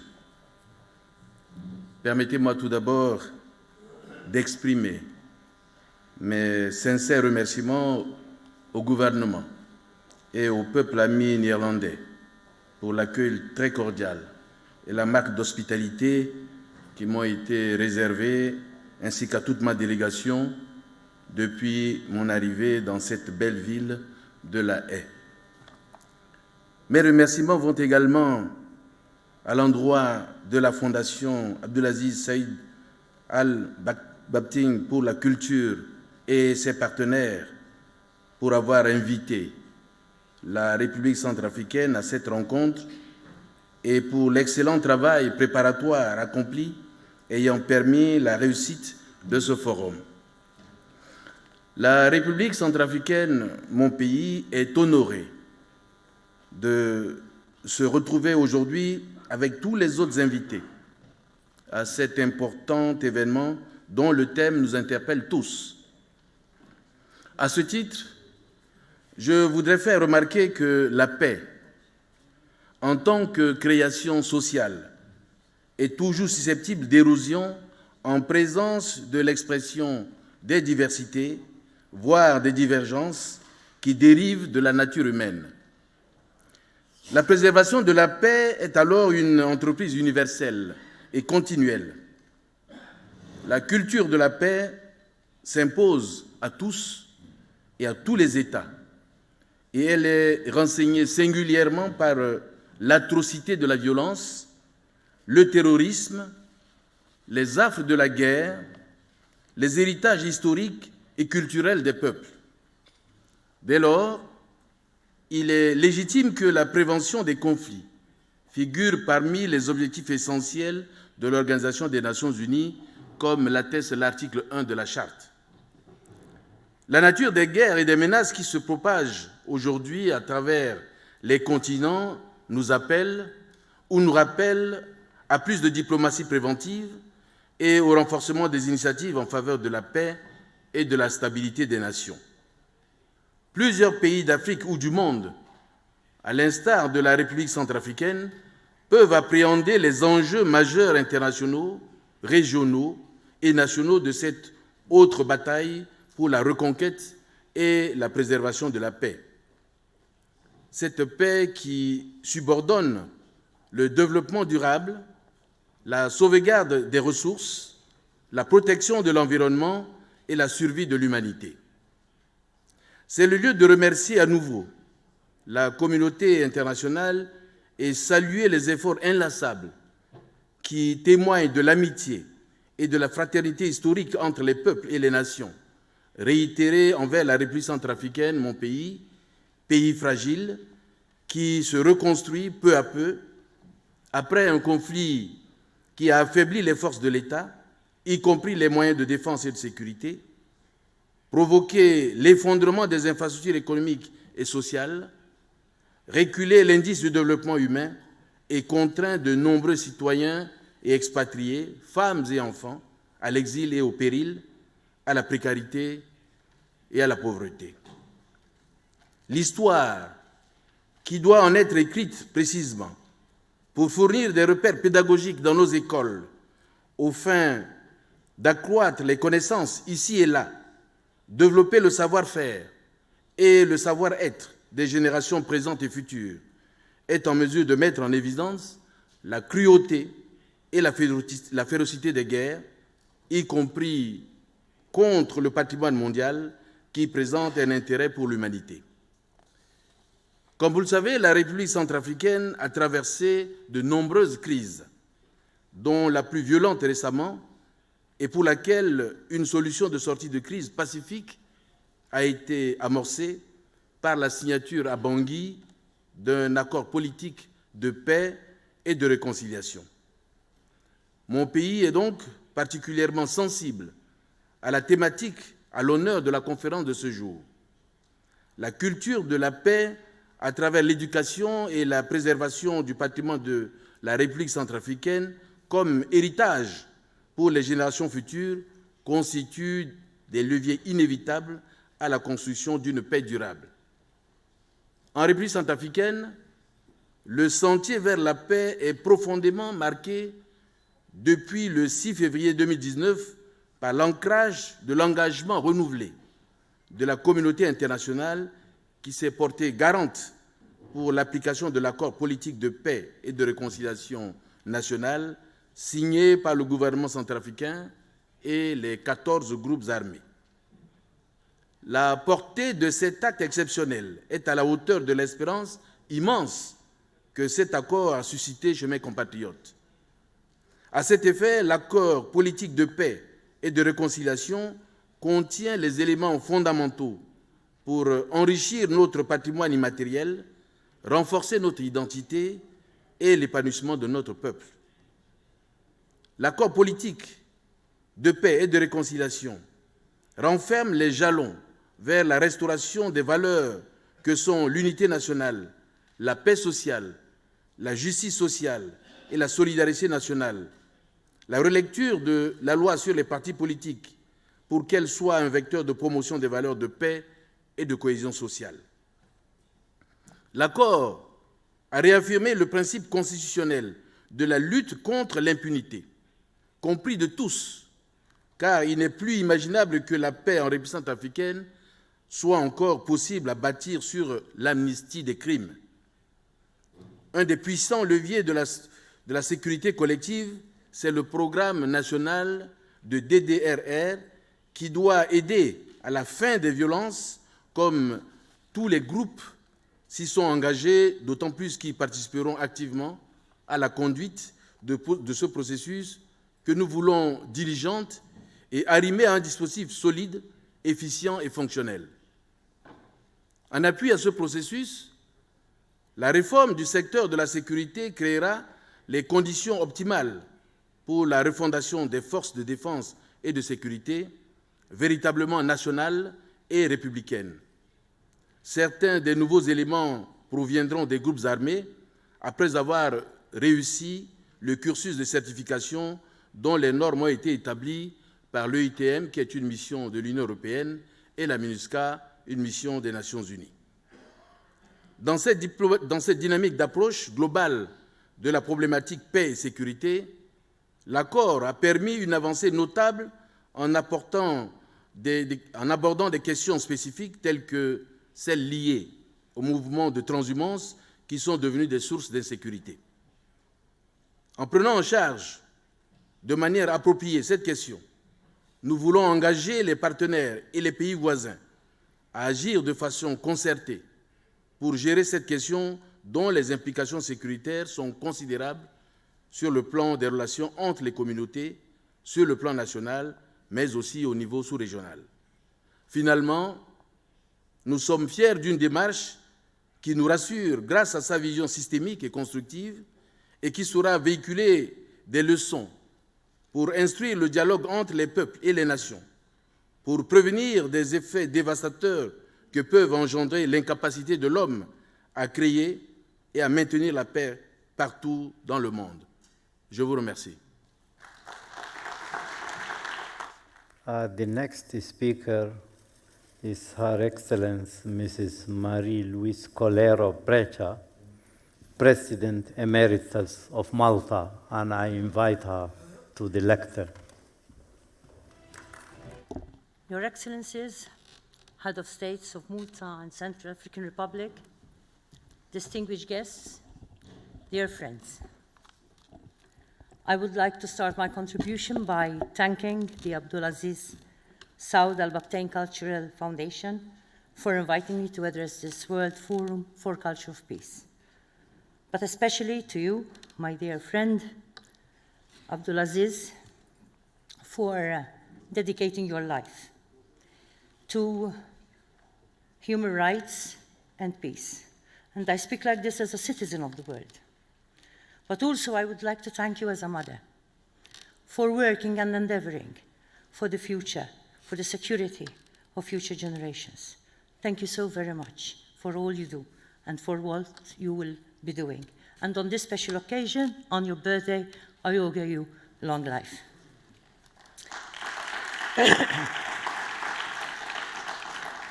I will begin my contribution by referring to two inspirational quotes regarding peace. Peace does not mean an absence of conflicts. Differences will always be there.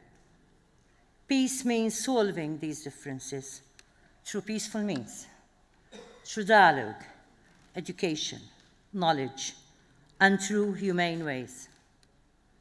And my second quote is, if you want to end the war, then instead of sending guns, send books. Instead of sending tanks, send pens. Instead of sending soldiers, send teachers. The first quote is from Dalai Lama, and the second from Malala Yousafzai. I chose to share these quotes with you as they are most appropriate for today's discussions.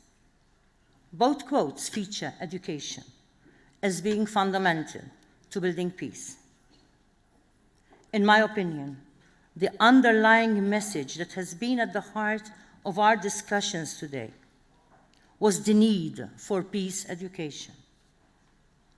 Last month, I was invited to give a speech at the National University of Ireland regarding the need to embrace diversity for a peaceful world. I started that speech by making a reference to the United Nations Declaration of Human Rights.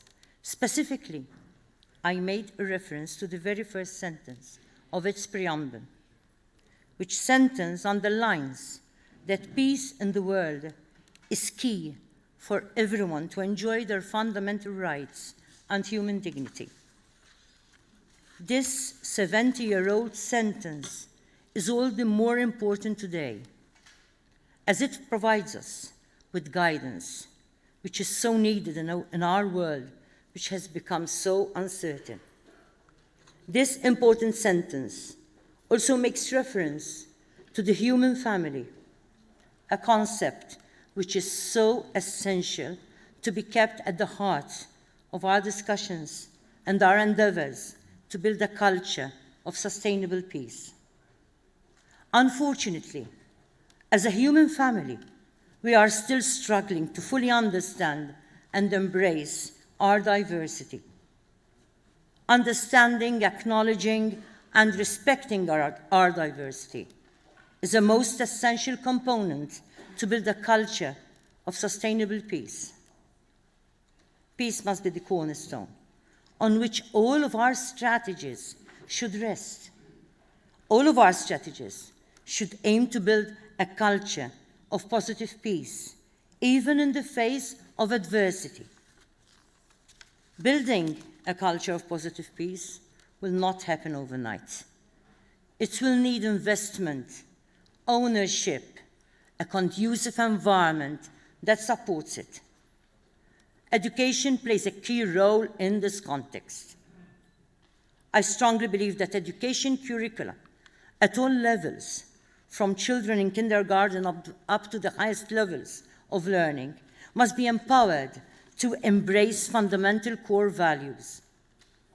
More specifically, we must devise the necessary holistic methodology which celebrates diversity and inclusion, nurtures education, and promotes positive peace. This is, in fact, very much in line with the commendable initiative in focus today. The education manuals to teach the culture of peace for the security of future generations being launched today by the Albabtain Cultural Foundation will surely help to promote a culture of peace that we so desperately need in today's world. The appreciation and the protection of our diverse cultures is also so key. Appreciating and protecting our respective cultural heritage not only gives us our identity, but also reminds us that we all belong to one human family. Appreciating and protecting our respective cultural heritage makes us aware of the common elements underlying our traditions and values, which we all know transcend different cultures. These common elements also reflect common aspirations, common fears, and common vulnerabilities that are experienced by all of humanity. Global peace has always been difficult to achieve.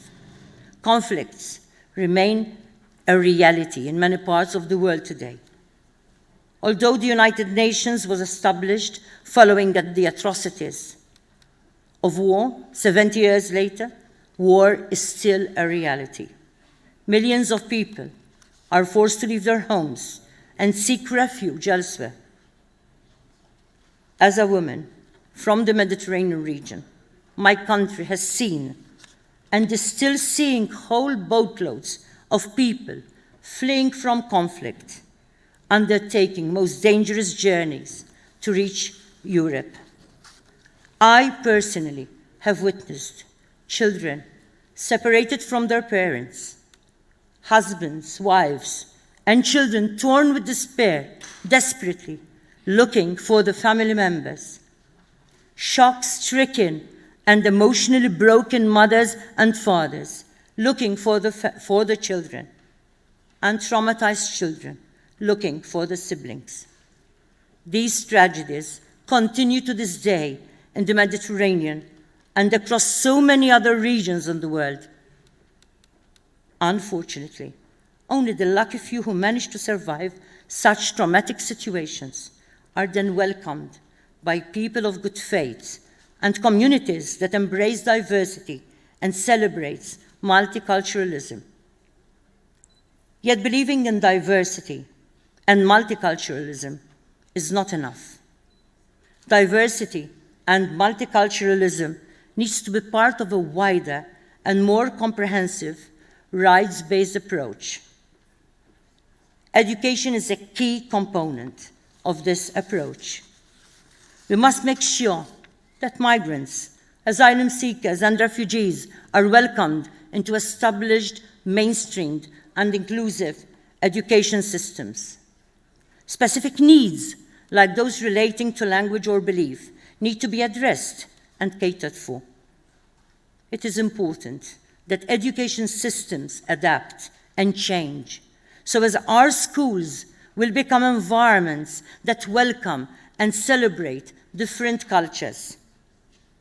Schools should, in essence, provide a safe and respectful environment where children from different cultures can come together in a spirit of mutual acceptance. This will foster an environment where children thrive together and respect each other, irrespective of their origin, faith, or color. It is only by creating such an environment that can give all of humanity the most needed and most necessary assurance against the threat of radicalization and extremism. This is because inclusion and integration of all of our diverse cultures must be at the core of all of our strategies and plans of action. We must also ensure that we actually understand what we mean by integration. Integration is not assimilation. Integration is neither segregation. Integration is respecting each other's cultures, respecting each other as we are. That is why schools must therefore become safe spaces where respect for diversity can flourish and can be celebrated. Creating such safe spaces in schools is a priority for my foundation, the Malta Foundation for the Well-being of Society. Through our flagship outreach activity, which we call the Secret Garden, we reach hundreds of school children annually with activities through an informal education methodology that promote and encourage inclusivity, equality, diversity, tolerance, respect, and above all, peace. Through this invaluable work, we are creating a community of learning and a child participation process to help build the necessary resilience within our communities. This is a way of sowing seeds to reap the benefits of an inclusive, equal, and equitable society. This concept of active child participation for an inclusive, equal, and equitable society is also at the heart of our work within Eurochild.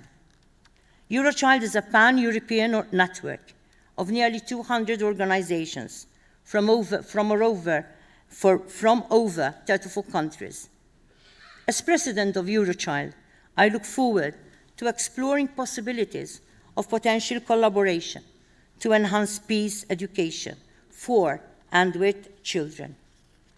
On concluding, I believe that our efforts at embracing diversity need to be accompanied by an overarching strategy for inclusion. This must prioritize the building of a culture of positive peace that champions respect and solidarity with diverse groups that today make up the social fabric of our diverse communities. In this context, I would like to once again commend the Abdulaziz Saud Albabtain Cultural Foundation and yourself, my dear Abdulaziz, for creating the education manuals to teach the culture of peace for the security of future generations.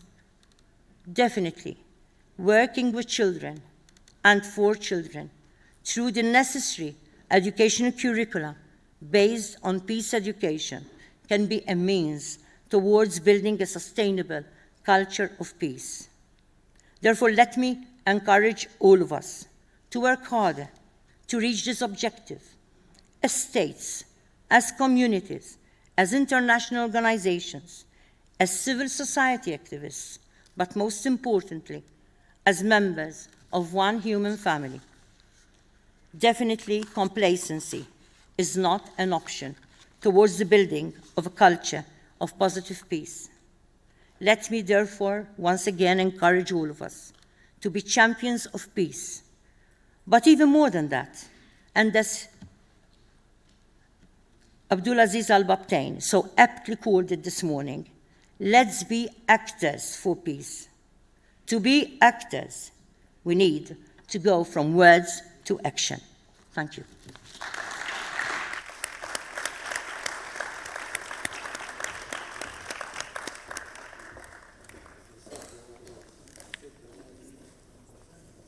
The next speaker is His Excellency, Mr. Abdullah Gül, former President of Turkey, and I invite him to the podium.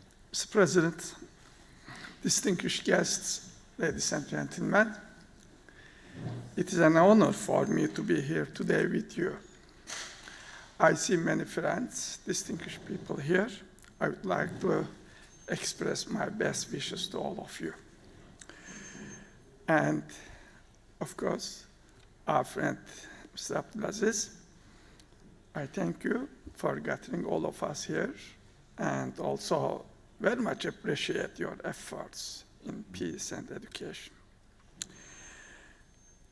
Frankly, when I got the invitation to this forum, at first I felt a sense of sadness, because we were not going to Baghdad or Sana'a. The reason is well known. Peace is far away nowadays from there. But in this beautiful city, the Home Convention for the Protection of Cultural Legacy, we hope that the time will come and the peace will remain also in those beautiful historical cities of our part of the world.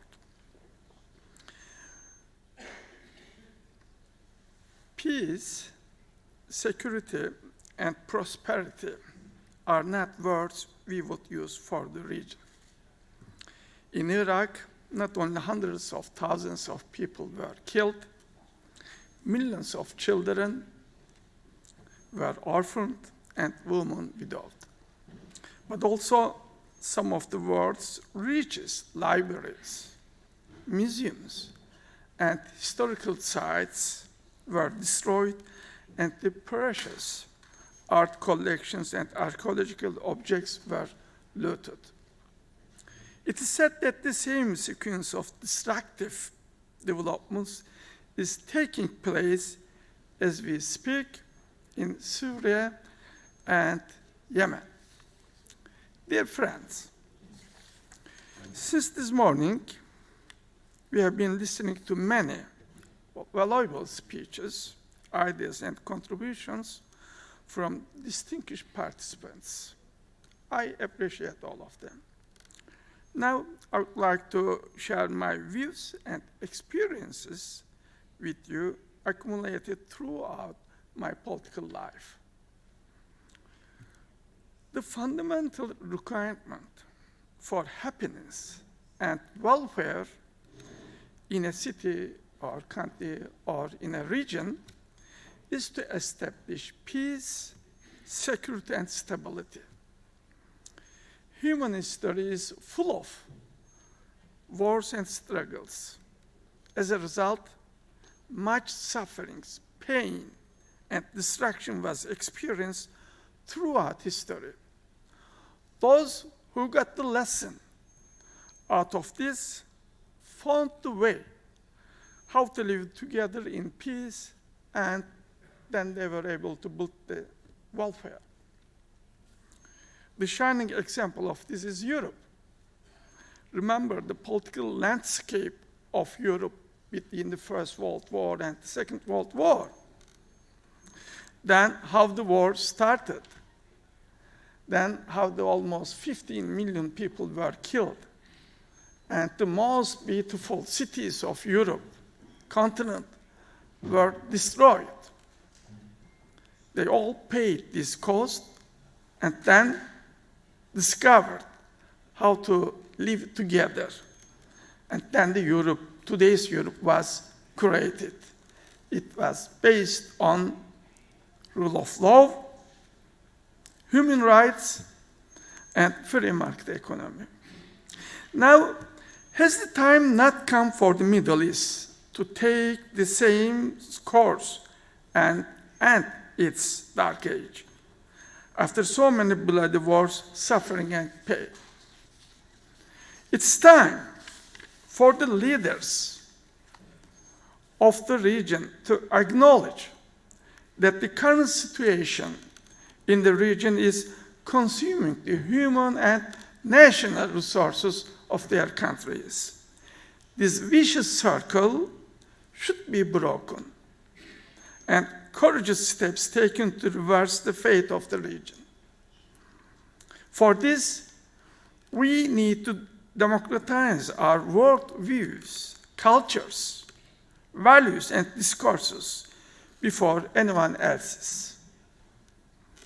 I recall my speech delivered in 2003 at the Islamic Conference in Tehran, when I drove the attention of our fellow countries to the risks lying ahead if we did not put our own houses in order and responded to our people's legitimate demands.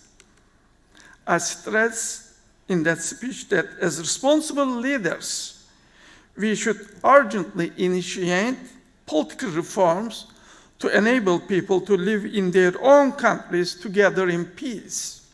Otherwise, the major conflicts and trouble would be inevitable.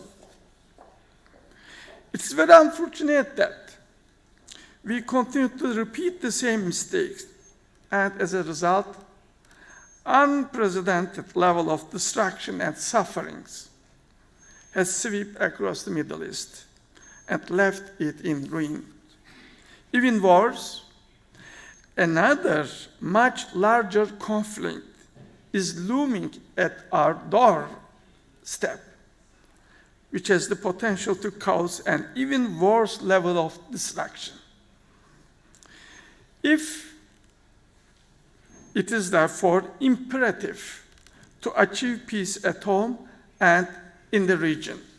Dear friends, contrary to common wisdom, peace does not come by itself. It is not the original premise of human nature.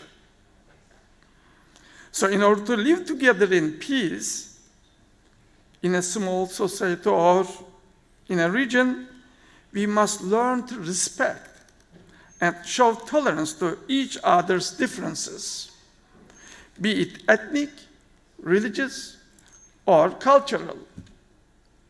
For this, we need empathy and then dialogue. This means to talk, discuss, eventually reach the compromise. Compromise is the only way to live together. We must acknowledge that in these modern times, regimes based on absolute consolidated power are not sustainable. Specifically because of this, in advanced democracies, principles such as separation of powers, supremacy of law, accountability, transparency, equality are well established. Sadly, the standards of our regions are far away from these values. To bring peace, the primary responsibility lies with the leaders of the region. They first should recognize and embrace these values, then adopt and uphold them in their countries. Without their commitment, mere goodwill of the people will not suffice to bring peace to the region.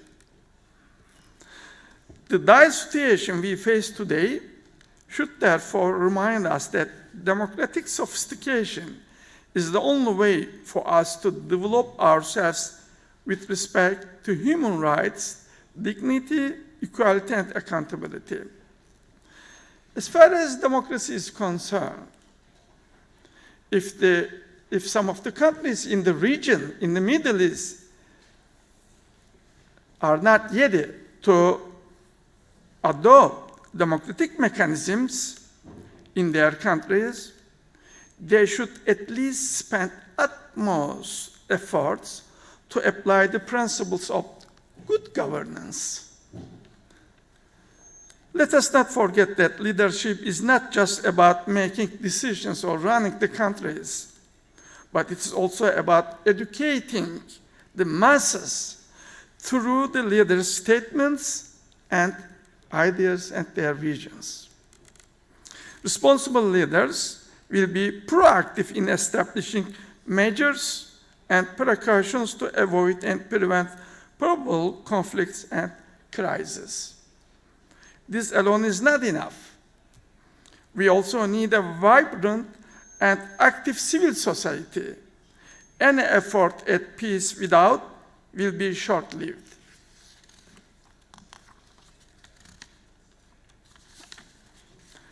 And active civil society, along with education, is essential for individuals and young generations to learn and digest the idea that peace should be the default norm and conflict the preventable exception.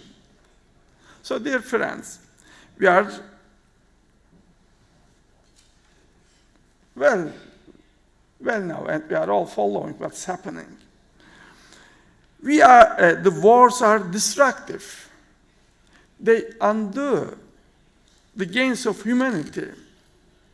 In the absence of peace, any efforts at cultural advancement or preservation will go in vain.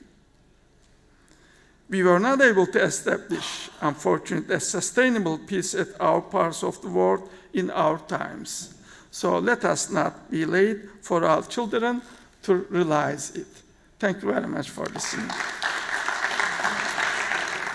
The next speaker is His Excellency Mr. Hassan Arfawi, the representative of the President of Tunisia, and I invite him to the podium.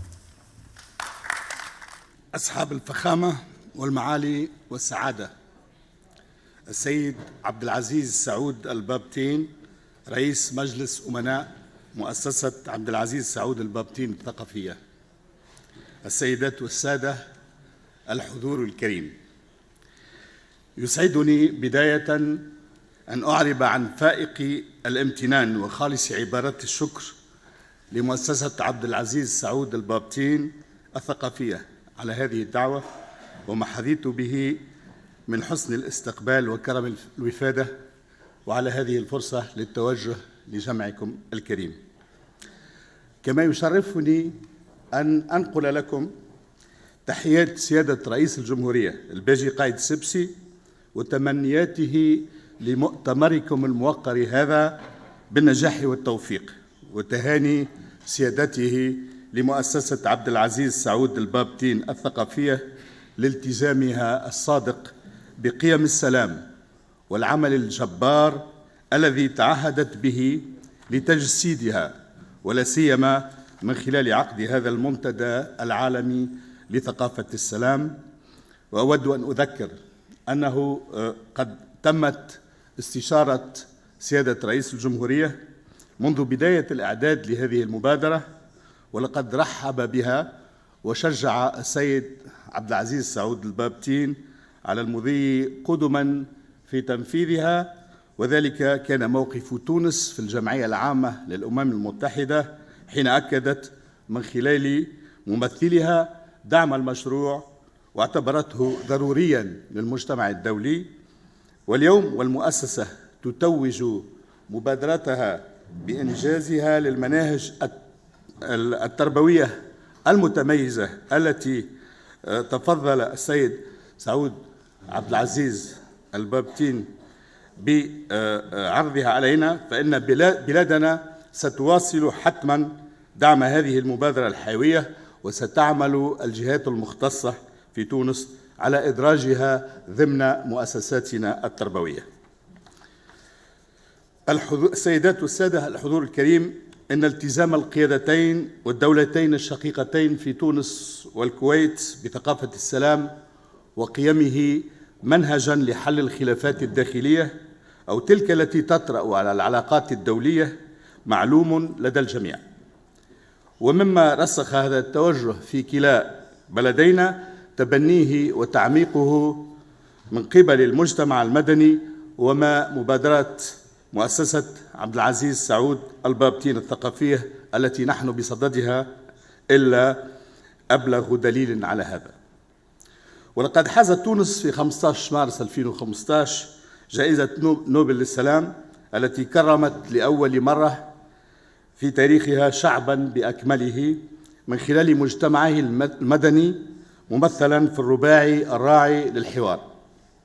وهذه الأسبقية مهمة في حد ذاتها، لكنها تزداد أهمية عندما يكون هذا الشعب عربيا ومسلما بعد ما كل ما قيل ويقال إلى حد الآن من أن التربة العربية الإسلامية لا تصلح لغير زراعة الاستبداد والتطرف والعنف. ومن المؤكد أن هذه الجائزة مهمة لتونس كشعب ودولة، ولكنها مهمة أيضا لبقية الدول والمجتمعات العربية، لأنها أثبتت أن المنهج السلمي والحوار أجدى وأقل كلفة من السلاح، وأن الشجاعة الحقيقية تكمن في مواجهة الخلاف بالحجة والإقناع وقبول الحق في الاختلاف، لا بمنطق المغالبة والعنف الذي لا يؤدي إلى إلغاء أسباب الصراع والتدافع، وإنما إلى إذكاء الفتنة وحرق الأخضر واليابس، وفي النهاية إلى تدخل القوى الأجنبية وفقدان السيادة الوطنية. وهذه الجائزة مهمة أيضا لبقية شعوب العالم، لأنها أعادت الاعتبار لمفهوم المجتمع المدني ودوره في حل الصراعات التي لم تعد حكرا على المؤسسات الرسمية. ولكن نيل الجائزة لا يتعين أن يكون غاية في حد ذاته، إذ أن علينا مواصلة العمل حتى نكون دائما في مستوى ثقة العالم وتقديره، وفي مستوى الطموحات التي تسمو بنا إلى درجة الفعل الحضاري الكوني. فكلما استثمرنا في الذكاء البشري وفي التفاعل الخلاق مع القيم الكونية السامية، كلما تقدمنا وارتقينا وكنا قادرين على الفعل التاريخي الذي يتضمن إضافة للمجموعة البشرية. لذلك على سياساتنا وبخاصة منها الثقافية والتربوية أن تضطلع بدور ريادي في زرع وتأصيل قيم السلام ودحر ثقافة التزمت والتطرف والعنف، وعليها نشر ثقافة التسامح وترسيخ مبادئ السلم والحرية والتعدد والحوار والانفتاح، كما عليها مقاومة كافة أشكال التمييز وتحسيس كل مكونات المجتمع بضرورة احترام هذه القيم من خلال برامج ومناهج ملموسة مثل هذه التي تكفلت المؤسسة مشكورة بإنجازها. وإذا كان تشريفنا بجائزة نوبل للسلام عنوانا إضافيا على انخراطنا الكامل في الحضارة الكونية وقيمها، فإنه ليس غريبا عن تاريخنا وحضارتنا. فتونس خاضت معركتها من أجل الاستقلال من خلال العمل السياسي والتدرج في تحقيق الأهداف، واستعمال القوة لم يكن أبدا هدفا في ذاته، وإنما وسيلة لإجبار المستعمر حينها على الحوار والاعتراف بهويتنا الوطنية وحقنا في تقرير مصيرنا. ولقد كان من نتائج هذه الفلسفة في إدارة النضال الوطني تعميق التوجه السلمي وسمات الاعتدال والميل إلى الحوار وإعمال العقل في الضمير الجمعي التونسي. ونظرا لكل ما سبق، فمن الطبيعي أن تكون روابط الصداقة متينة بين الدولتين والشعبين الكويتي والتونسي، نظرا لإيمانهما المشترك بثقافة السلام. ومن الطبيعي أيضا أن تكون تونس دولة ومجتمعا مدنيا إلى جانب مؤسسة عبد العزيز سعود البابتين الثقافية في سعيها لتأصيل ثقافة السلام التي نحن أحوج ما نكون إليها عربيا ودوليا في ظل الظروف الدقيقة التي يمر بها عالمنا. وأخيرا تفضلوا بقبول أجمل عبارات الشكر على اهتمامكم، والسلام عليكم. The next speaker is Mr. Lawrence Komla Roble, the Special Envoy of the President of Liberia, and I invite him to the podium. Excellencies, distinguished ladies and gentlemen, I bring you warm greetings from His Excellency President George Manawia of the Republic of Liberia and all of the people of Liberia as we gather here in The Hague for this auspicious yet worthy forum. President Weah would have me inform you that he believes in the culture of peace and nonviolence and looks forward to the outcome of this event and future ones. Let me take a moment of personal privilege to pay homage to someone I've only just met, but I've heard a great deal of. As someone who studies with the culture of peace, I have learned of your great work. I have learned of the many sacrifices you have made. And I am convinced that our world is a better place. Mr. Abdulaziz Albabtain, because your life's work punches war and nonviolence with velvet gloves of peace. I celebrate your work today. The idea of education as the means for developing a culture of peace and nonviolence is reinforced by a statement made by Mahatma Gandhi, and I quote, "If we're going to bring about peace in the world, we have to begin with the children." Having experienced in Liberia over 14 years of brutal civil conflict, I am of the opinion that no nation can rebuild until its people rebuild. The rebuilding of the people, however, must be the reorientation of the minds in the hope that the attitudinal dispositions of those involved will be refashioned and move towards living out a culture of peace. Today, the World Forum for the Culture of Peace seeks to etch on the tablets of our hearts and minds an understanding that will inspire all to reason together that without peace and peaceful coexistence, the advancement of our world cannot be a reality, not just in Iraq, not just in Yemen, not just in the Central African Republic, but everywhere else in the world. When people value their culture and appreciate their heritage, it broadens the path to a true understanding of the preservation of peace. When peace is advanced through the formal and informal environment, it makes a significant difference. Peace education, as we are discussing today, seeks to provide young people with the knowledge and skills required to ensure the promotion of positive social life, skills and attitudes that will help lead to a culture of nonviolence and foster social cohesion. I believe it is an empowering process that seeks to effect change through the development of personal nonviolence capacities.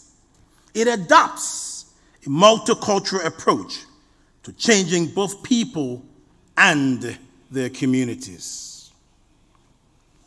Excellencies, distinguished ladies and gentlemen, increasingly, academics and practitioners in my sub-region, West Africa, are becoming aware of the potential, the great role of peace education to address some of the challenging realities relating to violence. The Economic Community of West African States, ECOWAS, has in its ECOWAS conflict prevention framework have given prominence to peace education as a key conflict prevention strategy. And this, I report to you, has contributed to the development and several peace education initiatives all across West Africa. As there are many impediments, I want you to know, to a culture of peace and nonviolence, it will take great efforts to achieve where we want to go. But I am convinced that these can be achieved through collaborative efforts between families, colleagues, neighbors, classmates, governments, and all other people in our world. Everyone can be involved in creating a culture of peace, even if in a minor way, there can be a major impact. Dear friends, if peace is achieved in all of our families, there will be positive consequences of this. It will be seen in our societies. It will extend throughout the world.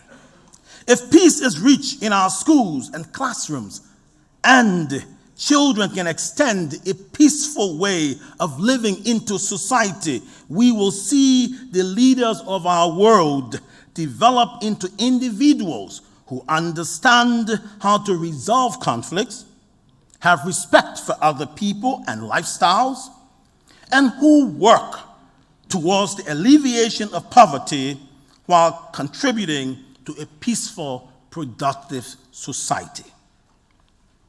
In my context, Liberia, we have proffered that preventing conflict and promoting a culture of peace must include an understanding of our heritage. Where have we come from? Who were those who lived before us? How did they live?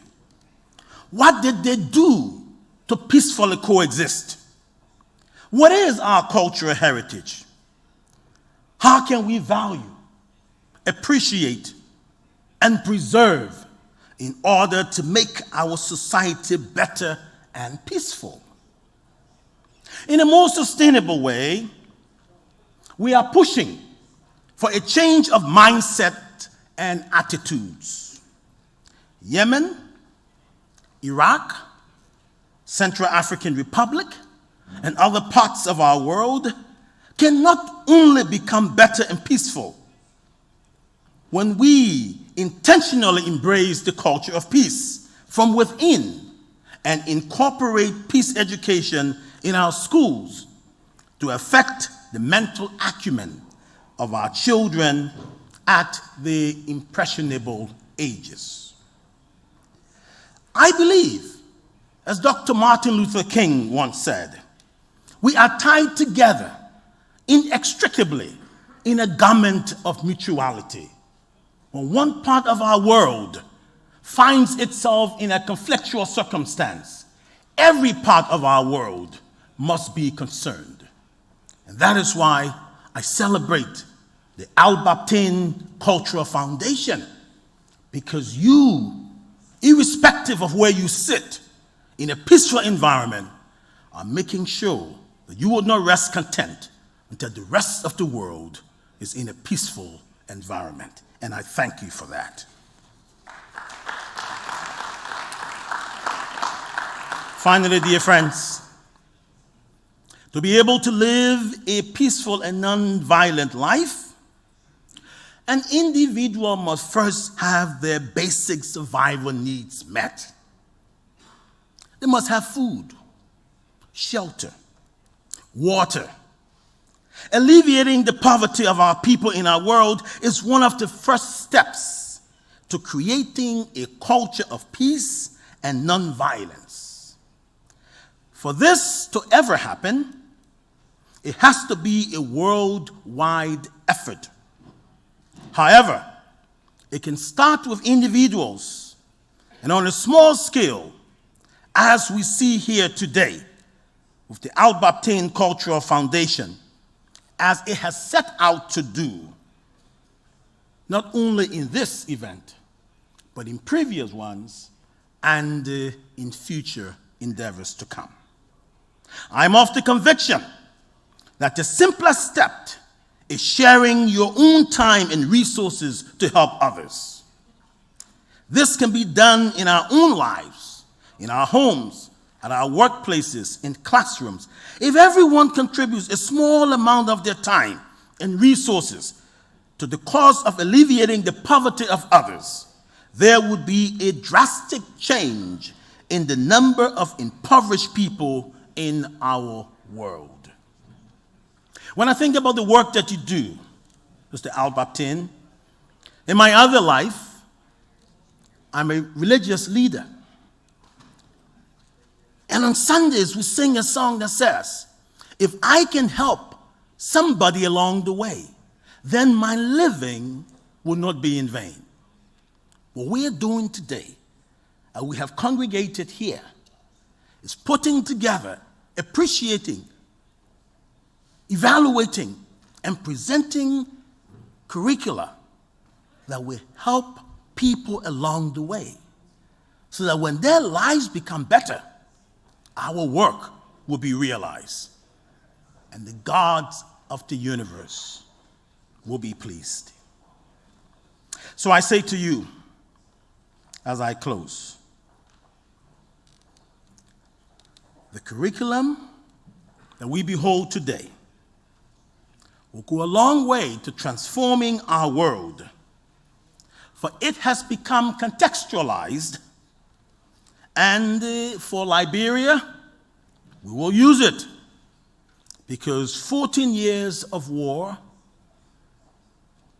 15 years of peace, there is still fragility in the peace process. What we need to do is to embrace the curriculum, get our kids to learn to change their minds and their attitudes, so that when they live peace, eat peace, talk peace, experience peace, there will be leaders that will create a peaceful world. Let me leave you with this one. Dr. Martin Luther King said, you can tell I'm a great fan of Dr. King, true peace is not merely the absence of tension, it is the presence of justice. As we push for a sustainable culture of peace and nonviolence, it cannot become a reality in the absence of justice.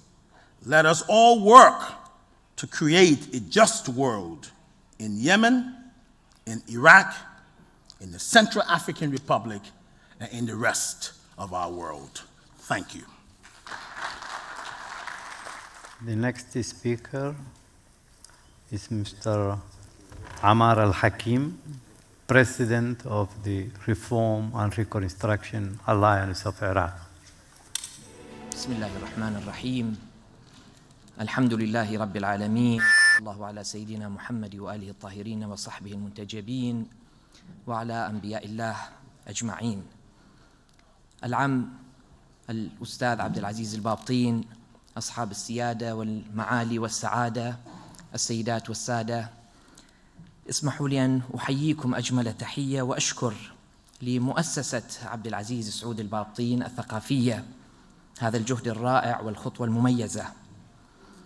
يشغل التراث الثقافي عند الشعوب مكانة بارزة ومهمة في مسيرة حياتها بشكل عام وتاريخها بشكل خاص، فهو شكل من أشكال الهوية الوطنية التي تجمع شعباً ما تحت مظلتها الإنسانية المشتركة قبل كل شيء، وهو زيادة على ذلك شكل من أشكال التواصل ما بين ماضي الشعوب وحاضرها، وهو انعكاس لمسيرتها التاريخية والحضارية، ولذا فإن مهمة الحفاظ عليه تعني الحفاظ على الهوية واستذكار الماضي واستدعائه بوصفه وثيقة تاريخية ينبني عليها الحاضر، وهو أداة من أدوات تشكيله، إذ كيف لحاضر أن ينبت من دون تواصل مع الماضي، لا عبر الاتكاء عليه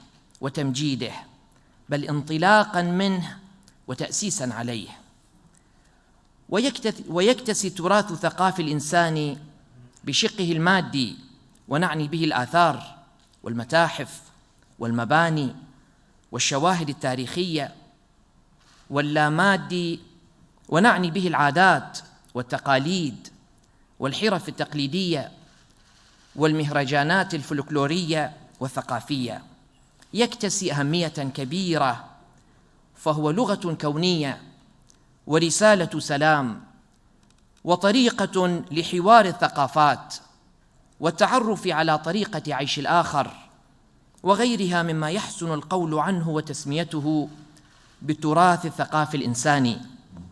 ولذا نجد لزاما علينا أن نعمل جاهدين للحفاظ عليه إذا ما أردنا أن نوصل رسائل السلام، ونؤكد عدم الانغلاق على الذات وعدم إقصاء الآخر ونبذه، ولا سيما ونحن نشهد محاولات متكررة لتدمير هذا التراث ومحوه أو طمس معالمه، لما يشهده العالم من حروب ونزاعات وتفكير منغلق وأفق ضيق في النظرة إليه والتفكير بأزائه، فضلاً عن ممارسات حركات التشدد والتطرف، سلوكاً سلبياً ينزع إلى محو بعض أشكال هذا التراث الثقافي الإنساني، سواء كان مادياً أم غير مادي.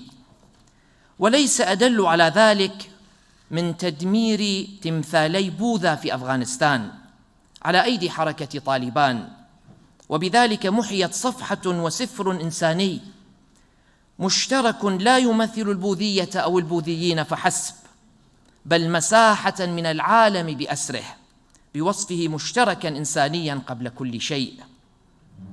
وإذا ما زدنا على ذلك التفجيرات التي طالت ما يزيد على 150 موقعا من آثار الموصل الحدباء في العراق ومحوها على أيدي داعش الإرهابي، عدا ما طال المتاحف العراقية من نهب وسلب عقب دخول القوات الأمريكية إلى بغداد عام 2003، فضلاً عن تجفيف أهوار جنوب العراق بحجة إيوائها المعارضة في تسعينيات القرن الماضي، وتفجير مرقد نبي الله يونس في الموصل، ومرقد الإمامين العسكريين في سامراء، وقتل المصلين في كنيسة سيدة النجاة في بغداد، وعشرات التفجيرات الانتحارية التي استهدفت المساجد والحسينيات والكنائس والمشاركين في الشعائر الحسينية في كربلاء ومختلف المحافظات العراقية.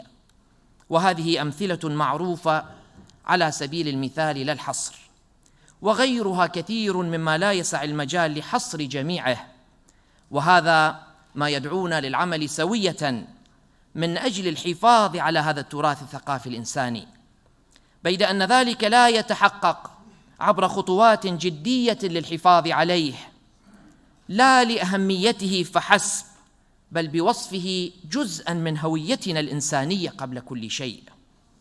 ويمكن أن نوجز الخطوات التي نأمل أن تكون دليل عمل للحفاظ على التراث الإنساني على النحو الآتي: أولاً، العمل على الحد من أثر النزاعات والحروب، لما يتركه ذلك من أثر كبير في تدمير التراث الثقافي الإنساني وإشاعة الوعي بأهميته كمعبر حقيقي عن الرغبة الجدية في إشاعة ثقافة السلام.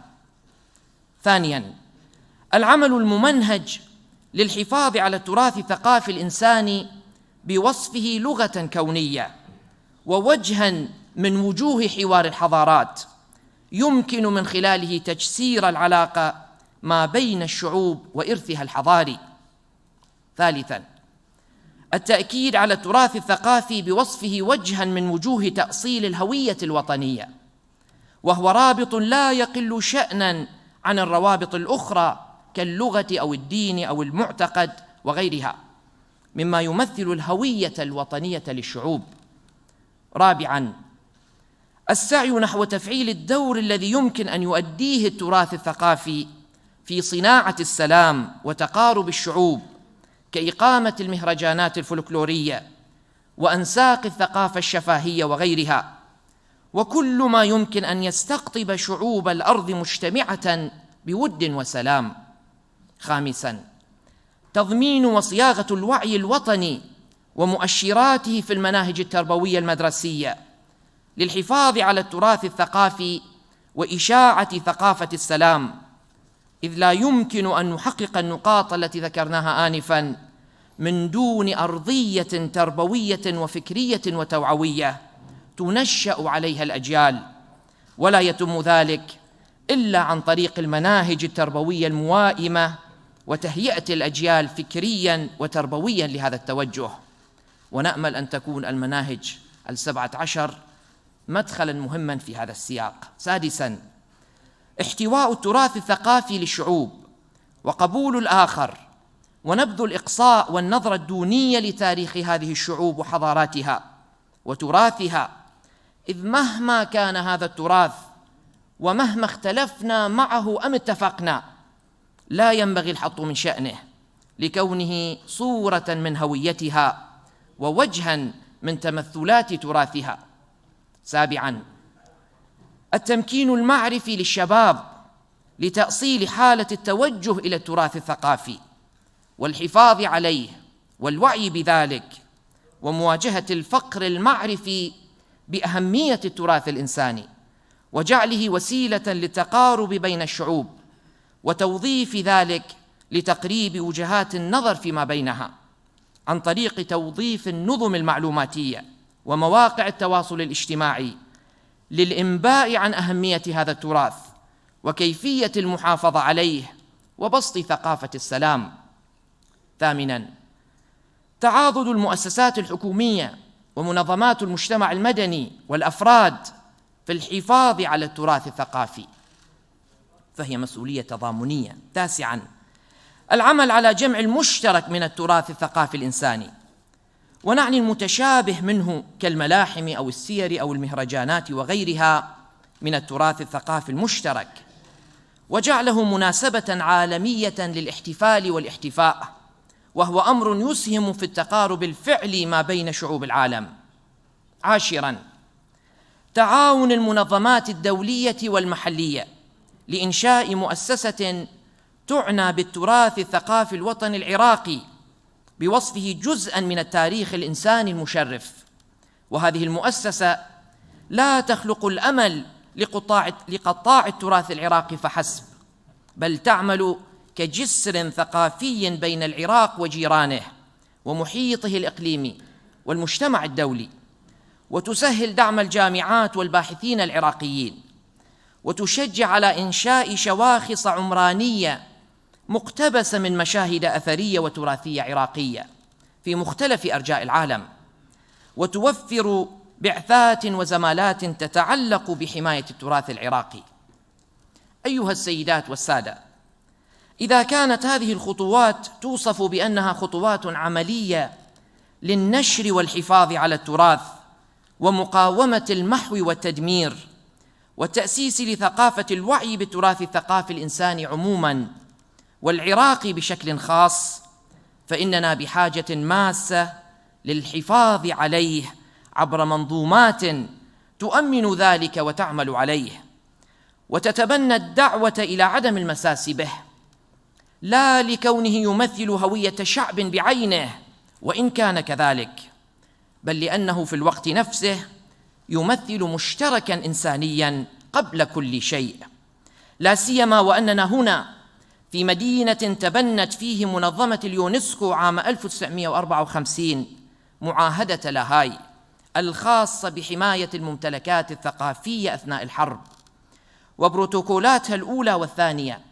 حيث أوصت باتخاذ كافة التدابير الدولية والوطنية لحماية المواقع الأثرية والممتلكات الثقافية للدول باعتبارها تراثاً ثقافياً إنسانياً.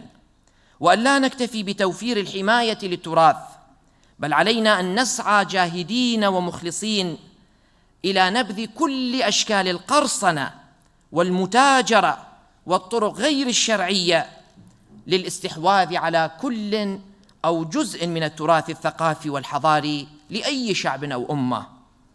وإذ نكتفي بهذا القدر من الخطوات، فإن علينا أن نتذكر بأنه لا يمكن لأي من هذه النقاط أن تتحقق ما لم تتوافر الرغبة المخلصة والجادة في العمل على تحقيقها، واعتبارها دليل عمل وخريطة تقود إلى جعلها واقعاً ملموساً من أجل الحفاظ على التراث الثقافي، بوصفه شكلاً من أشكال المشترك الإنساني قبل كل شيء، ورسالة سلام ولغة كونية مشتركة. وختاماً، فإن ثقافة السلام لا تقتصر على دين أو معتقد أو إيديولوجيا معينة، بل هي رتبة إنسانية، وقد يموت بعض أو كثير من دون أن يدركوا تلك الرتبة، فلنعمل لوصول الجميع إليها عبر المحافظة على تراثنا الثقافي الإنساني المشترك بوصفه رسالة سلام. شكراً لمؤسسة البابطين، وشكراً لكم، والسلام عليكم ورحمة الله وبركاته.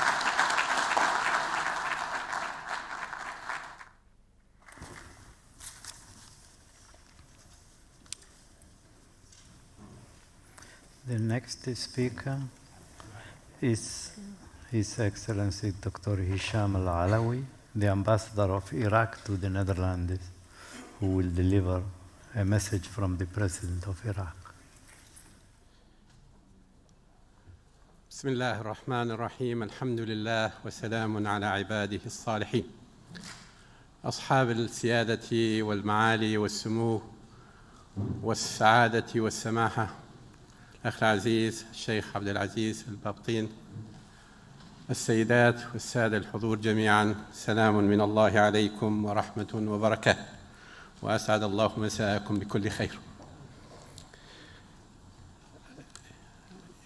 يشرفني ويسعدني جدا أن ألقي هذه الكلمة نيابة عن كبير مستشاري فخامة الرئيس برهم صالح، والذي لم يتمكن من الحضور، وأنقل لكم تحيات فخامة الرئيس وشكرا وتقديرا للمؤسسة والقائمين عليه، وكذلك جهودهم الخيرة التي يستثمرون من خلالها في ترويج ثقافة السلام.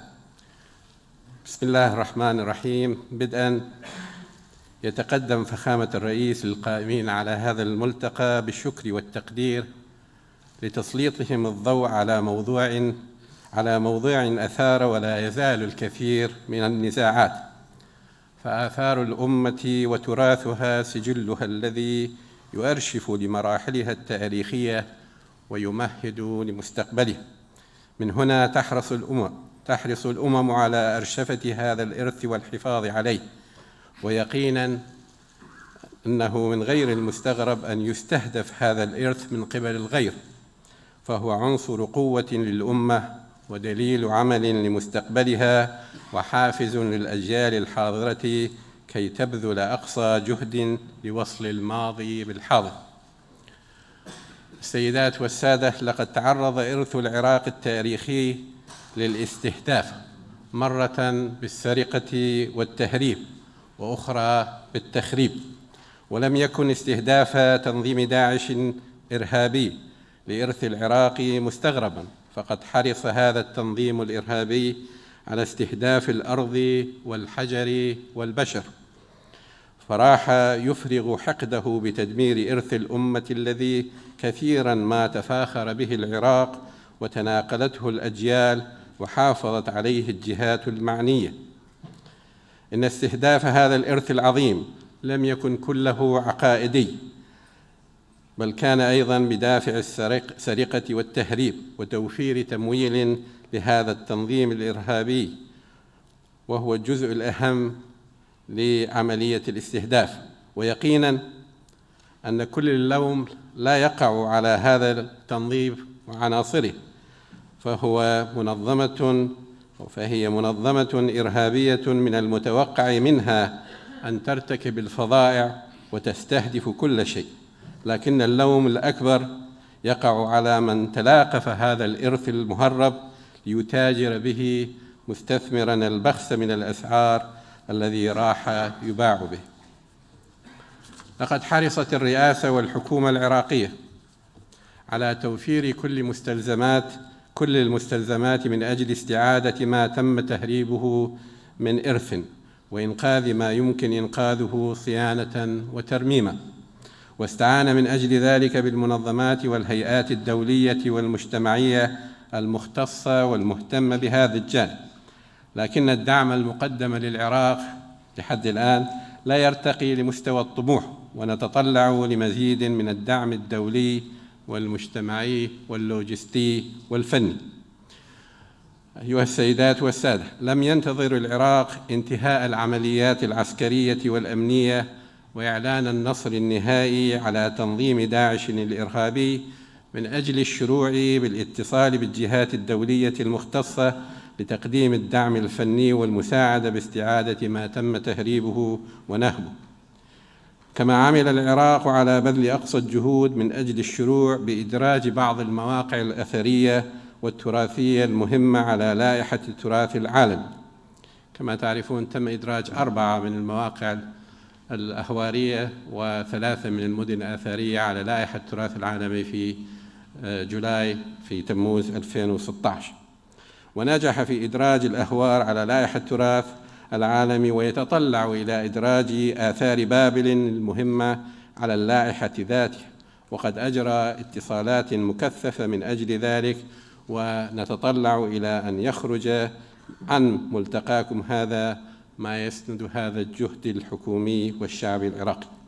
تمنياتنا للقائمين على هذا الملتقى كل التوفيق والنجاح، ونسأل الله سبحانه وتعالى أن يوفقكم ويوفقنا للحفاظ على تراثنا الإنساني والثقافي الذي هو تراث لكل البشرية. شكرا مرة ثانية لدعوتكم. Now we will have some closing remarks delivered by Mr. Karl Stoker, President of the University of Leiden. You have the floor. Your Excellencies, dear Mr. Albabtain, ladies and gentlemen, it's a great honor to be here and to contribute very briefly to this wonderful conference. I much enjoyed all the different speeches that I heard today. I would like to say a few words on behalf of my university, but if I may, also on behalf of universities across the world. The beating heart of my university, Leiden University, is the Academy building, hallowed ground. It's in the center of the city of Leiden, and it is in this building that our key ceremonies are held. And one of the most striking things about this building is a large stained glass memorial window. You can see it behind me. And this window was made after the Second World War to commemorate all those who put up resistance to the German occupiers between 1940 and 1942. Among them were numerous actually, Leiden students and lecturers. And one of them was Ben Tellers, professor of international law.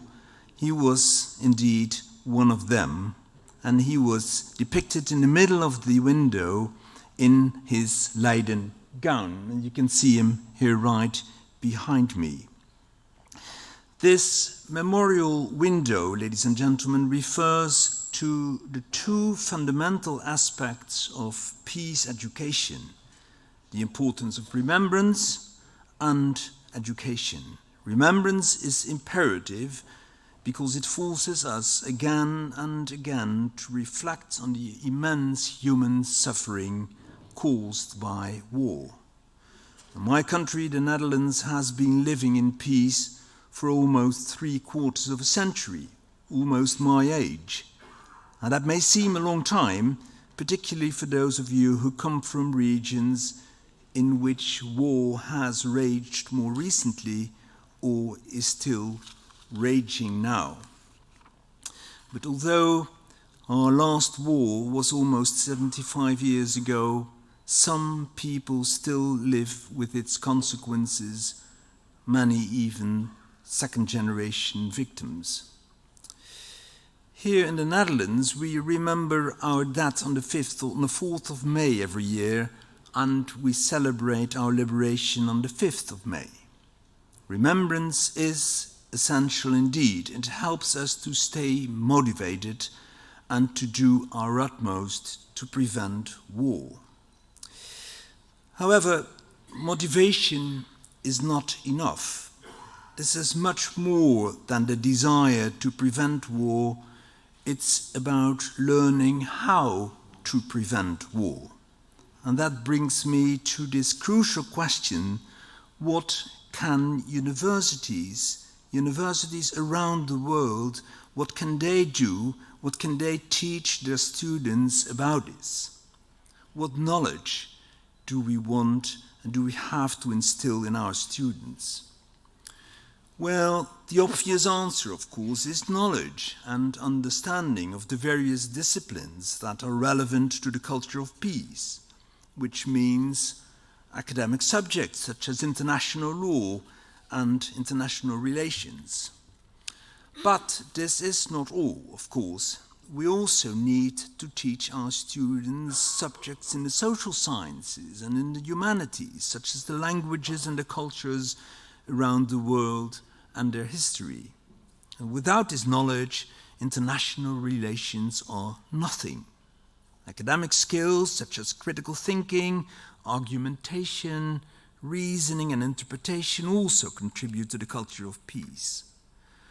But the most important academic skill of all is delayed judgment. Delayed judgment. It is such an important part of the DNA of the academic and our students that it is more an attitude than a skill. Delayed judgment, reserving judgment, not jumping to conclusions. A university should be a place where you take a moment to think before you speak, before you judge. A place where you consider the other person's opinions, motivations and convictions, and even, or rather particularly, if these differ from yours. The motto of Leiden University is Presidium Libertatis, bastion of freedom.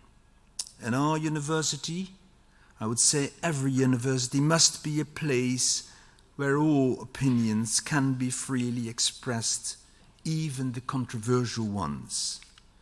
Ben Telders, the man behind me, the lecturer in the memorial window of the academy building of my university, he fell victim to a regime that didn't tolerate dissent, and he died in a concentration camp. Our world needs people who are critical, who have learned to look with an open eye, people who can think of themselves, and people who can verify their sources, who want to base their opinions and their views on fact, people who are always prepared to doubt the veracity of what may seem self-evident. Dear friends, then and only then we can create strong and resilient citizens, strong and resilient students, citizens and students of the world, who have learned to fight one another with words rather than weapons. And it is this what universities, I think, all around the globe should teach their students. Thank you very much. لا يفوتنا جميعا في الختام أن نشكر ونتمنى في الحقيقة أن نشكر السيد عبد العزيز سعود البابتين ومؤسسته الرائدة. شكرا.